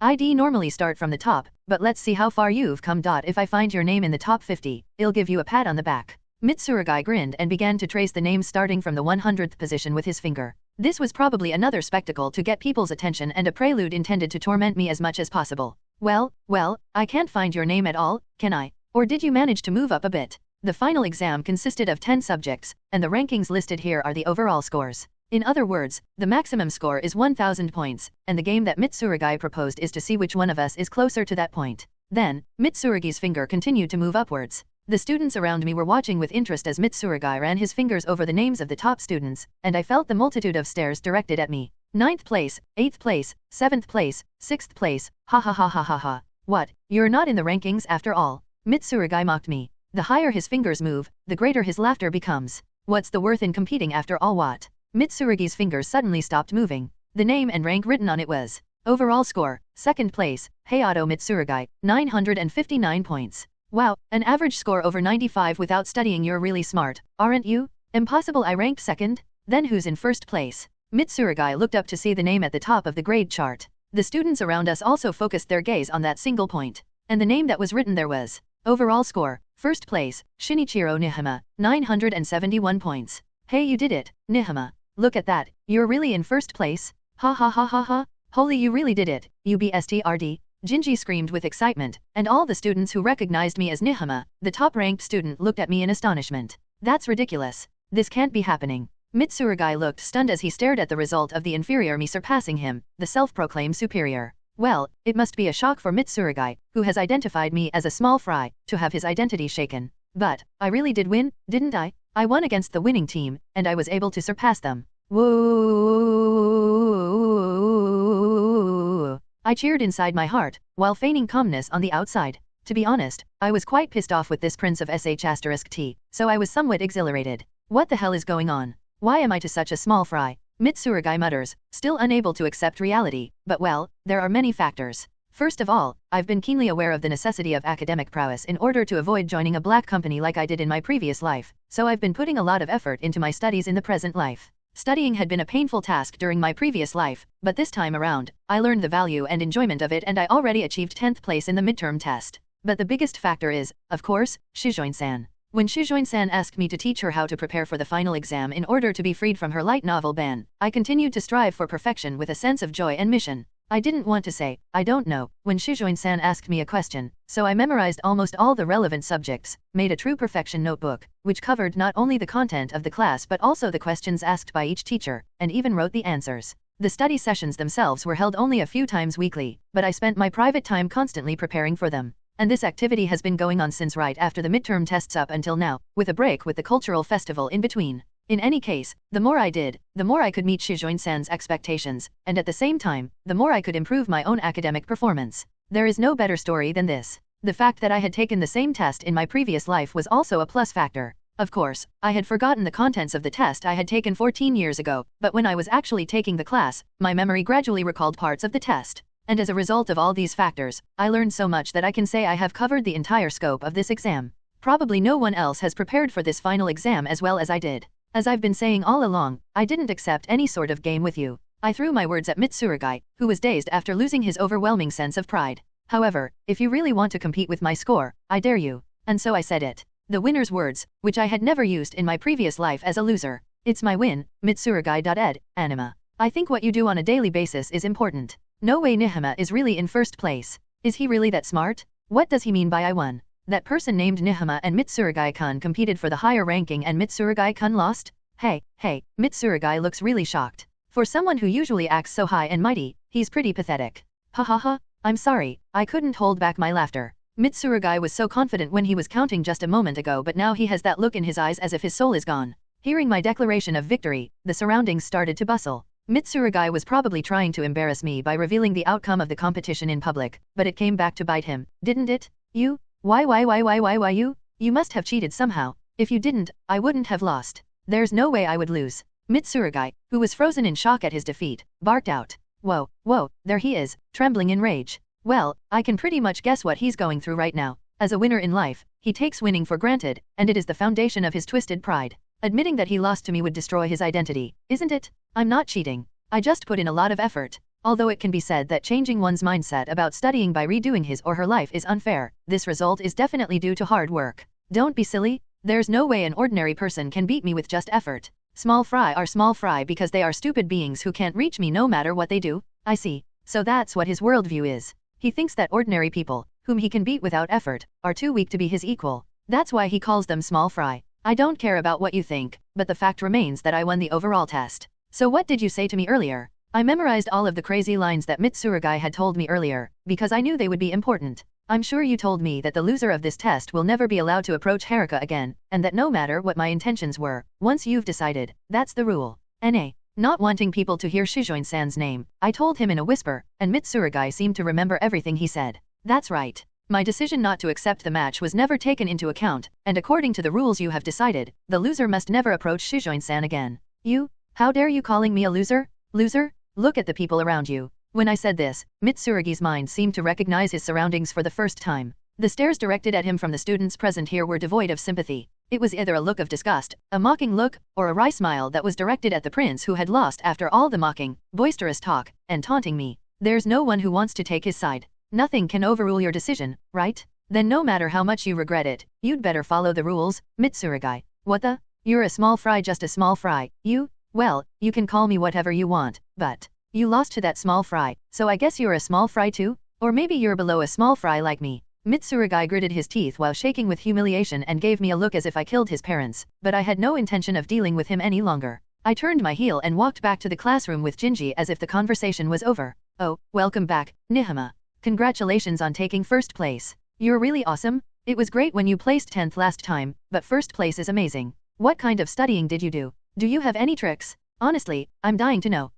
Wait, what? As soon as I entered the classroom, a lot of my classmates, including Akasaki, the boy with the pointy head, shouted their congratulations, and I was quite taken aback. How does information travel so fast? Oh, you probably didn't notice, but your competition with Mitsurugi made a lot of commotion, so a lot of our classmates came and watched from afar. From the time when Mitsurugi started tracing the grade chart with his finger, until he lost and was embarrassed in front of many people, I didn't notice at all. I rubbed my cheeks as Jinji explained. Well, if you make that much ruckus, the nearby classes are going to come out to see what's going on. So Fumahasi-san, why are you worshipping me with your eyes closed? Dazzling? Now Nihama-kun is too bright for me? If I open my eyes, I'll be blinded by the light of the #1 student in our grade, but I'm worshipping you because I want to be blessed. Don't worship me with your hands in the air. What am I, a giant Buddha? Thank you, Nihama. You've done well. It was Tsukamoto from the baseball team who suddenly came leaning forward. I don't know why, but he's really heated up. I wanted to kill him right there, but my girlfriend stopped me because she said it would be a problem for the baseball team, and I was in agony the whole time. Thank you so much for giving him a good beating. Well, that was another disaster. He never did anything good. My friend from a different class got yelled at for just bumping into his shoulder in the hallway. He said, "Don't touch me, small fry." It was nice to see him getting some payback. He's a real piece of shit. When I was walking to buy a canned coffee, he took it from me saying, I was thirsty, and walked off proudly while I was dumbfounded. It seems that the prince had been causing trouble everywhere, not just with me, and everyone was aware of me getting into trouble with Mitsurugi. But even with all the trouble he caused, no one has dared to confront him. I guess that has something to do with the school caste system and the fact that his family is very influential in the area. Congratulations on getting first place, Nihama. I'll call you the new millionaire Nihama-sama from now on. Are you bullying me? I just don't know where to laugh at Kazumihara's jokes. However, I didn't know that you were involved with that Hayato Mitsurugi guy. When I heard the commotion and came out of the classroom, I saw the prince counting the rankings with a smug look on his face, and his expression suddenly became hollow, and I started laughing so hard. Similarly, a lot of girls seemed to be happy that he self-destructed. I thought he was very popular with girls. I thought some girls might resent me because I defeated the handsome prince. It's true that there are 10 to 20 girls in the school year who believe in his handsomeness and unpredictability, so there's no doubt that he's popular with girls. Although many of those girls prefer to watch him from afar, Kazumihara added. At least not for me. Boys who call people hey, you small fry by default are a bit. I know, right? Many of the other girls nodded their heads in agreement with Kazumihara's words. He talks to girls all the time like they're small fry or ugly. I feel sick after talking to him for 3 seconds. There's a limit to how arrogant a guy can be, they said to each other. I guess you can say it's obvious, but the way we act on a daily basis is very important. Oh, and Kazumihara-san. Do you know where Shujin-san is? I can't see her. Yeah, for Nihama, that's far more important than being #1 in the grade or winning against the prince. I asked her in a whisper, and the bespectacled girl gave me a nasty smile. It's hard to do with someone who knows how I feel. It seems she went to buy a drink at the vending machine in front of the cafeteria, but I think she'll be back soon. If you go that way, I'm sure you can meet her on her way back. Well, then I'll be going. Yeah, make sure to share the results of your private study session, okay? My face reddened when I saw Kazumihara, who knew about my love affairs, grin. I declined and left the classroom. Yes, neither Mitsurugi nor the first place is that important to me. Thanks to you. As I stepped out into the hallway, I felt glances from the students as I passed by. Not only that, but I could also hear them whispering to each other. Look, that was the one who ranked first. Yeah, that's the guy who humiliated Mitsurugi earlier. I heard he got first place just by looking at the textbook without studying at all. Apparently, he planned the whole thing from the beginning, even provoking Mitsurugi into a public execution. Wow, he's a scary guy. What's with all the rumors going around? I studied hard, and Mitsurugi's execution was mostly due to his own self-destruction. However, when everyone in my class congratulates me and gives me kind looks, I realize that I really did beat the winners in life. In my previous life, I always thought that I was a loser and no matter how hard I tried, I was going to lose, but it turns out that wasn't the case. That's... I came back to the bulletin board, but most of the students seemed to have finished looking at it, and there was no sign of Mitsurugi. Then there was a girl with long black hair, staring at the results, covering her mouth with her hand and standing frozen in surprise. Shujin-san? Ah, Nihama-kun? When she heard my voice, she turned around and sounded very excited. I just saw the results and I was really surprised and happy. Being first place in the school year is amazing. It's so amazing. With both hands clasped, Shujin-san uttered her words emotionally. Her eyes sparkled and she looked really impressed. Well, I'm flattered, but you need to calm down a little. You look like a fan after your favorite idol's concert is over. Even though the number of people has decreased, the excitement of Shujin-san, a beautiful girl who is one of the most beautiful girls in our school year, is too eye-catching. When I felt the attention gathering around us, I suggested that we move to a different location to talk. I relocated to the unpopulated staircase landing with Shujin-san. I'm sorry, I got overly excited, but I was really happy. Shujin-san's cheeks blushed as she remembered how emotional she was just a moment ago. I know how hard Nihama-kun has been working recently for the final exam, so I was very happy when I thought that all of your hard work paid off in the most amazing way. Congratulations on your achievement, Shujin-san. The girl with beautiful black hair congratulated me with her heartfelt words and big smile. Her smile was so dazzling. It was as if her pure and innocent heart had blossomed into a flower, and I was temporarily mesmerized by her, completely lost for words. Thank you Shujin-san for telling me that. It makes me really happy. The girl I love is watching me work and is happy to see that it paid off, which makes my heart leap with joy. Sometimes words are not very helpful. There is no line in this world to convey this feeling of happiness that fills me like a warm spring breeze. Congratulations on making it to 58th place. That's a great improvement compared to last time. Yes? I'm so worried and couldn't look at the results, so I went out to buy a black coffee, and thankfully I managed to check it at a certain point. Yeah, I'm also really glad that Shujin-san's efforts paid off. Your score is much higher than the average, so this means you are finally free from your light novel ban. Ah yes, that's also true. Huh? Didn't you get tense and worried because you were on the brink of not being able to avoid your light novel ban? That was the original reason why Shujin-san asked me to teach her. I don't know why else she would be so nervous. Of course, I hadn't forgotten about that either. But the reason why I'm so nervous is because of you, Nihama-kun. Me? It was completely unexpected that my name would come up there, and I blinked in shock. Yes, that's right. The study group began with my request, but Nihama-kun has put in a lot of effort into it. As if recalling the time when the two of us began our study group before the festival, Shujin-san continued. It wasn't just that you helped me. You collected materials, recreated the lessons with those awesome and perfect notes, and made up the questions for me. No, that's also for my own studies. I told you several times that you don't have to worry about it, and I was treated fairly well by Shujin-san with drinks and snacks. The study session was an irreplaceable opportunity for me to spend time with Shujin-san, and it was a blissful time for me. However, I couldn't be completely honest about it, so as a result, Shujin-san, who seemed to be concerned about the fact that I was giving up my time to teach her without asking her for anything in return, offered to provide refreshments during our study session. I decided to accept the offer, hoping it would make her feel better. I know, but the burden of Nihama-kun is not even comparable to the cost of a little snack. With a small giggle, Shujin-san continued. So, with each study session, the light novel ban became less and less important to me.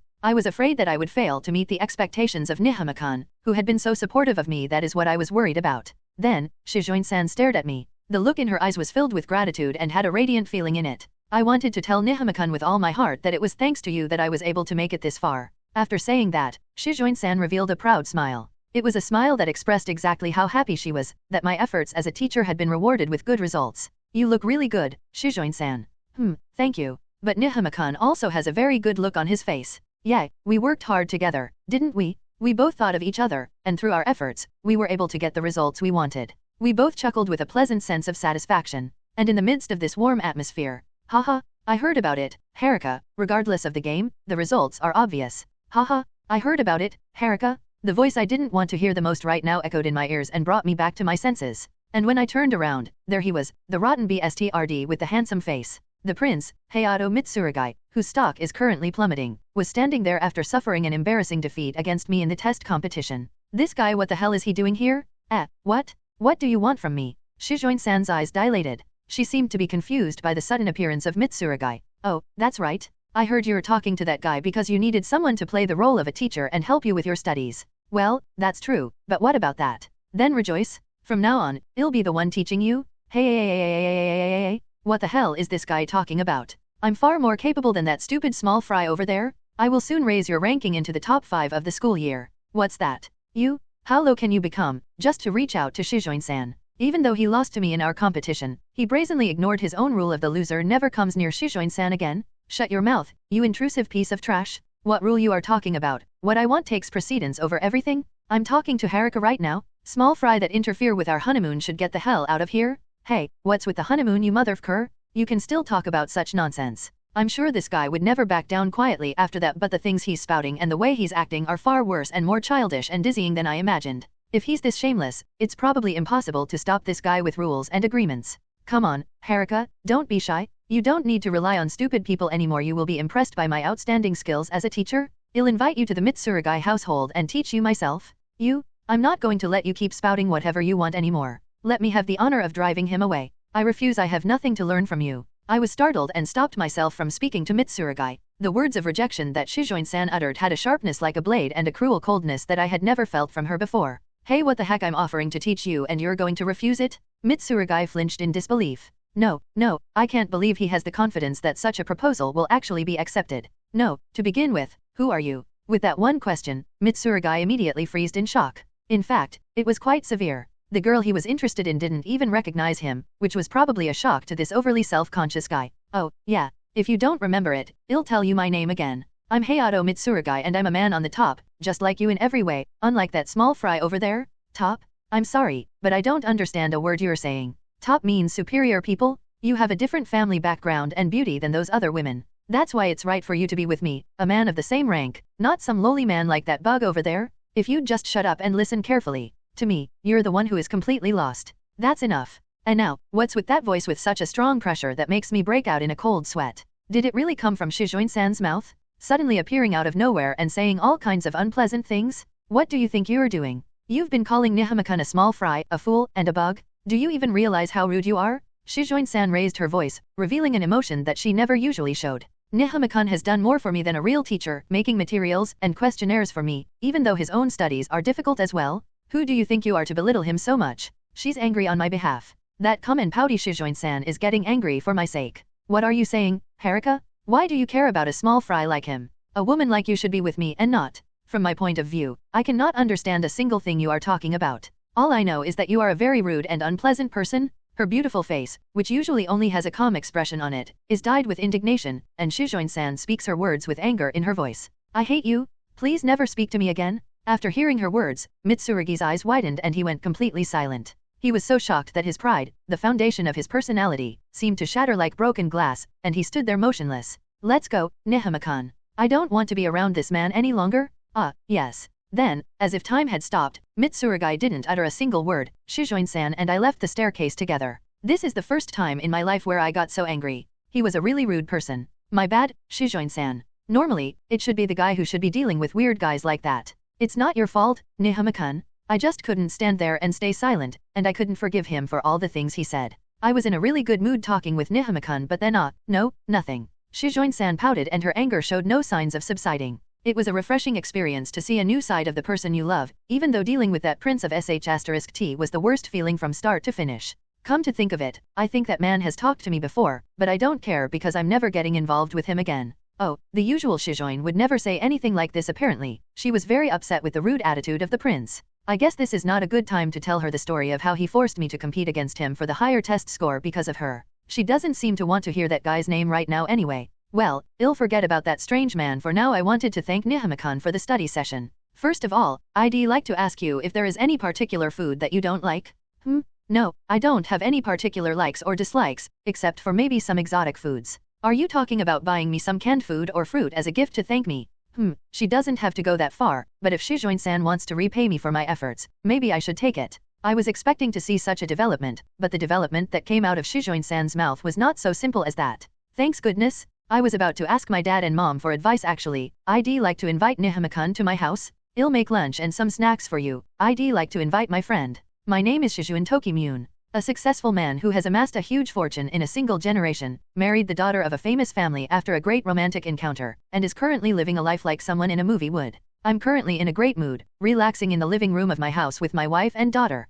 58th place. Good job, Haruka. Your grades have improved a lot compared to your last midterm. I couldn't help but smile when I saw the report card that my daughter Haruka had brought home. The numbers written on the report card clearly showed how much effort my daughter had put in. Yes, I really worked hard. So about the light novel ban. Of course, it's lifted now. However, don't get so addicted that it interferes with your studies again. Yes, I'll be careful. Haruka replied happily. Apparently she really likes those novels with illustrations. But thank goodness. I'm really glad that I didn't punish her and make Haruka cry. On the surface, I was posing as a dignified father, but in reality, I was truly relieved from the bottom of my heart. As a parent, I had no choice but to tell her, if you don't get a good result in the next test, you're not allowed to read light novels. But if I actually punished her and saw my angel Haruka's crying face, I would lose my mind and probably die. But Haruka studied hard and avoided the worst case scenario for everyone, which would be her crying over the punishment I gave her. She is my sweet angel. I'm glad to see that you're doing well. But you've been coming home late for a while now. Are you doing some kind of study session at school?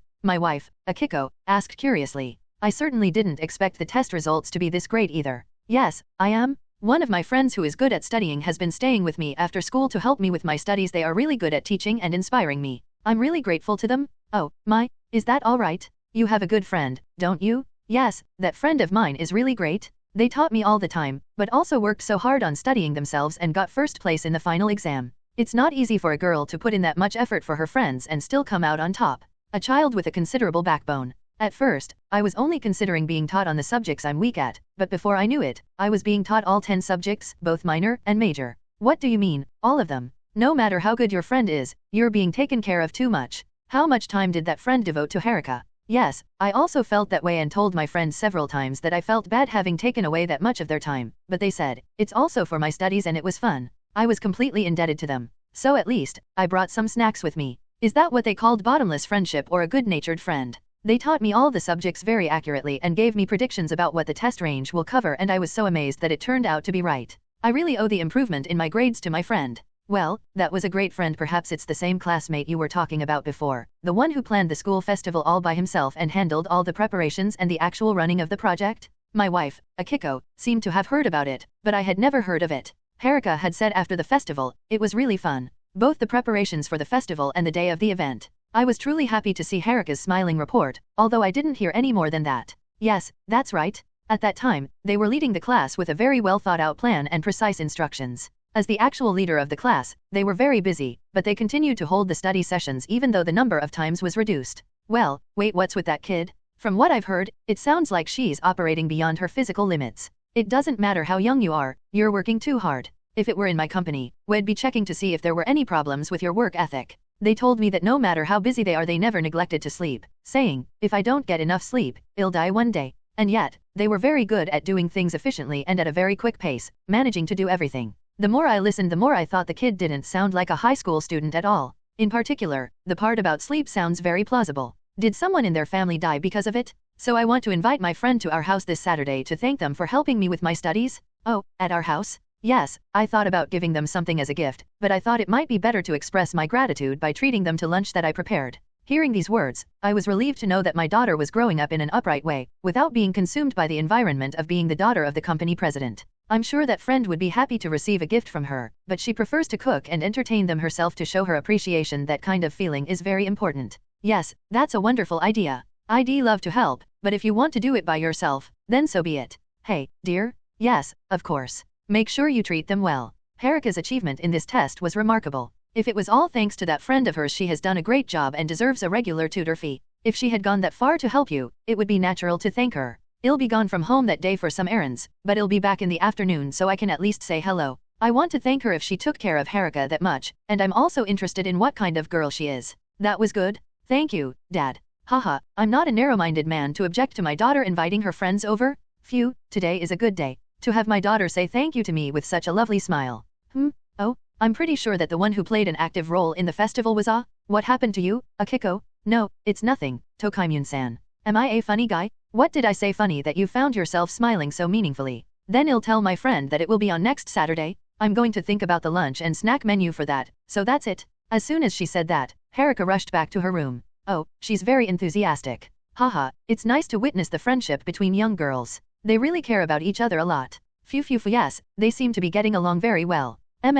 What's wrong? Looking at my face and chuckling. My wife was acting suspiciously for a while now. She's grinning strangely or holding back her laughter. No, I'm starting to look forward to seeing her friend too. I can't wait for Saturday. Oh, that's right. I don't know if we'll be able to meet, so tell her to keep looking out for Haruka. She's a bit on the fuzzy side, so I want you to support her. But, no, you're right. I'll tell her that. Preparing for the visit to the house of the girl of my dreams. What should I do? What should I do? In the living room of my house, I was holding my head in my hands. The cause was, of course, Shujin-san's invitation to her house, which she had proposed the other day. It seems that her parents have given their permission, and I've been invited to the Shujin household, but I was invited to Shujin-san's house? I had never imagined such a situation. What should I do? Although I am very nervous, going to Shujin-san's house itself is not a problem. However, the equipment for that is.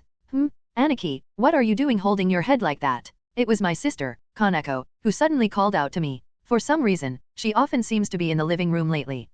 Maybe you lost the game to that prince you were talking about the other day, she said while laughing. No, you're wrong. I ranked first in the test and completely won. Moreover, he tried to break the rules and approached Shujin-san but was told not to talk to her again, killing him mentally. Oh, it was actually a complete victory. But what the hell was all this fuss about? Oh, that's... When I told her about the situation, Kaneko seemed to be surprised by the event of me being invited to Shujin-san's house. Hey, to her house? That's more than just having a pulse. She's already turned on by you, Aniki. Idiot. Stop saying that. As I said before, Shujin-san is a pure and innocent young lady. She's not talking about that kind of sexy stuff. She just genuinely wants to thank me for teaching her. Shujin-san was always concerned about whether the study sessions she asked for were a burden to me. Well, you were invited in a situation where her eyes moistened as she said, next Saturday my parents are not present at my house. Don't use Shujin-san as material for erotic situations without my permission. She invited me with an innocent smile on her face, saying, I want to invite you to my house. If she gently whispered such a line in my ear, I would probably have imagined crap, I can't get distracted now.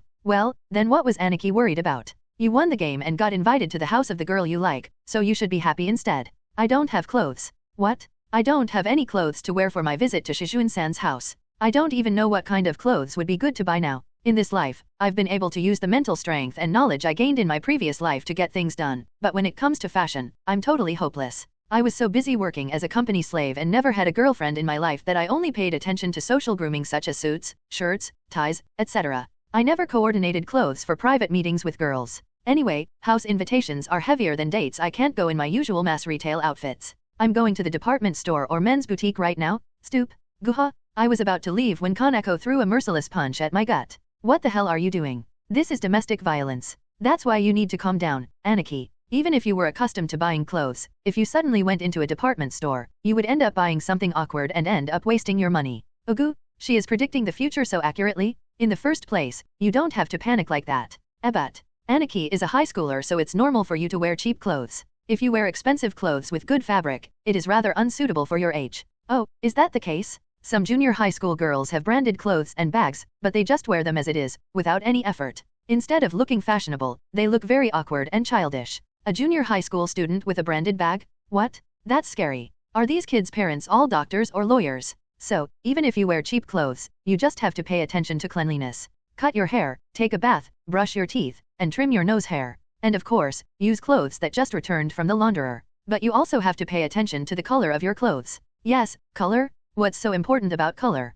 It's not that big of a factor, but if this is the first time we're going to spend time together in private, I'd avoid wearing black and go for bright colors. From the clothes my Aniki has, I'd say t-shirt with a striped pattern or blue shirt, and to be safe, a white shirt. The bottom can be a little darker, but if the top is white, brown jeans would be better, right? What's with these junior high school girls? They're so reliable. You're as strong as ever in that field, but how did you know what clothes I had? Well, you see, Aniki is a person who couldn't coordinate his clothes before and after awakening to the power of love, so I thought as I watched you, if only you could make that part better, you won't be lame. You're dissing me like that again. Huh? But then, Kaneko, are you watching me enough to know what kind of clothes I have, both when I was a mumbling, dark and gloomy guy, and even now? Well, I never heard of anyone being invited to their house before going out, and I don't know what you're supposed to do when you get there, so you're by yourself? Anyway, it must be a big event, so go and capture the princess heart. Oh, yes. I'll do my best. Big event, yeah, it's going to be a big event. This is the first time that I've had contact with Shujin-san outside apart from school-related activities.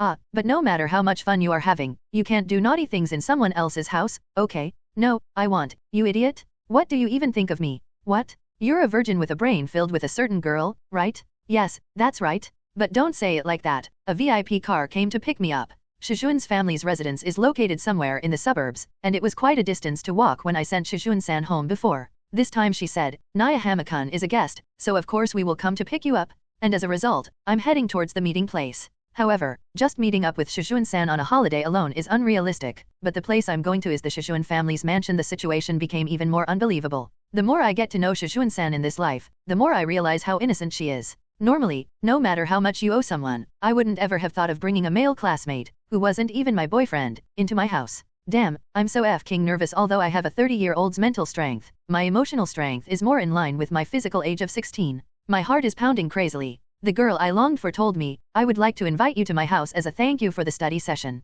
The joy of being invited to the house of the girl of my dreams makes me want to dance, but at the same time, I'm extremely nervous about setting foot on the threshold of the famous Shujin family. No, Shujin-san invited me here to entertain me as her guest, so let's stop thinking about other things and just enjoy this day. Thinking about this, I continued walking and soon arrived at my destination. It's still 15 minutes before the appointment. This behavior is still ingrained in me from my company slave days, so Shujin-san probably hasn't arrived yet, but... Good morning, Naya Hamakun.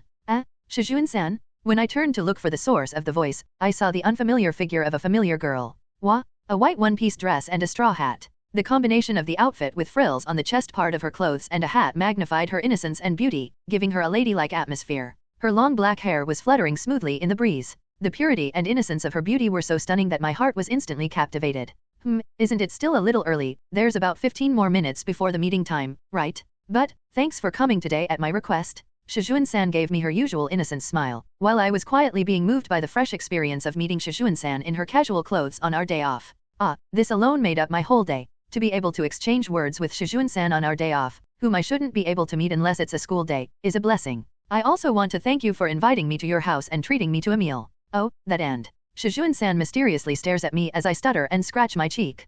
Kanoko told me, you must absolutely compliment her. You can't make an excuse that you can't tell her because it's embarrassing. You have to do your best and say it. Well, Shujin-san's clothes fit her very well, it looks very neat and beautiful. With a blushing face, I told her my honest feelings. Yes, I did it. It's embarrassing, but I managed to say it. Fufu, I'm glad to hear you say that. Choosing my clothes carefully was worth the effort. Shujin-san smiles gently with her hands on her chest. Good job, me. My sisters praise the clothes strategy seems to be super effective against the very innocent Shujin-san. I'd like to keep chatting with you here, but I think it's about time we started heading to my house. I'll even give you a ride. Please get in. I get in? Wow, Rolls-Royce? At the place where Shujin-san pointed, there was a parked luxury car which only a few people could name. It's common for rich people like Shujin-san to ride this kind of car, but I never dreamed of a day when I, a former company slave, would be able to ride such a VIP car. Then, if you'll excuse me, although I'm scared to walk into the interior of a celebrity car that I've only seen in movies, and felt so out of place, I decided to have fun and not be nervous. I wonder if it's really okay for me to set foot in this car. Nice to meet you, Nayahama-sama. My name is Natsuzaki, the driver. Oh, nice to meet you. I'm the Makoto Stock Association, I'm not? I was greeted by a sturdy driver in his 40s, and my company slave's reflexes made me rummage through my pockets for a business card that didn't even exist.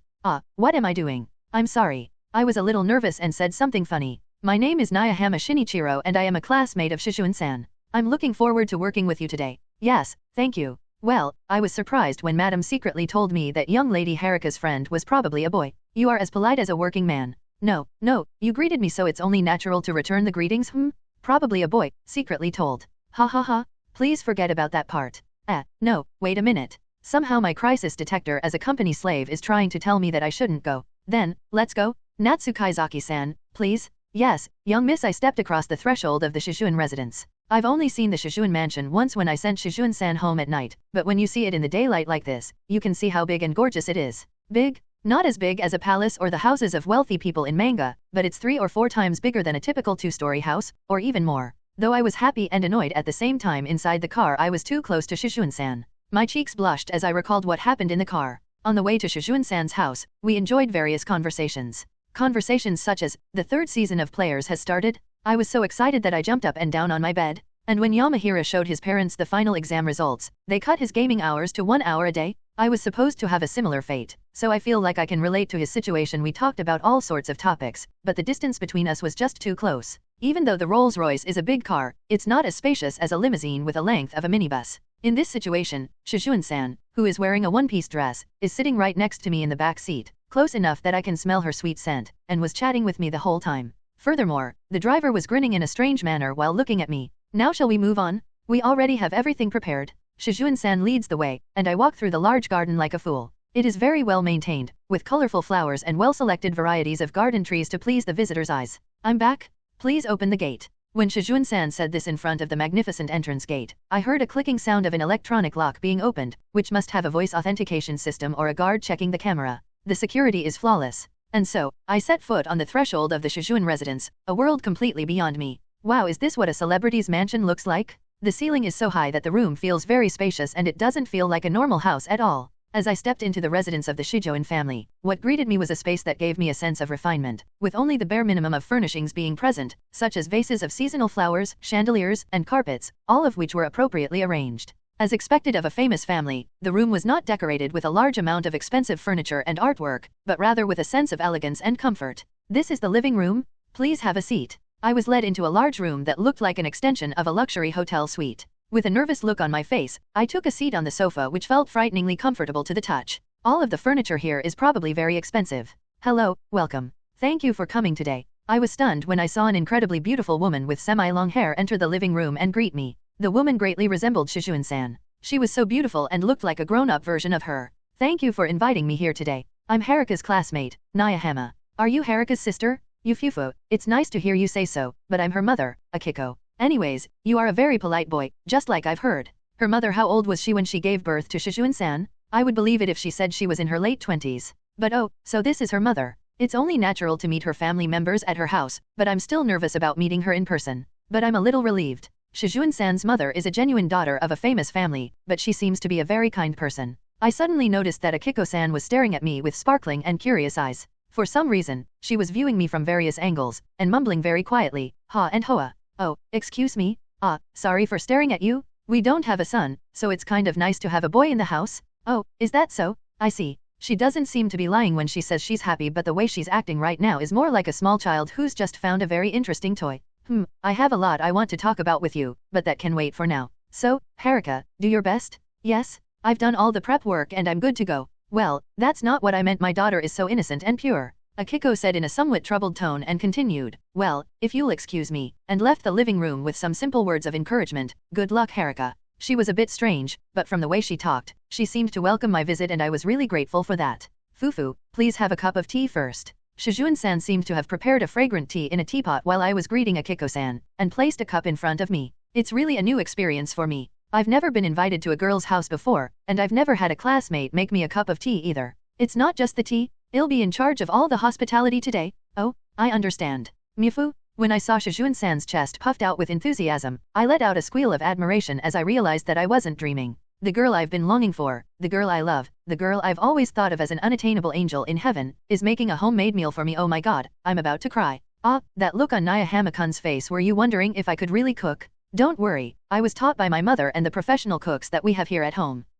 No, that's not true. I mean, there's a professional chef here after all. Yes, to be exact, it's a substitute chef. My mother also likes to cook, but she also works as a secretary for my father, so she doesn't have much time to cook, and we often ask the chef for help. Whoa, there are actually families that use such services on a daily basis. I was thinking that it would be better to treat you to a meal prepared by a professional instead of my own cooking, but I realized that it would be pointless. While placing a small plate of sugar cubes in front of me, Shujin-san continued. I want to convey my gratitude to Naya Hamakun for everything he did in those study sessions. To express it clearly, I thought it should be something I worked hard to make. Shujin-san. This girl, who expresses her true feelings of hospitality, is so innocent to the core. Shujin-san, who said this with a smile as gentle as a spring breeze, coupled with her neat one-piece dress, made her look like a real angel. That's why it's a poorly made homemade dish, but did you perhaps expect a professional meal? If so, I'm sorry. No, I'm not thinking about that at all. I don't need a professional meal or anything like that. I definitely want to eat something made by Shujin-san. Rather, I'd hate it if it's not yours. When I heard Shujin-san's sullen voice, I blushed as I realized that I had reflexively blurted out my true feelings. It was an almost unconscious plea, but I couldn't help but speak out of impulse, showing how much I admired Shujin-san's cooking. Yes, that thank you. It's a little embarrassing to hear you say it so passionately. She's always so bubbly, but the straightforward request for the meal she made seemed to have an effect on her, and her cheeks turned a little red. Then a strange and embarrassing silence filled the room. For some reason, our cheeks were stained red with shame before we even had a chance to share a meal together. I'm looking forward to it. Yes, I'll start working on it right away, so please look forward to it. How can I not be excited about my beloved girl's cooking? My name is Fuiwaizumi Mei. I'm 23 years old and a maid for the Shujin household. The Shujuns are a famous clan with a long history, and both the main family, where the head of the family resides, as well as the general family where President Toki Myun, the next head of the family, lives, are very famous. The fact that my parents had worked for the Shujin family for a long time was a deciding factor, and I was hired as soon as I graduated from university. The people in this household are not the typical bad-natured people that celebrities tend to be, and the president, Toki Myun, who runs a large company, his wife, who is a daughter of a prominent family, and their only daughter, Lady Haruka, are all good people. So even though I'm only an employee of a housekeeping service company run by the Shujin family, I have a strong sense of duty for this family, even though I'm somewhat of an old-fashioned person. But then again, everyone in this family is a little unusual. President Toki Myun especially is an extremely doting parent. One day her daughter told him, "Wow, Dad, you're amazing," and I witnessed him rolling around on the floor inside of his room with a huge grin on his face. Of course, I pretended that I hadn't seen anything. Haruka-sama, the young miss, has the beauty and style that can be described as a man-killer, but inside she is an airhead and innocent by nature. She is indifferent to her own attractiveness and has a tendency to unknowingly break the hearts of boys. And as for Madam Kaya, did you hear that? I definitely want to eat something made by Shujin-san. He said. That's impressive. I can't believe that Haruka is embarrassed. She was excitedly peeking through the doorway of the living room entrance, watching the young lady and her guest, a boy named Naya Hamakun. It's not something that a prominent person from a well-respected family would do. Madam, no matter how much you like it, peeping is not a very good hobby. I didn't actually mean to peep. But if you take a look at it for a moment, you'll see that the ideal youth is happening. The head family of the Shujin clan, where the madam grew up, was very strict, unlike her current family. As a result, the madam was restricted in her love life and became addicted to shoujo manga introduced by her maid, who was also her close friend. For the madam, who has come to regard the youth of teenage boys and girls as exceptionally precious because of this influence, the fact that the young lady, who had never shown any signs of liking anyone, brought a boy over to her house must have been a situation that made her excited. I'm not trying to ruin her youth, okay? But that Haruka, that childish girl, for better or worse, invited a boy over and wanted to cook a meal for him. You can't help but be curious about the boy in question. Aren't you interested in what kind of person he is, Fuizumu-san? That's of course I'm interested.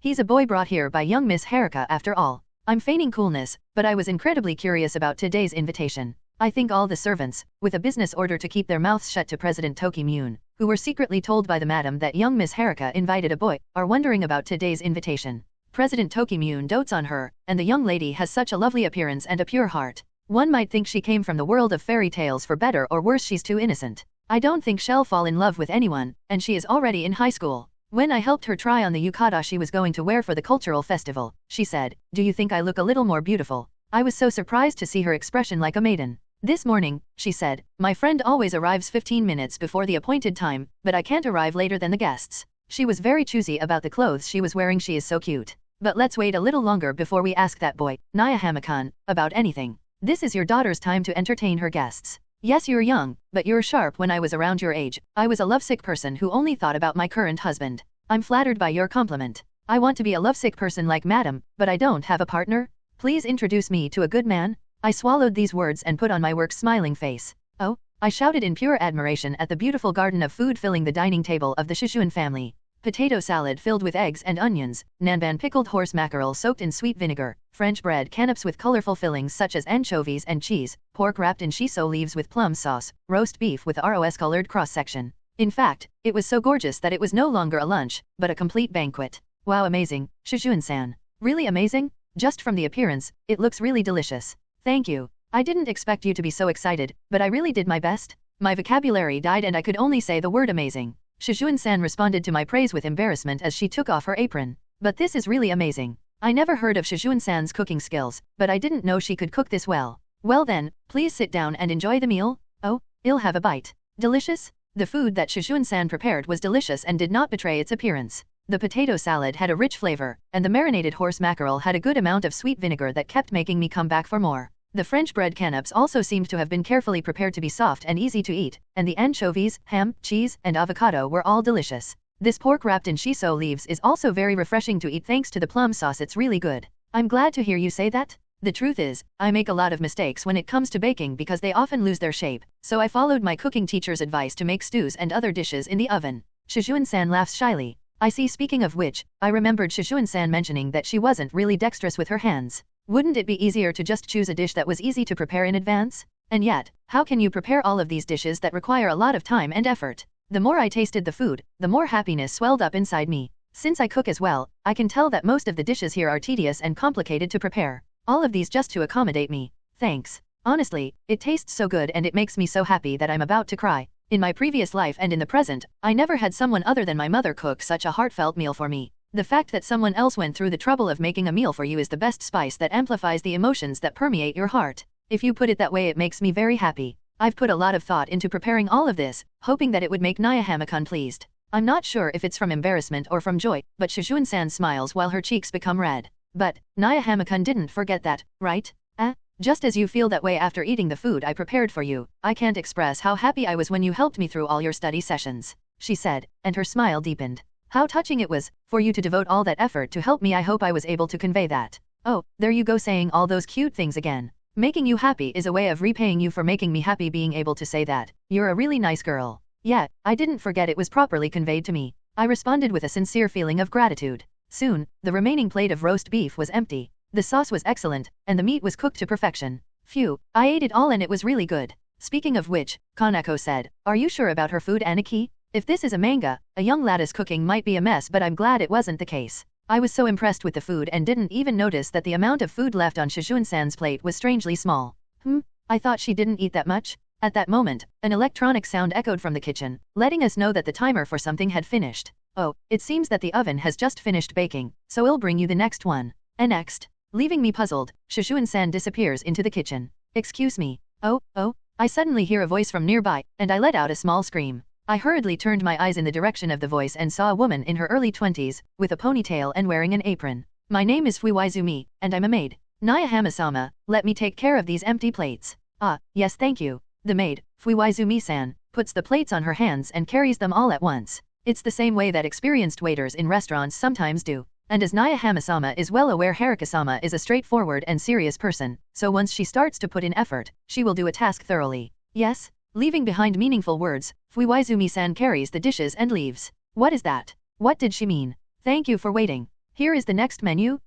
Shujin-san, who had returned after replacing Fuiwaizumi-san, was pushing a food trolley. Didn't I just finish a pretty gut-wrenching meal? Despite my bewilderment, Shujin-san once again spreads out a gorgeous display of food on the table. There was a hot cheese gratin with potatoes and chicken, ratatouille with many vegetables such as eggplant, onions, and carrots, tandoori chicken with the intriguing aroma of spices, marinated squid and shrimp with beautiful colors, and a stewed hamburger steak that seemed to be well seasoned. I can't wait to try it. The second set of gorgeous meals had arrived. I thought the previous meal would be everything. Yes, at first I thought that amount would be enough too, but then I saw an article on the internet saying that high school boys eat much more than girls and they eat 5 or 6 bowls of rice per meal. So I made a lot of it to make sure you'll be satisfied. No, you're not entirely wrong, but I think it was talking about, like, a gang of athletic boys in a sports club. Of course, if that was too much, you can leave some, so please eat as much as you want. Shujin-san said simply with a smile, but for me it was a complicated matter. After all, it was Shujin-san's home-cooked meal. It's a blessing that I can call a miracle, more precious and valuable than anything else. The foolish male part of me would not allow me to leave any of it uneaten. My stomach is already pretty full and obviously over capacity, but I have the body of a 16-year-old who has the biggest appetite of his life right now. I'm sure I can eat my way out of this one, and it really looks delicious. Thank you for preparing all of this for me again. I'm going to dig in right now. I was forced to confess that I like her to her mother. In conclusion, I ate everything. If you ask me if it was too much, it was. However, Shujin-san's enthusiasm for this luncheon was fully reflected in the dish quantity. I kept moving my fork and spoon, rapidly filling my stomach with the food created by the hands of the person I love. As a result, I could only see clean plates lined up in front of me. It's tight, my belly is packed like a trunk. In retrospect, all I had to say was, I'm sorry, but I don't think I can fit anything else in my stomach anymore, and no one would suffer, so why did I insist on eating it all? The answer is simple, I couldn't say that to the person I longed for, who did her best to prepare all these dishes for me. It appears that my heart has more of a high school boy's spec than I thought it had. Phew, yeah, it was delicious, it was really great, Shujin-san. Fufu, sorry for the poor quality, I thought I made a lot, but I'm glad you ate it all. Haha, it's pretty light. In reality, I was sweating heavily and it was hard to move my body, but I faked it and put on a strong smile. After all, a boy's appetite is amazing, my dad was saying recently. It's getting harder for me to eat fried food in large quantities. When I was younger, I could eat as much cabbage as I wanted, and he looked a bit sad. Yeah, I know that sadness very well. If I did the same thing with my 30-year-old body, I might have ended up in the hospital. It made me sad to feel old when I reached the limit of my oil tolerance just by eating one plate of kalbi at a yakiniku restaurant and started to like Japanese food that had less flavor. Speaking of your dad, when you told your parents you were inviting me to your house, did he object or anything? When I talked to your mom earlier, she didn't seem like she was.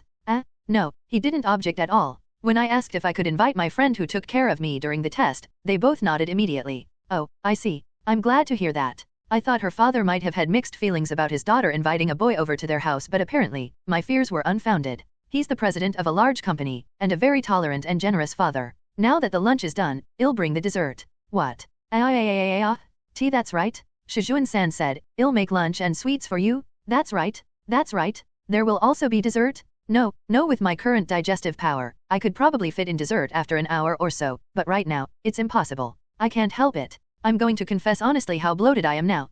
There's no need to be so hasty, right Haruka? Oh, Mom? When I noticed, Shujin-san's mother, Akiko-san, was standing beside her. But when they stand side by side, they look more like sisters than parent and child. Although I opened the door and came in, you're not surprised, it seems you were both too engrossed in chatting. Akiko-san chuckled as she made fun of us. I think you should take a break before dessert since Naya Hamakun ate a lot. I'm sure you'll be able to enjoy the dessert better that way. Yeah, that's right. It seems that some rest will increase the appetite. It surprised me to hear her sending me a rescue boat as if she saw through the condition of my stomach. I took it as a sign of goodwill and replied to her. Right? So, as a short break, Haruka should go to the kitchen to wash the dishes. In the meantime, please lend Naya Hamakun to me for a while.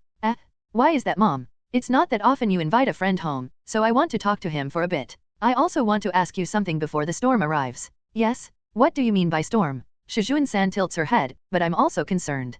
Her words are quite disturbing to me. Yufufu, it's a storm that everyone in this house is expecting, except for you. Just do your mother a favor and go to the kitchen. Yes, then excuse me, Nyan Hamakan. I'll be leaving for a bit. She didn't seem convinced, but she couldn't ignore her mother's words and disappeared into the kitchen with the dishes. Well, once again, I'm Haruka's mother, Akiko. Oh dear, I really wanted to talk to you. I've been curious to see what kind of person you are. Why yes. Shujin-san's mother's excitement level is incredibly high. Somehow, am I really that interesting? So, Naya Hamakan, what do you think of my daughter's cooking? It was very good. I have to admit, I was surprised to see it was much better than I expected. Yes, it was good. She's clumsy, but this time she practiced a lot and worked really hard to make it, so she should be very happy to hear you say that. Akiko-san smiled in satisfaction. Akiko-san's motherly words are fluffy and her love for Shujin-san was conveyed strongly. But you must be very surprised at how many dishes there were, aren't you? The other housemaids and I told her it was too much no matter how you look at it, but she said having more is better than not having enough.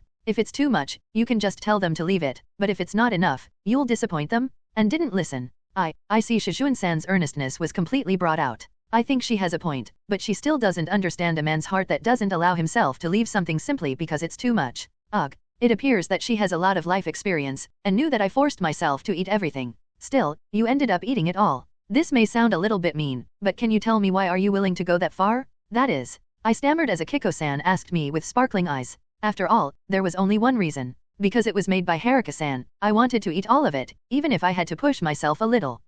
Yes, of course. That's good. I love it when pure boys push themselves like that. In contrast to my blushing face, Akiko-san was very excited. It seems that my answer satisfied her. Well, to be serious, it seems that you really helped Haruka a lot with her studies and other things, and as her mother, I'm very grateful. Akiko-san said with a serious face after settling down her excitement. It's nothing that big of a deal. It's a big deal. She's always been a little troubled, so her friendships have always been shallow and narrow, and even though she has a few female friends that she can talk to, I've never heard of anyone who's been very kind to her. That's why I'm so grateful to have you to take care of her in so many ways. Haruka-san's troubles are the fact that she is both beautiful and extremely innocent, causing some girls to be jealous of her. Yes, that's right. She has a cute face and a fluffy personality, but she's being jeered by the same gender, saying she's pretentious and deceiving boys. It's really terrible. I totally agree with that. Those who are too jealous and try to mess with Shujin-san are just poor-minded. Moreover, she's not really aware of the fact that she's beautiful, and because she's sincere and thoughtful, even when people around her are jealous of her, she tends to think that the problem lies with her own personality and behavior. Yes, exactly. She always blames herself, but then again, you don't really look like a high school student. It's more like you're already an adult. I'm sorry, but I'm an adult with 30 years of life experience in an adolescent body. Well, right now my senses are dragged down by my young body and my mind is in a 16-year-old mode. You seem to know a lot about her, so you've been keeping an eye on Haruka for a while now, right? Well, it's true that we have had a lot of opportunities to talk lately. Looking back on it, I really have grown closer to Shujin-san. Unlike in my previous life, I've learned many things about her and even got invited to her house and spoke with her mother like this. I still can't believe this is happening. So there's something I really want to make sure of. It's a little embarrassing for me to ask you straight out, but... Akiko-san was fidgeting as she struggled to say something. What is it? What is she going to ask me? You like her as a girl, don't you? Buho? Seriously, oi, what the hell is she asking me? And don't you dare blush yourself after asking? She's just as pure as her daughter. So, what about it? If you only have a pure friendship, please, I want you to say so. No, I mean, it's not that I'm a good person who can't tell lies, but I know that this is not the right place to tell a lie. But confessing my feelings to her mother before Shujin-san, what kind of play is this? That is, I like her. I'm really surprised at myself, but my feelings are still growing stronger. Kaya? I knew it. When I told Akiko-san frankly without shame, her face lit up. Whoa, her eyes are also sparkling. Oh, I like your straightforward youthfulness. I see so much affection for Haruka. Wow. Akiko-san showed an ecstatic expression, but the more she was pleased with my statement, the more I felt ashamed, and I could tell that my cheeks were turning red. Now that I've thought of it, it's so embarrassing for me, as a mother, to get excited by hearing someone say that they like my daughter. It's like a very perverted hobby. Please realize it sooner. It's me who's more embarrassed. It seems that Shujin-san inherited her innocence from her mother. Oh, I'm sorry. You're really embarrassed, but as her mother, it was necessary for me to ask Naya Hamakan about his feelings. Clenching both her fists, Akiko-san continues with her passionate speech. I welcome the fact that a good child like you has feelings for Haruka. I'm sure there will be some turbulence right off the bat, but I'll support you as much as I can. Oh, not that I had any intention of doing this at all, but can I assume that this means I got approval from Shijuo-san's mother? Thank you very much. But, please stop saying things like that. Hearing it from her mother's mouth, I'm dying from embarrassment here. Yufufu, sorry, if you want, I can give you some time alone with Haruka in her room as an apology. What? No, no, that's a bit. Fufu, you're getting flustered. Akiko-san laughed innocently at my blushing and flustered face, looking like the grown-up Shujin-san herself. Mom, I finished washing the dishes. What were you two talking about? Shujin-san, who came back from the kitchen, tilted her head curiously. We talked about your cooking. Naya-hama-kun said it was very delicious. I see. Fufu, being praised is always nice, no matter how many times you are. Shujin-san smiles as she easily accepts Akiko-san's words. As usual, she's so cute and honest. So, since both of you are here, I would like to ask you a question. How did the two of you meet? Buho? What kind of question is that out of the blue? She seems to be having a lot of fun. We were both on the library committee. When we were working together, I asked him about light novels and that's when we started talking to each other, but it wasn't until a while after that that we became close like this. So you're a member of the library committee. Speaking of which, the boy who sent Haruka home a while ago was also Naya-hama-kun, right? Yes, that's right. There was a little incident at that time. So, what happened exactly? Well, after my work on the library committee with Naya-hama-kun, as Akiko-san prompts her, Shujin-san happily recounts the details of what happened that day. Then a girl named Hanayama-san confronted me, and Nihama-kun appeared saying, "Didn't you just try to grab Shujin-san?" He defended me, saying, "Stop it. Wait, stop. Shujin-san, stop. No matter how insistent your mom is about it, you can't just tell her everything without being embarrassed." Fufu. Then, what happened afterward? Damn it, that Akiko-san is having a blast with her eyes twinkling. Hanayama-san and the others left, and then Naya-hama-kun sent me home after I started feeling sick. Oh my, that sounds nice. It became a shoujo manga development without you even realizing it. Sorry, but listening to that story alone, it sounds like I drove off Hanayama with some Eichmann lines like a protagonist in a shoujo manga, but the truth was that I just threatened to expose her compensated dating scam. And then, on the way home, Naya-hama-kun encouraged me the whole time and seriously assured me that I wasn't the cause of the problem. That made me feel a whole lot better. No, wait, stop praising me so much, or my face will burn off from embarrassment. I mean, did you really think so favorably of those things I told you back then? I'm so happy. I'm dying. Phew, my stomach is already full from your unexpectedly exciting story. It's really nice to be young. She looked very satisfied, as if she had just eaten a full-course meal. Even so, it's a good thing that you're a good boy. I would love to have you as my son. Huh? What is this person trying to say? Or rather, what is that meaningful wink with the smug face? A good mother will casually assist you, right? Is that what you're trying to say? Naya-hama-kun as a member of Shujin family? Then in that case, should I call you Ani-ai-sama? Gofu? That was just too unpredictable a hit. The idea is going in a crazy direction, but suddenly calling me Ani-ai-sama is not good for my heart. Mao, you're really too innocent to go in that direction. Shujin-san tilted her head towards Akiko-san, who was dumbfounded. Naya-hama-kun, my husband is also a son-in-law of the Shujin family, and we do not care about bloodlines and the like. What are you trying to imply by saying that? But, this information will be very valuable in the future. And so, while Akiko-san was asking us all of these questions, suddenly, we heard the sound of the front door opening loudly. Oh, he's home now? A man's voice came from the front door. Oh, these unfamiliar shoes belong to Haruka's friend. She's still here. Good, good. I would love to thank her personally. The sound of approaching footsteps soon followed by a man in his 50s opening the door of the living room and walking in. The man in a suit was very stout, with a mustache that gave him an overpowering air. This person might possibly be. Oh, welcome back, Dad. Oh, Haruka, Akiko, I'm back. My errands took longer than I expected. So this man is Shujin-san's father, the famous Shujin Tokimune, who built the nationwide Sensuerika bookstore in a single generation. I know his name since he has appeared in newspapers and magazines numerous times. I was nervous at the thought of meeting the father of the girl I like at her house, but Shujin-san said that both her parents had already approved my visit today. If that's the case, then I'm presuming that my presence has already been allowed and that there won't be any trouble. He seems to be a mild-mannered person who gets along well with his family despite his position. Now, I need to quickly thank the friend who helped Haruka raise her grades. For some reason, Tokimune stiffened as he stared at me. What happened? What's wrong? Who the hell are you? No, didn't you already approve of my visit? You even said earlier that you have to greet your door's friend. What are you talking about, Dad? I already told you that I'm inviting my friend who helped me with my studies today to our house. What are you talking about? No matter how you look at that friend, he's a man. Yes, it's a male friend. What's wrong with that? This situation is. I'm sorry, Naya-hama-kun. We need to have a little family talk, so I'll leave you alone for a bit. Yes. Akiko-san stood up from her seat and pushed the upset Tokimune with the confused Shujin-san into another room while saying, "Look, let's have a mini-family meeting over there." I was left alone in the living room, but perhaps Akiko-san deliberately chose such a room, so that the voices of the Shujin family could be heard clearly even from another room. What's going on here, Haruka? Inviting a man to our house, that's no good. Why can't it be a boy? My daughter is too naive. Well, she never said that her friend was a girl. It's you who misunderstood, Tokimune. Oh, Akiko? You knew about this? It's not that Haruka said it directly, but I realized it was a boy from her story. Rather, it was your fault, Tokimune, for assuming that her friend was a girl. She's already in high school, so it's only natural, right? High school students are still children. There is no way a man other than her father can get close to her. Well, you're being brilliantly creepy when it comes to your daughter, Tokimune. By the way, the person who is here today is called Nihama-kun, and he is the same person who sent Haruka home a while ago. What, a while ago? The devil himself came into this house? The family meeting was completely audible as the Shujin family couldn't hold their voices down. However, I thought he was a father with a generous heart when he agreed to let his daughter bring a boy to their house, but he was expecting a girl to come. And from that conversation, he's a typical father who dotes on his daughter too much. I don't think he likes me at all. Haruka, all men are sh*t with ulterior motives. What do you think will happen if you get that close to them, let alone bring them to your house?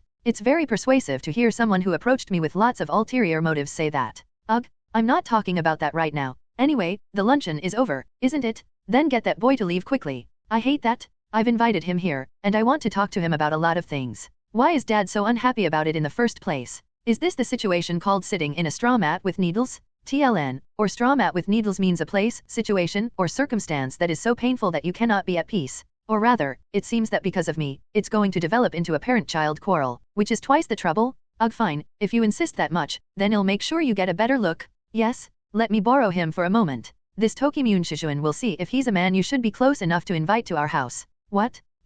Pressure interview starts. How did this happen? That was the only thought that crossed my mind right now. I'm currently in the study of the Shujin family's house, facing Shujin-san's father, Tokimune, at the other end of the table. Dang, my stomach is starting to churn rapidly. What kind of torture is this, to be facing her father who sees me as a pest? Nihama-kun, was it? I'm sorry this old man called you when you should be relaxing. No. His calm expression and the tone of his voice are scaring me. First of all, let me introduce myself. I am Tokimune Shujin, Haruka's father. As you may know, I'm the president of the Senchuuraku bookstore. I'm Shinichiro Nihama, a classmate of Haruka's. From what I knew about Tokimune-san even before I met you today, you are a well-known person who built a bookstore chain in a single generation. Oh, I see. I'm honored that a young man like you knows me. So, hey, race my story. I swallowed my spit. I'm scared and I don't want to be here for a second longer. As a father, I want to express my gratitude first. The improvement in Haruka's grades has been impressive, and it was clearly because she was taught by you. It's very difficult to achieve such results, and as a parent, I can only thank you for your kindness and efforts. No, it's not that big of a deal. To my surprise, Tokimune-san sincerely expressed his gratitude to me. It seems that he was really grateful to me for tutoring Shujin-san. You didn't neglect your own studies and finished in first place, and you're a hard worker. At your age, you probably want to play around, but you still choose to do your best. No, I'm from a single mother family and I'm a worrywart, so unless I do what I can now, I feel anxious about my future. That's a good aspiration. It's important to have that kind of righteous fear. Tokimune-san was surprisingly praising me. I thought he was going to be very blunt with me. Was this an oversight? That's it. And then, the atmosphere has completely changed. A gentleman with an intelligent and calm look on his face wears an aura that overwhelms others. This kind of feeling. It's been a long time since I've experienced it. I've seen this kind of intimidation from powerful people several times during my company slave days. This kind of pressure is emitted by CEOs of big companies and major politicians. Those who spend their lives fighting in politics and business possess the same intensity as a warlord, and they can grab the hearts of ordinary people just by staring at them. You're just Haruka's friend, aren't you? You don't have any ulterior motives for my daughter, do you? You just helped her out of pure goodwill and have no romantic feelings for her, is that right? Tokimune looked into my eyes. What he's saying was just a line of an overprotective doting father, but from his gaze and voice I can't stop myself from sweating. When it comes to negotiations and interviews, eye contact is an extremely important factor. After all, the eyes show everything. The pain that a person endured, their endless regrets, the courage that they've acquired after going through various hardships, and the unrivaled dominance that no one can match. The act of eye contact is akin to gauging each other's accumulated strength as a human being, and of course, the weaker one will be eaten away. Don't get swallowed down by this. I have an urge to look away right now, but if I do, everything will be over at that moment. Once you avert your gaze, it means you've admitted defeat, and after that, there's no longer a fight to be fought. You'll be nothing but a person who's scared of what others say. How is it? Answer my question, Nihama-kun. You can lie if you want to make yourself comfortable. If I were to say that I have no ulterior motives for his daughter, Tokimune-san would immediately stop his intimidation and would probably even smile. I can't do that. I would rather die than lie here. No matter how overprotective and doting Tokimune-san is, he is serious as a parent when it comes to his daughter. He's trying to get me to show him my true intentions. No lies or makeshift solutions. I have to hit him back with 100% of my true feelings. My body was still rigid. My whole body was trembling from the intimidation of an outstanding person living in the business world. Sweat poured out of my body, and my stomach churned with a twisting pain. But that's all it was. If it's just hard and painful, I can bear it. I squeezed both of my left and right thumbs tightly with my 4 remaining fingers as if trying to crush them. This has been my ritual since I was a company slave. When I'm faced with a large amount of work with an impending deadline, a negotiation where I can't make any concessions, or a client with an unreasonable demand, it's a switch that I use to turn myself on when I'm confronted with a project that I can't back down from no matter what. My name is Tokimune Shujin. In my study, I confronted a boy named Shinichiro Nayahama and asked him a question. What do you think of my daughter? Now, tell me, Nayahama-kun. He was a friend that Haruka had invited, but it was obvious that he was a hungry wolf who was licking his tongue for my daughter. You insolent bastard. I appreciate the fact that you taught my daughter, and I greatly appreciate the results of your efforts. But this and that are different stories. She is an angel who attracts men, but at the same time, she is too naive and pure. I have to screen boys thoroughly so that she doesn't fall prey to pests. In front of me, who had released a powerful sense of intimidation as a company president, the boy, Nayahama-kun, was sweating all over his body, and his 5 senses were being dominated by the heavy pressure. Of course, I'm hitting him with the bold power that I've cultivated as a company president. I'm holding back to a certain extent, but the pressure is enough to make even a strong businessman who is used to negotiating soaked through to his pants in a cold sweat. It's not something that a high school student can withstand. Now, let me hear your answer. Those who can't resist this pressure and say what they feel are not qualified to approach Haruka. After all, it's impossible. Painful, isn't it? Go ahead and raise the white flag, and realize that your feelings only amount to this much. Why are you squeezing your fingers? Is that supposed to be a routine? A routine is a set of actions that you perform when you are concentrating or switching your mind. It's a very simple type of mental control, but many top athletes and prominent entrepreneurs have adopted it.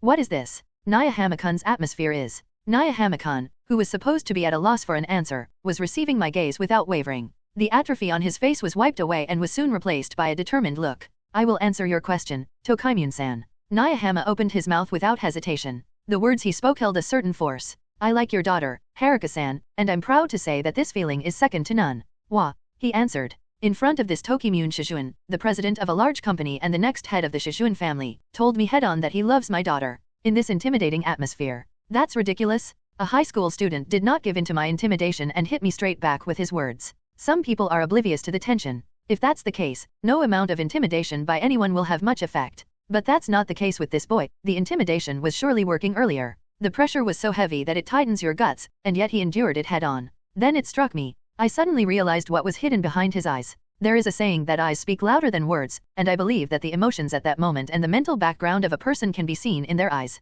I felt that I was seeing deep anguish and grief in his eyes. A multitude of deeply carved wounds and a heart that was strengthened sadly by that pain. What the heck is this? Why would I feel something like this from a high school student who hasn't even lived for 20 years? On the outside, he looks like just another ordinary boy, but in reality, he is facing me in a way that doesn't take a step back from me. What the hell is this boy? Can you be a man enough to support my daughter? Tokimune-san's eyes widened in astonishment. Well, it's understandable that he's surprised. Proudly saying that I love his daughter while under such a heavy and intimidating presence is not something that high school students could normally pull off. Alright, I managed to say it properly. One of the reasons why I didn't yield to pressure from the president of a large company was, of course, my terrible experience as a company slave. The boss of the company I used to work at often held me up and gave me lectures and guidance. It didn't matter whether I screwed up at work or not, it just depended on their mood. You're too incompetent, you're too slow, you're too stupid, why are you even alive? Don't act like it's so difficult, you piece of sh*t. You don't even have much work to do. A high school graduate? Isn't that impossible?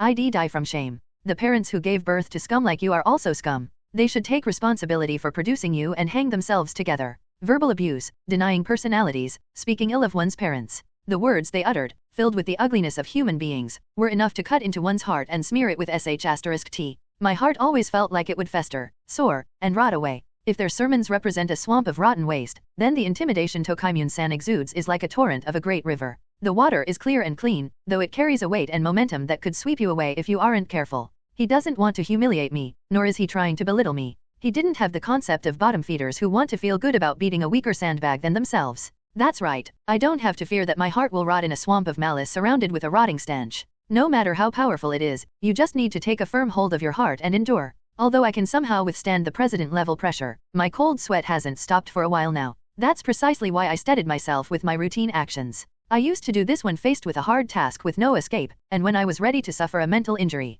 I was telling my mind and body, don't stand still.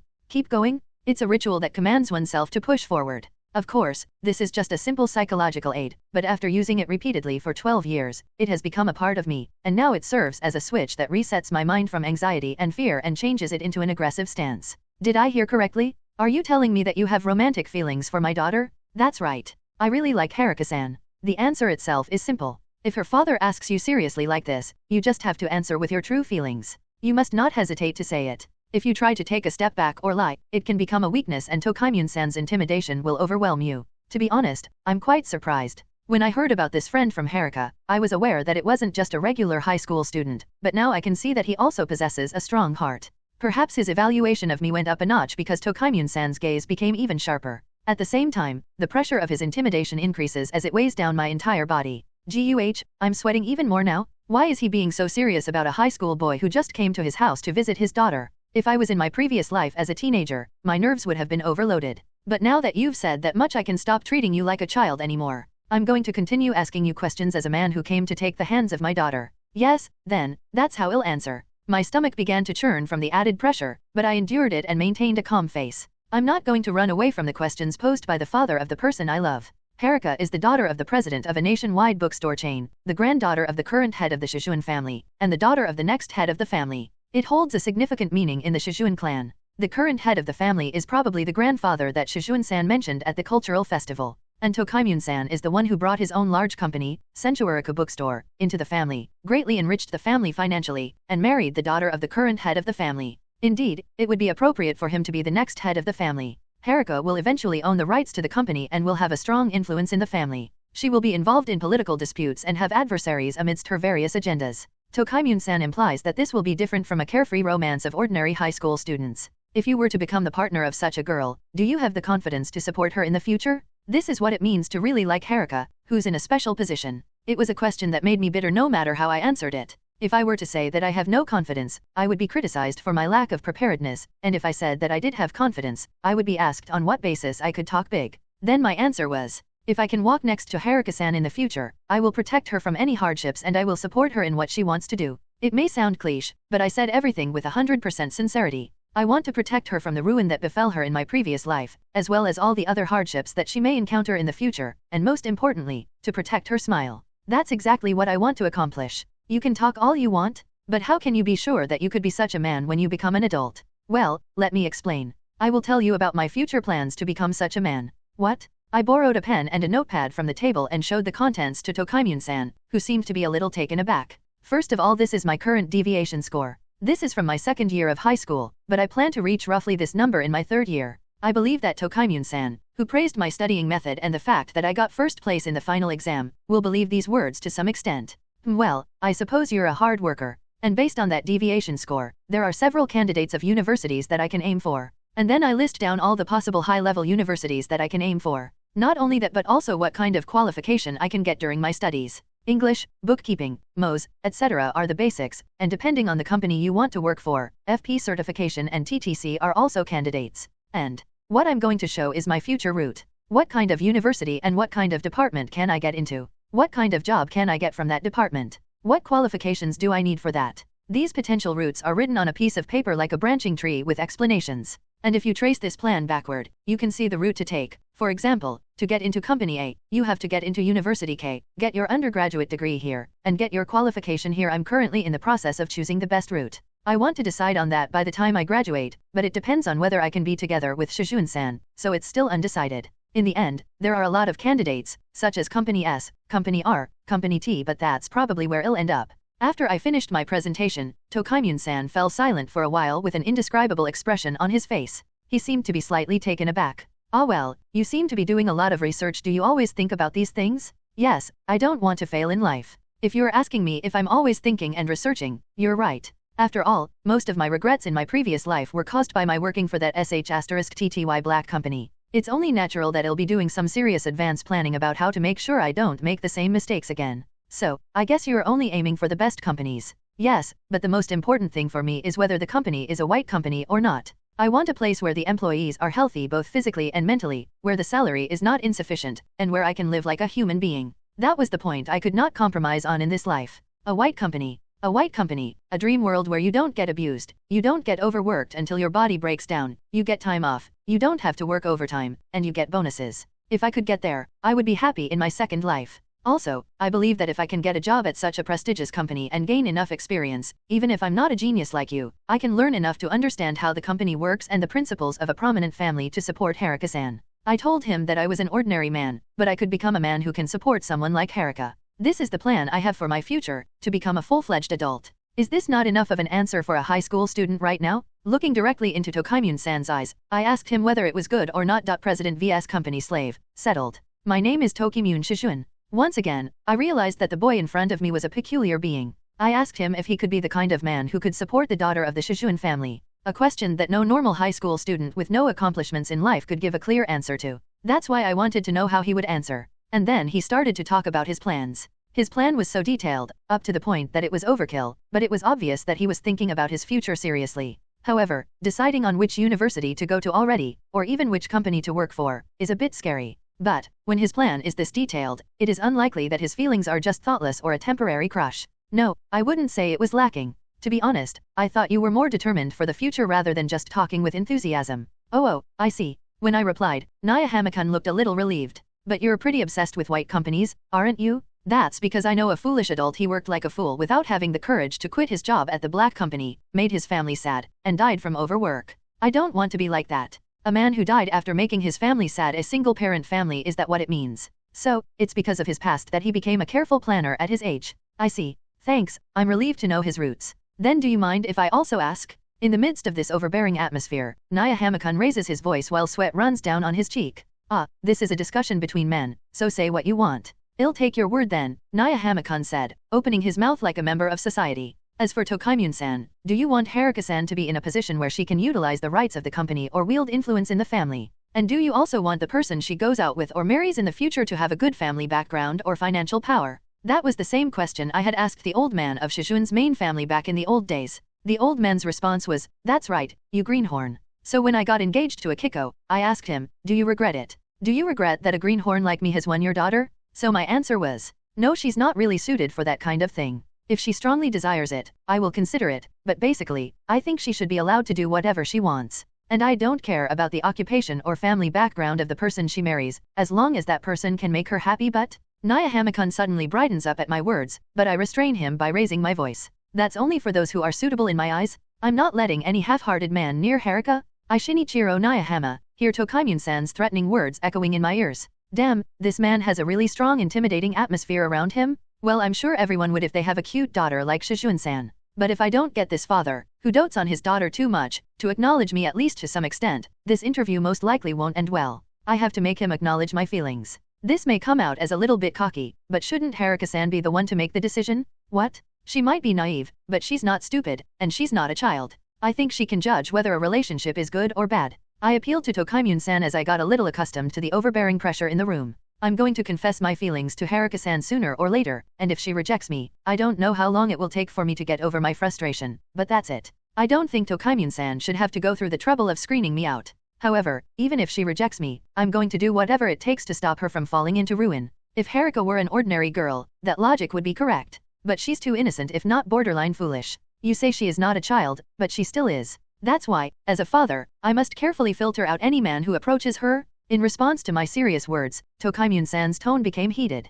And the same goes for me. My words were filled with emotion. Aren't you underestimating Haruka-san too much? Certainly, I can understand why you would be worried about her overly honest nature, but it's not too late to confirm her feelings first. Are you going to continue to eliminate all men who approach her with a menacing interview, or are you planning to keep Haruka-san single for the rest of her life? Ugh, saying the same thing as my wife? Oi, so you're already told by your wife? Well, that aside, I don't know if Tokimune-san will recognize me here today, but I'm just going to keep trying. Just like you once did. What? Tokimune-san erased the rage in his emotions and stared at me, and I meet his gaze head on, too. I saw an interview with Tokimune-san in an old magazine. You became the talk of the town when you joined the Shujin family. After hearing the story of the Shujin family from Shujin-san during the cultural festival, I thought that I needed to know more about her father, Tokimune, for future reference, so I went to the library to do some research. In that interview, you said, I was dating Akiko, to begin with, and hastened to expand the company in order to get the hard-headed Shujin family to approve our marriage. Although the way it was written at that time, people took it as a joke, but I thought that you really meant what you said. You worked hard for the person you love and for the sale of your own dreams as well. Perhaps the name of the store, Sensuaraku Bookstore, was named after Akiko-san? Tokaimyun-san remained silent, and just continued to listen to me in silence. The same goes for me, I won't spare any effort for the person I love. I can't be as successful as you in the business world, but I love Haruka-san's happy, hard-working, and angry faces, and I'm confident that no one can match my desire to be next to her. The words just come out smoothly without thinking, because they are my true feelings. So, at least until I confess to Haruka-san, please allow me to stay by her side. Please? As I sat down, I bowed my head deeply. Then a moment of silence came. I didn't say anything else, and Tokaimyun-san stayed silent as well. After a while, you said something interesting that caught my attention. Haruka's angry face, is it? Can you explain to me under what circumstances you saw it? Yes? Well, it's something that happened during the final exam. I briefly told him the story about the final exams and how Mitsurugi challenged me to a match. And as a result, Shujin-san lost her temper. Mitsurugi? Is he the eldest son of that family? That's fine. Anyway, so Haruka got mad at that boy for speaking ill of you, didn't she? Yes, she even said to him, don't ever talk to me again? I'm quite surprised too. Well, that Haruka. Tokaimyun-san looked distantly at the family portrait displayed in this room. I can see the 5-year-old Haruka-san with her fairy-like cuteness. In the past, she was often envied by her peers, but even so, she never got angry at others and assumed the blame lied within herself. We tried to rectify that, but it didn't help much, probably because of her innate personality. He sighed and Tokaimyun-san continued. If Haruka became that upset, then she must have been influenced by you and feels that you're important to her. And then, after a brief moment of silence, he looked straight into my eyes. Before I knew it, the heavy intimidating atmosphere had vanished. I'm going to tell you the conclusion of today's interview.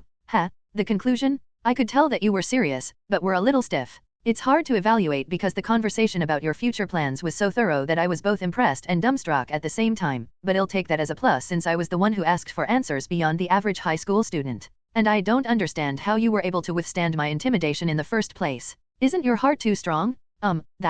It's a minus that your overall impression is lacking in youth and freshness, but it's a plus that you were able to express your opinion without being intimidated by me. Also, the fact that you researched my interview and used it as a basis for your final appeal was good. It made me realize once again that the person you are now is the person I used to be. Tokaimyun-san states plainly as if it was just an exam. To summarize, we can say that you are not a man that is harmful to my daughter and that you're not half-hearted. So, that means. Yeah, that's it. This is something I originally asked my wife to pass on to you, but I think I should tell you now. Tokaimyun opened his mouth with a sense of reluctance and displeasure. That girl, as you said earlier, is naive, for better or worse, and from the perspective of her parents, there may be some danger. So well, please continue to support her, he said. It seems it can't be helped, but he allowed me to get close with Shujin-san. Yes, thank you very much, but don't get me wrong. I only acknowledge you as a friend. I won't allow you to do anything more than that. Of course I understand. Yoshie, you're definitely not listening. Tokaimyun-san screamed at me who took a gut pose unintentionally. By the way, how's Haruka doing at school? Does it look like she's doing well? Well, there used to be a little bit of jealousy from other girls because of her beauty, but lately she hasn't had any trouble and has been enjoying school events with a smile. After the storm of an unexpected and intense interview passed, Tokaimyun-san and I were leaving the room together and moving towards the living room. In a normal house, it would be a short distance away, but in such a large mansion, it's like moving to a different classroom. By the way, when we ate together at the cultural festival, she mentioned that her favorite food was yakisoba.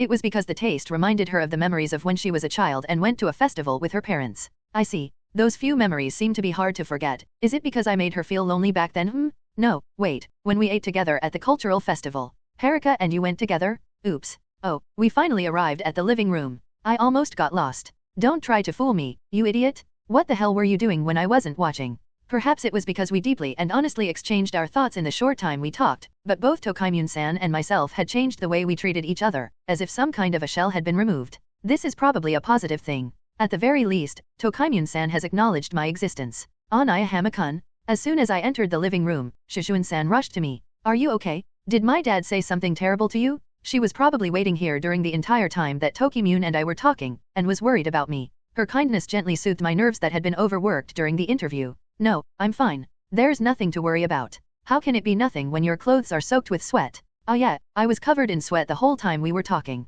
And my shirt was still slightly transparent. Dad? Oh, what is it, Haruka? The tip of the spear was turned towards Tokaimyun-san, who backed away while letting out a squeak. What on earth were you trying to accomplish by locking up Hama-kun for an hour? And no, we were having a man-to-man talk. But even so, it's been too long. Also, when you came back a while ago, you properly apologized for saying something rude like what the hell are you doing? Right? That's air. Even the famous president was helpless in front of his cute and angry daughter. And while I was watching the scene with great interest, Tokaimyun-san began to talk to me in a whisper. Oi, help me, Naya Hamakan. It would be wise for you to sell a favor to me here. No, it's not good to interrupt a father and daughter's conversation. You, bastard. You suddenly became bold despite sweating all over yourself a while ago. Haha, it was all thanks to Tokaimyun-san who intimidated me to the extent of making my heart grow thicker. It was understandable that Shujin-san was angry that her friend, whom she invited home, was suddenly taken away. But I think that the interview itself was an inevitable part of a father's saga. I hope she could understand that. What are you whispering about?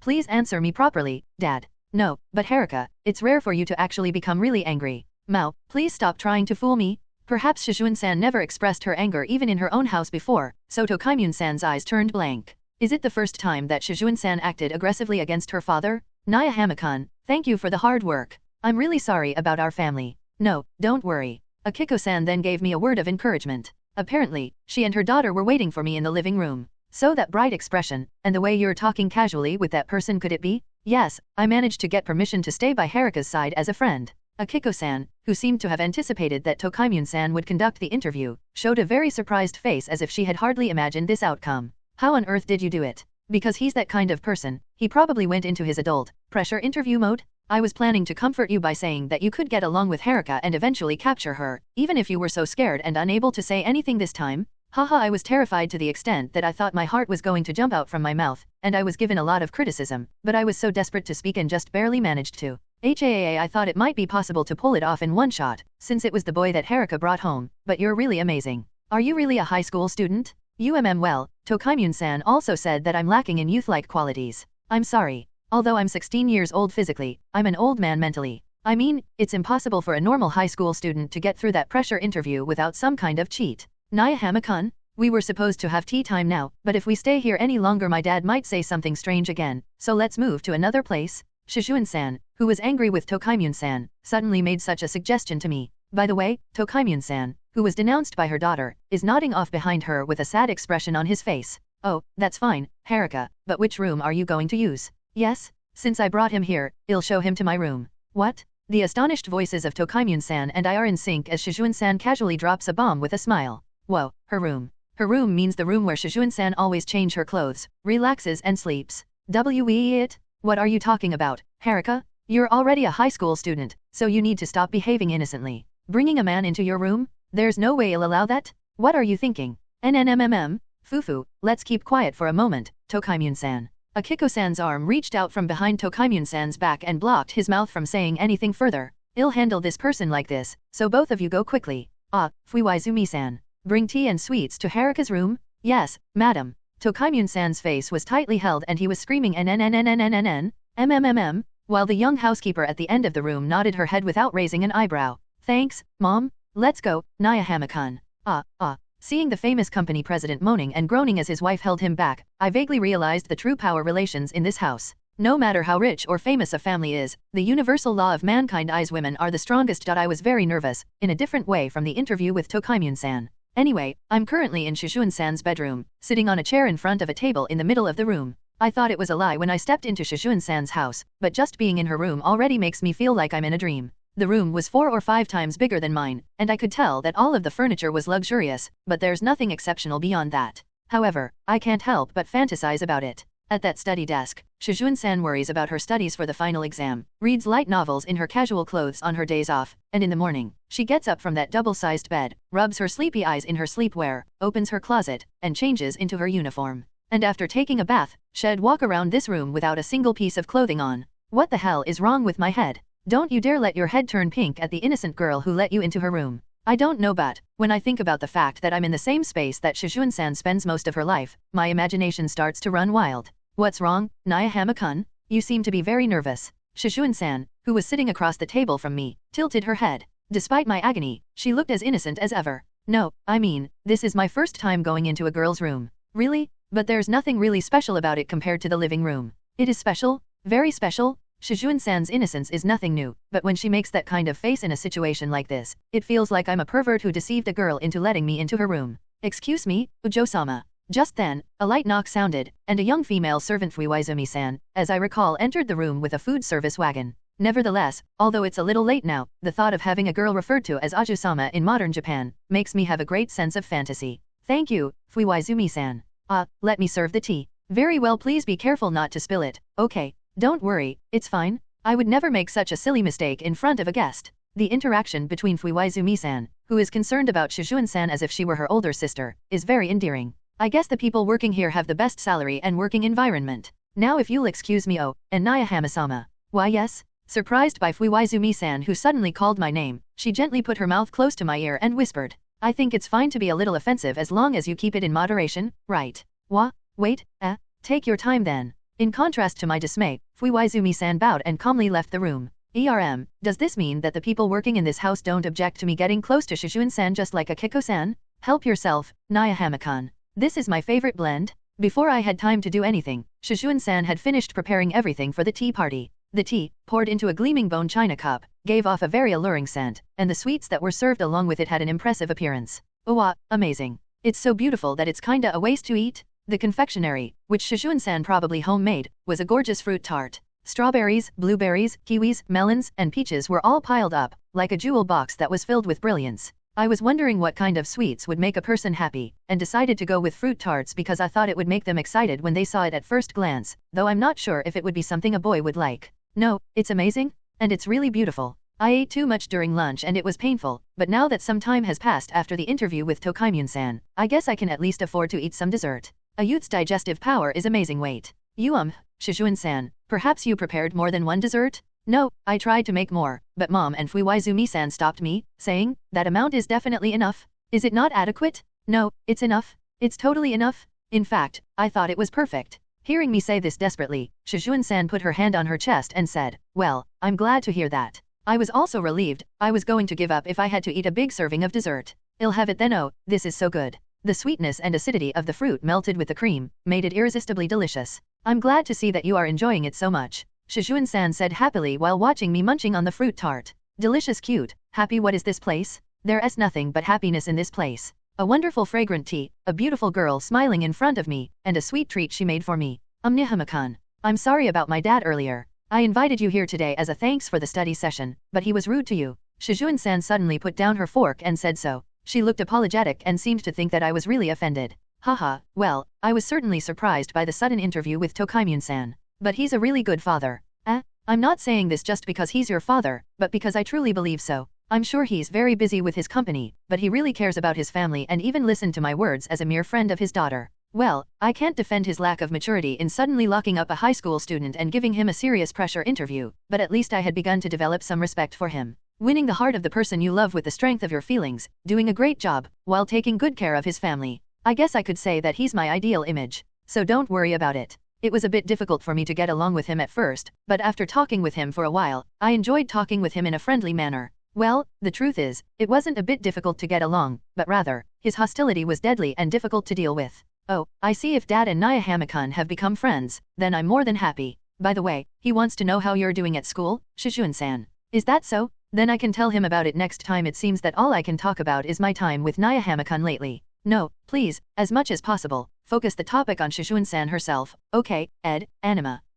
That's. I suddenly noticed. There was a very nice bookshelf with glass doors in one corner of the room, and almost all of the titles on the spines of the books were very familiar to me. Whoa, that's a lot. That bookshelf is filled with light novels? Ah yes. Ever since I learned about light novels, my bookshelf has become filled with them, Shujin-san said, looking as if she had been seen in an embarrassing situation. I remember you saying that you read 40 books a month. But apparently there are more than that. I managed to get through the difficult final exam, so I bought a lot of masterpieces. For example, Tank no Baraganru Hoshida, Nico Takash, Purazun Jaketo, and others. All of them are masterpieces and have quite a number of volumes. Buying the entire series as an adult was a pleasant experience. Though it may not matter, I wonder what kind of face Shujin-san would have if I told her that there are a few series in that collection that will not be completed even after 14 years. And even though I'm the one who recommended it, I never imagined you'd be so into it. That brings back memories. It was the first time I talked to Nayahama-kan. Yes, it all started when Shujin-san, who happened to find players in the library and became hooked on it and wanted to read other masterpieces, asked me, a regular reader at the library, for recommendations.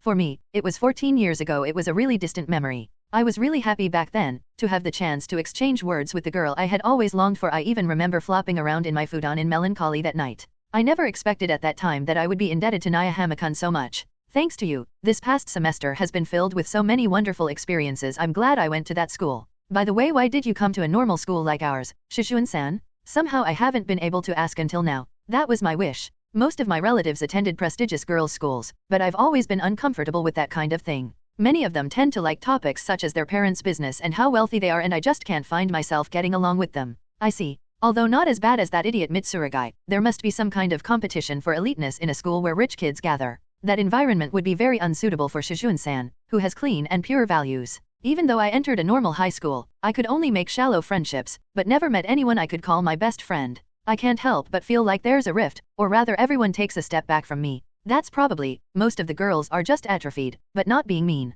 In the same way that Shujin-san is regarded by many boys as an unattainable flower that they can never reach, the fact that she has riches, good looks, and is very popular with boys makes other girls hesitant to approach her. That's why I was very happy that Naya-Hamakun was taking care of me, and actively got involved with me. Shujin-san. Of course, it was out of love that I became proactive in trying to get close to Shujin-san. However, if it ended up being beneficial to Shujin-san's mental health, I couldn't be happier. But, recently, Kazumihara-san and Fumihashi-san are treating me very nicely. This is also because you brought us together, Naya-Hamakun. No, I haven't done much. It was the takoyaki that brought about the connection, right? Ahahaha, that too? Whenever I see takoyaki, I'll be reminded of that hard time for the rest of my life. My favorite girl gave me a carefree smile. Like a cherry blossom in full bloom, she was incredibly beautiful.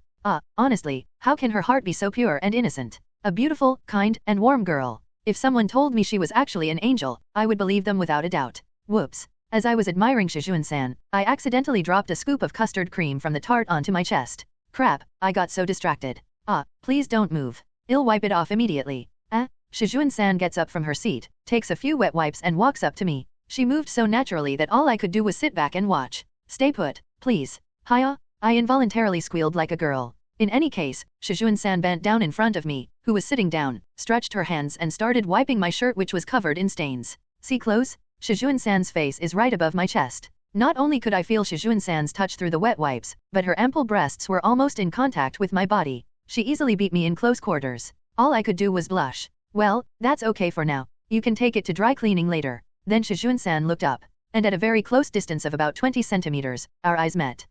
Shujin-san seemed to finally realize how close we were, and her face turned bright red. I'm not sure if it was due to shame or that she was upset over the fact that she found herself coming too close to a member of the opposite gender. Still, there is no doubt that we were conscious of each other. Two embarrassed faces faced each other, unable to say anything, unable to move, and unable to push or pull. Smells so sweet. My thoughts were foggy. I could see Shujin-san's face closely. I could smell her scent and feel her breathing. In a room filled with nothing but her scent, my reason melted like ice cream. If I stretch out my hand now, I can reach her. I wanted to touch her. I wanted to hug her, say that I love her, and have everything of her. The desire to do so was growing rapidly within me. My subconsciousness lifted my hand slightly. My hands moved according to my impulse. Then, I suddenly noticed a small gap on the door of the room. Peeking out from the door was a bloodshot eye that looked like a lump of grudge.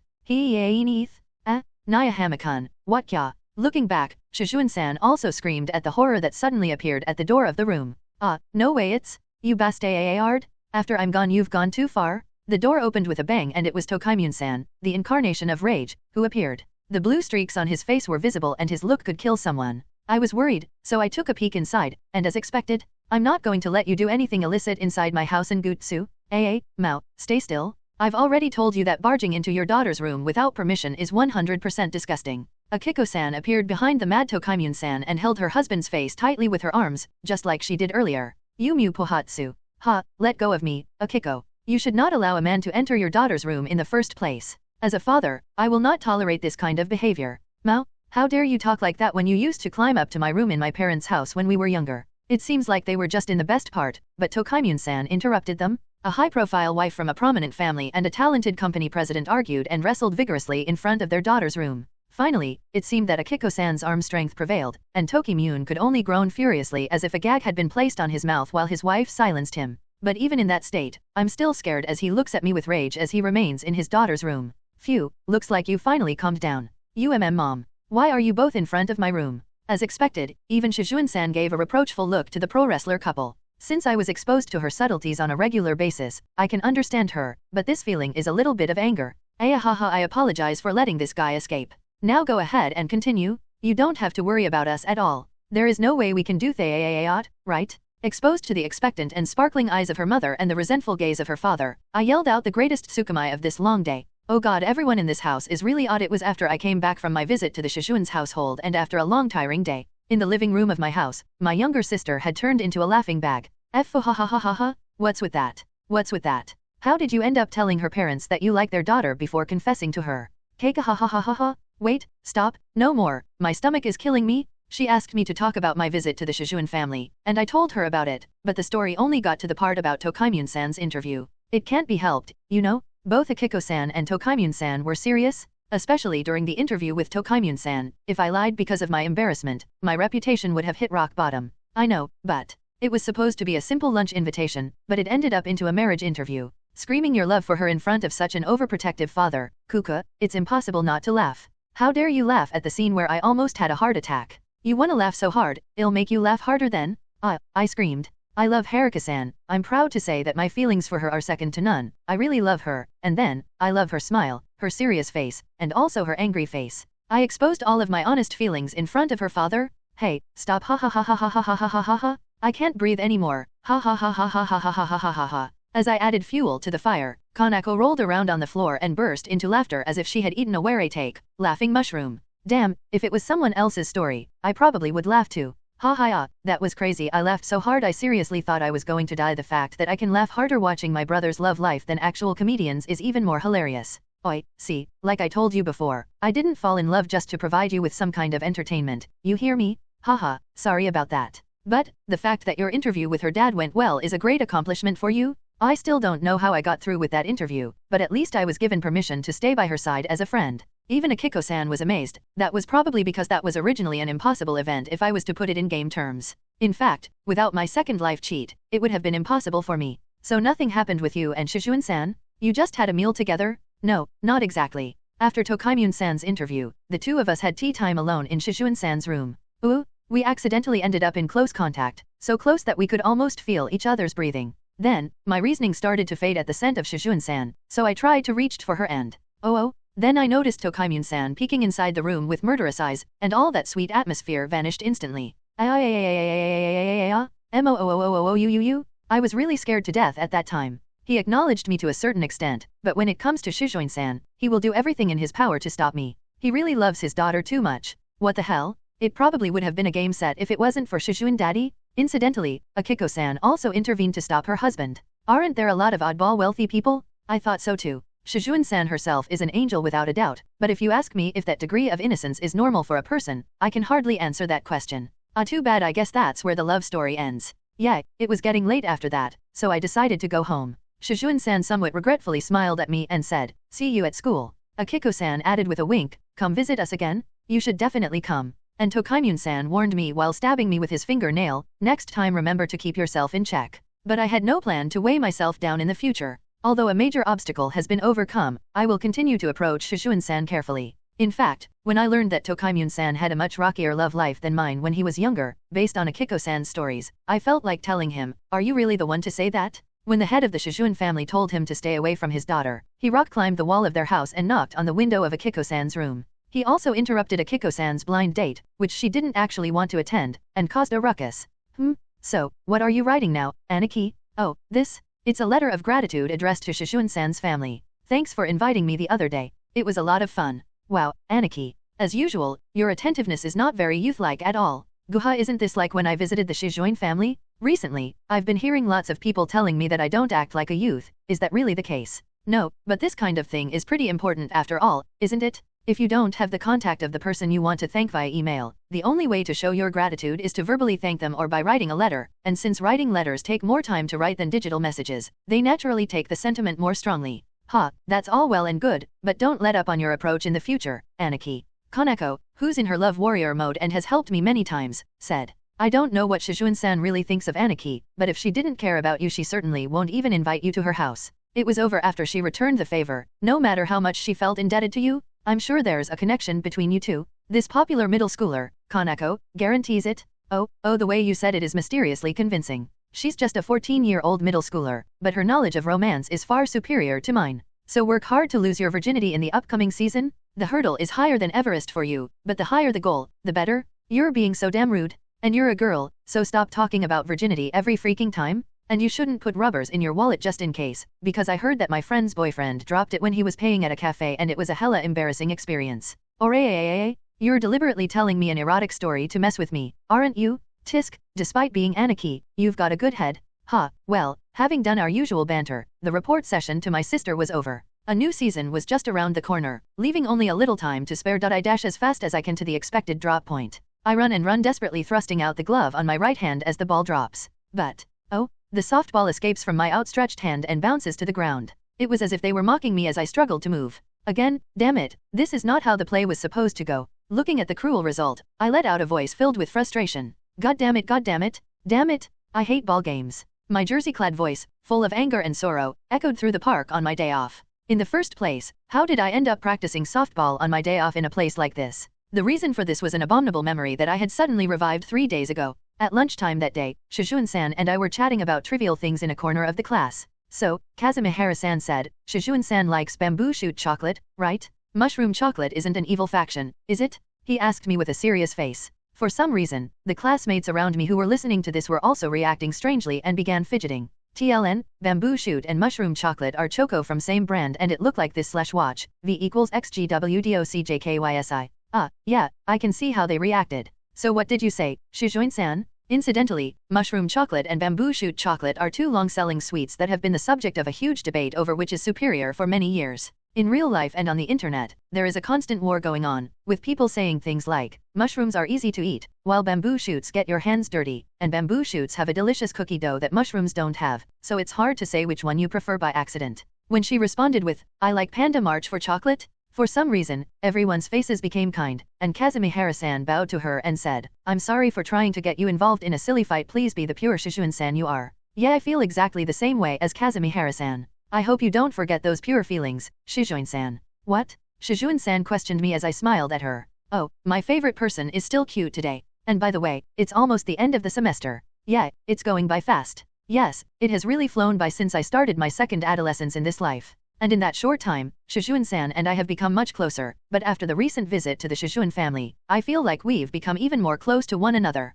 It's almost summer vacation, right? Before that, we have to finish the ball game that we're working on. The ball game was an interclass event, and in our school, there are 3 types of leagues, soft volleyball, softball, and basketball, and the class with the most wins is the winner. Compared to the gym festival, it is more of a class competition, and our class has the most wins so far because we have a lot of athletic club members. Our class is winning right now. I'll be happy if we can win like this, Shujin-san said with some excitement. As was the case with the cultural festival, Shujin-san seems to like events like this, where everyone is united. I'm not sure if it's because the festival brought the class closer together, but the others were pretty fired up as well. Yes, Nihama-kun will be playing softball on the last day, right? Let's both do our best not to get injured. Yeah, I guess so. My game will be at the end of the day. At that moment, a scene suddenly flashed back in my mind. A softball falling toward me. My glove selflessly thrusts out. The ball bouncing mercilessly off the ground. The way the classmates who had been cheering enthusiastically fell silent. Oh, I remembered? No, I should say that I just realized.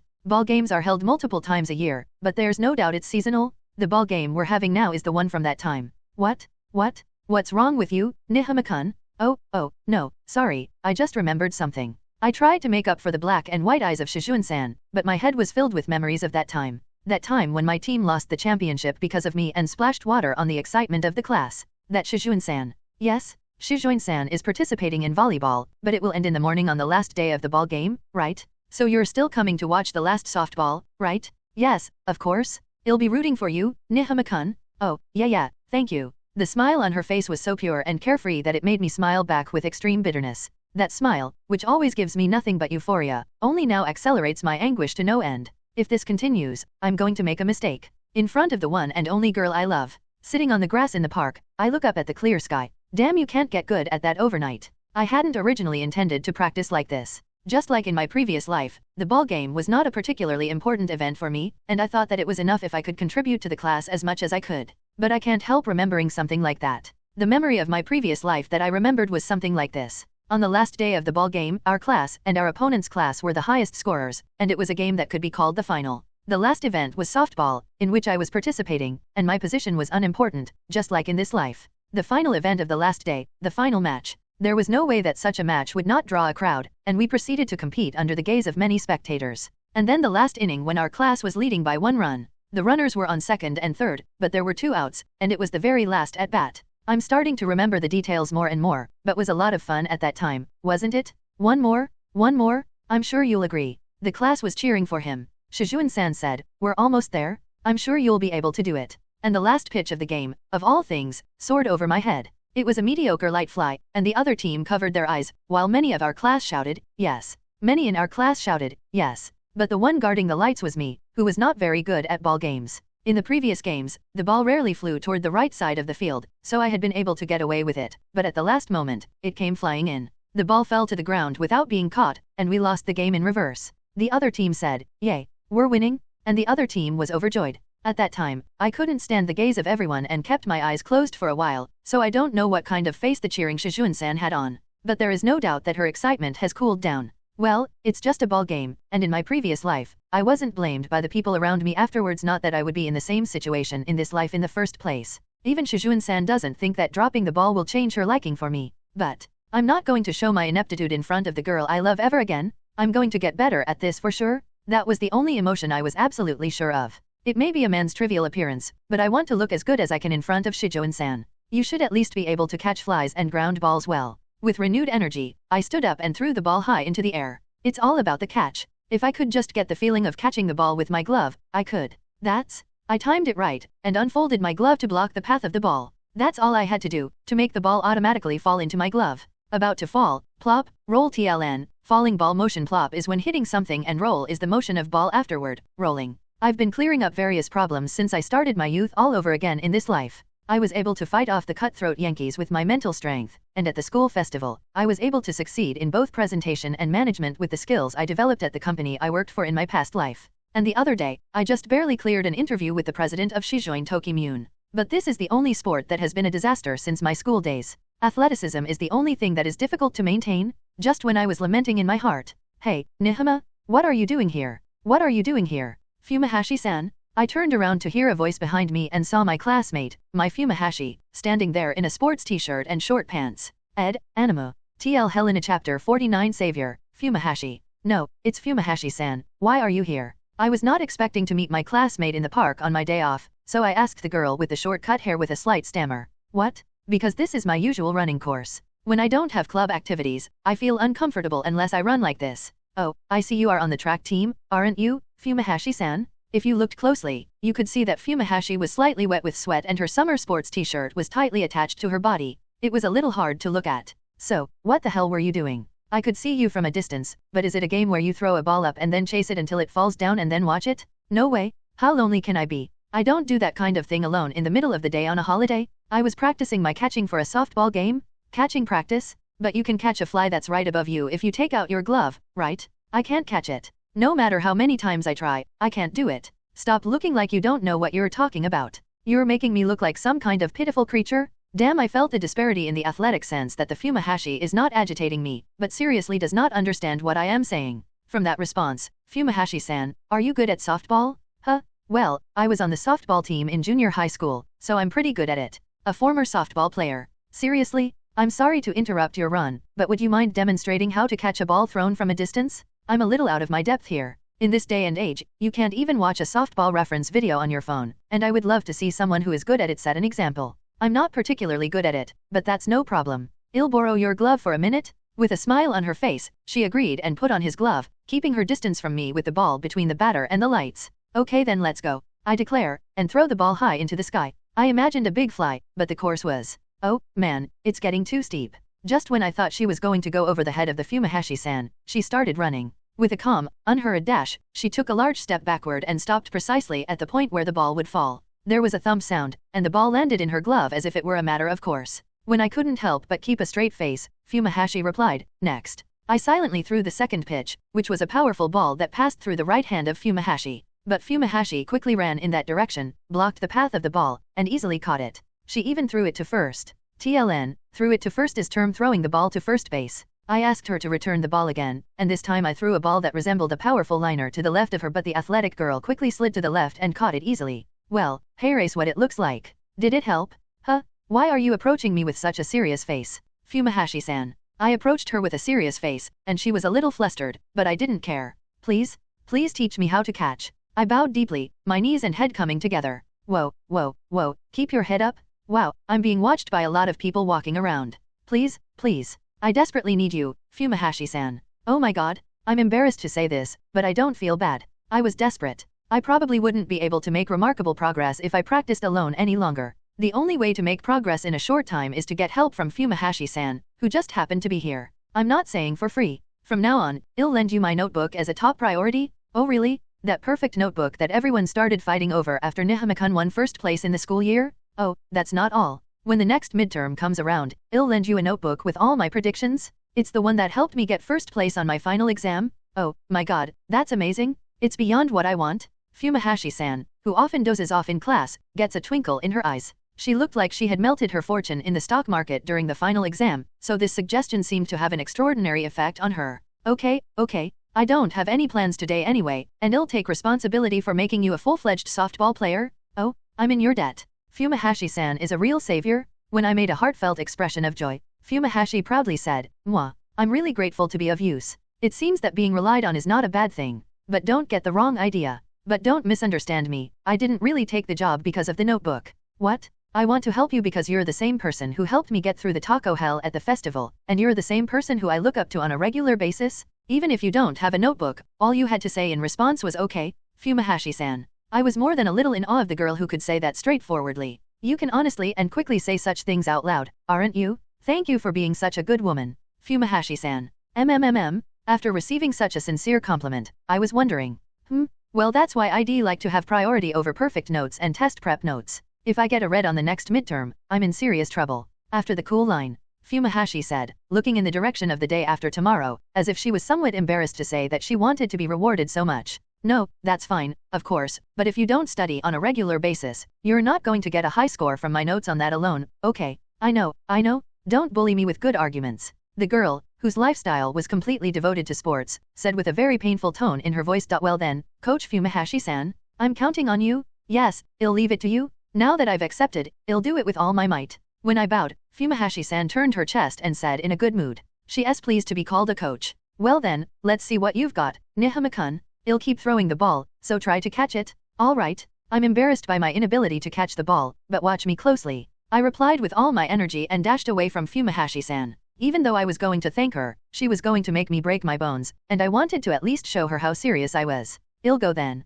Fumihashi-san throws the ball underhand, and it rises above my head. Alright, referring to the brilliant catch by Fumihashi-san just now. There it is. My spirits were high, but reality was not so kind. The falling ball bounced mercilessly on the ground without even touching my glove. You tried to catch it, but you didn't catch it? Well, never mind. Let's move on. At the urging of Futahashi's cheerful voice, I said, one more time, please, and rolled the ball back to her. And so, we practiced catching flies over and over again. At first her face was cheerful, but with each repetition, it became more and more somber, as if she was coming to some kind of realization. I'm sorry, Nihama-kun, I didn't know. When the 15th attempt failed at last, Fumihashi-san opened her mouth gravely, as if ashamed of his ignorance. I thought being able to catch a ball was a standard human function, as commonplace as opening a doorknob. I didn't know there were people who couldn't catch a ball like this, like a loose arm in a crane game. Can you please stop insulting people with zero malice? I told her, who was too shocked to realize that she was being extremely rude. It's not just me, most people who don't like sports are like this. When I try to receive a ball in volleyball, it hits the side of my arm and rolls to the floor, and when I try to serve in tennis, I have a half chance of striking out. So, that's how it works. As if she had just realized the common sense of the world, she gulped. It seems that people with a good sense of exercise have a hard time understanding the sensations of those who were not athletic. Well, but I'm starting to see some improvements. Your movement, form, and so on. Oh, really? As expected of a former softball member? Well, first of all, what can I do to help you, Nihama-kun? Yeah, you're flapping your arms too much, so you can't see the ball. When I catch the ball, it would be better if I catch it with a shuffle instead of a push and a shove. TLN, not baseball/softball expert, I don't know what that mean. What? Isn't that explanation too sense-oriented? I'm sure that was a bit confusing. If I put it in words that don't rely on my senses, it would be. She cleared her throat and continued. Don't put your arms out when you move, just snap your glove to pinpoint where the ball will come swooping in. But the ball is a grapefruit, so open it with a large hand. Even after all that, onomatopoeias account for about half of it. Ugh, I'm sorry. In fact, I always end up explaining things like this, and my younger underclassman gives me the same look as Nihama did. It was indeed difficult to understand. The onomatopoeia rate was so high that even a certain legendary former professional baseball manager would be surprised. But this was about as good as it gets. If you're looking for the best way to catch a softball, you'll want to look at and I'm going to catch the ball by looking at the trajectory of the ball as it falls. Softballs are big like grapefruits, so I'm going to spread my glove wide? Yes, that's it. How did you know what I was talking about? Well, I have a little experience. The little experience came from, of course, my experience as a company employee. There were a lot of people in this world who left our understanding behind and talked as they pleased, and I often suffered from this when I was on the phone or in business meetings. So, for example, this subject is fully agenda-driven and committed to results. I will be doing this and that, and then I'll be doing that and that over there at. Pronouns everywhere. Company as product B, you know? Put in the elements of C, plan D, and then use the sales method of E to eventually achieve the goal of F. They were all a flood of words. There are other types, such as talking too fast and not understanding what you are saying and talking too fluently, but organizing and translating such unintelligible speech is an essential skill for working people. The current onomatopoeic speech like fumahashi is a cute thing. Alright, I'll try to keep that in mind for now, yeah, and keep an eye on the ball? That's what ball games are really all about. Let's try that again. I knew that it would be easier to find a solution if I worked with an experienced person rather than if I practiced blindly by myself. As a courtesy to the girl who was kind to me, I picked up my glove and raised my spirit.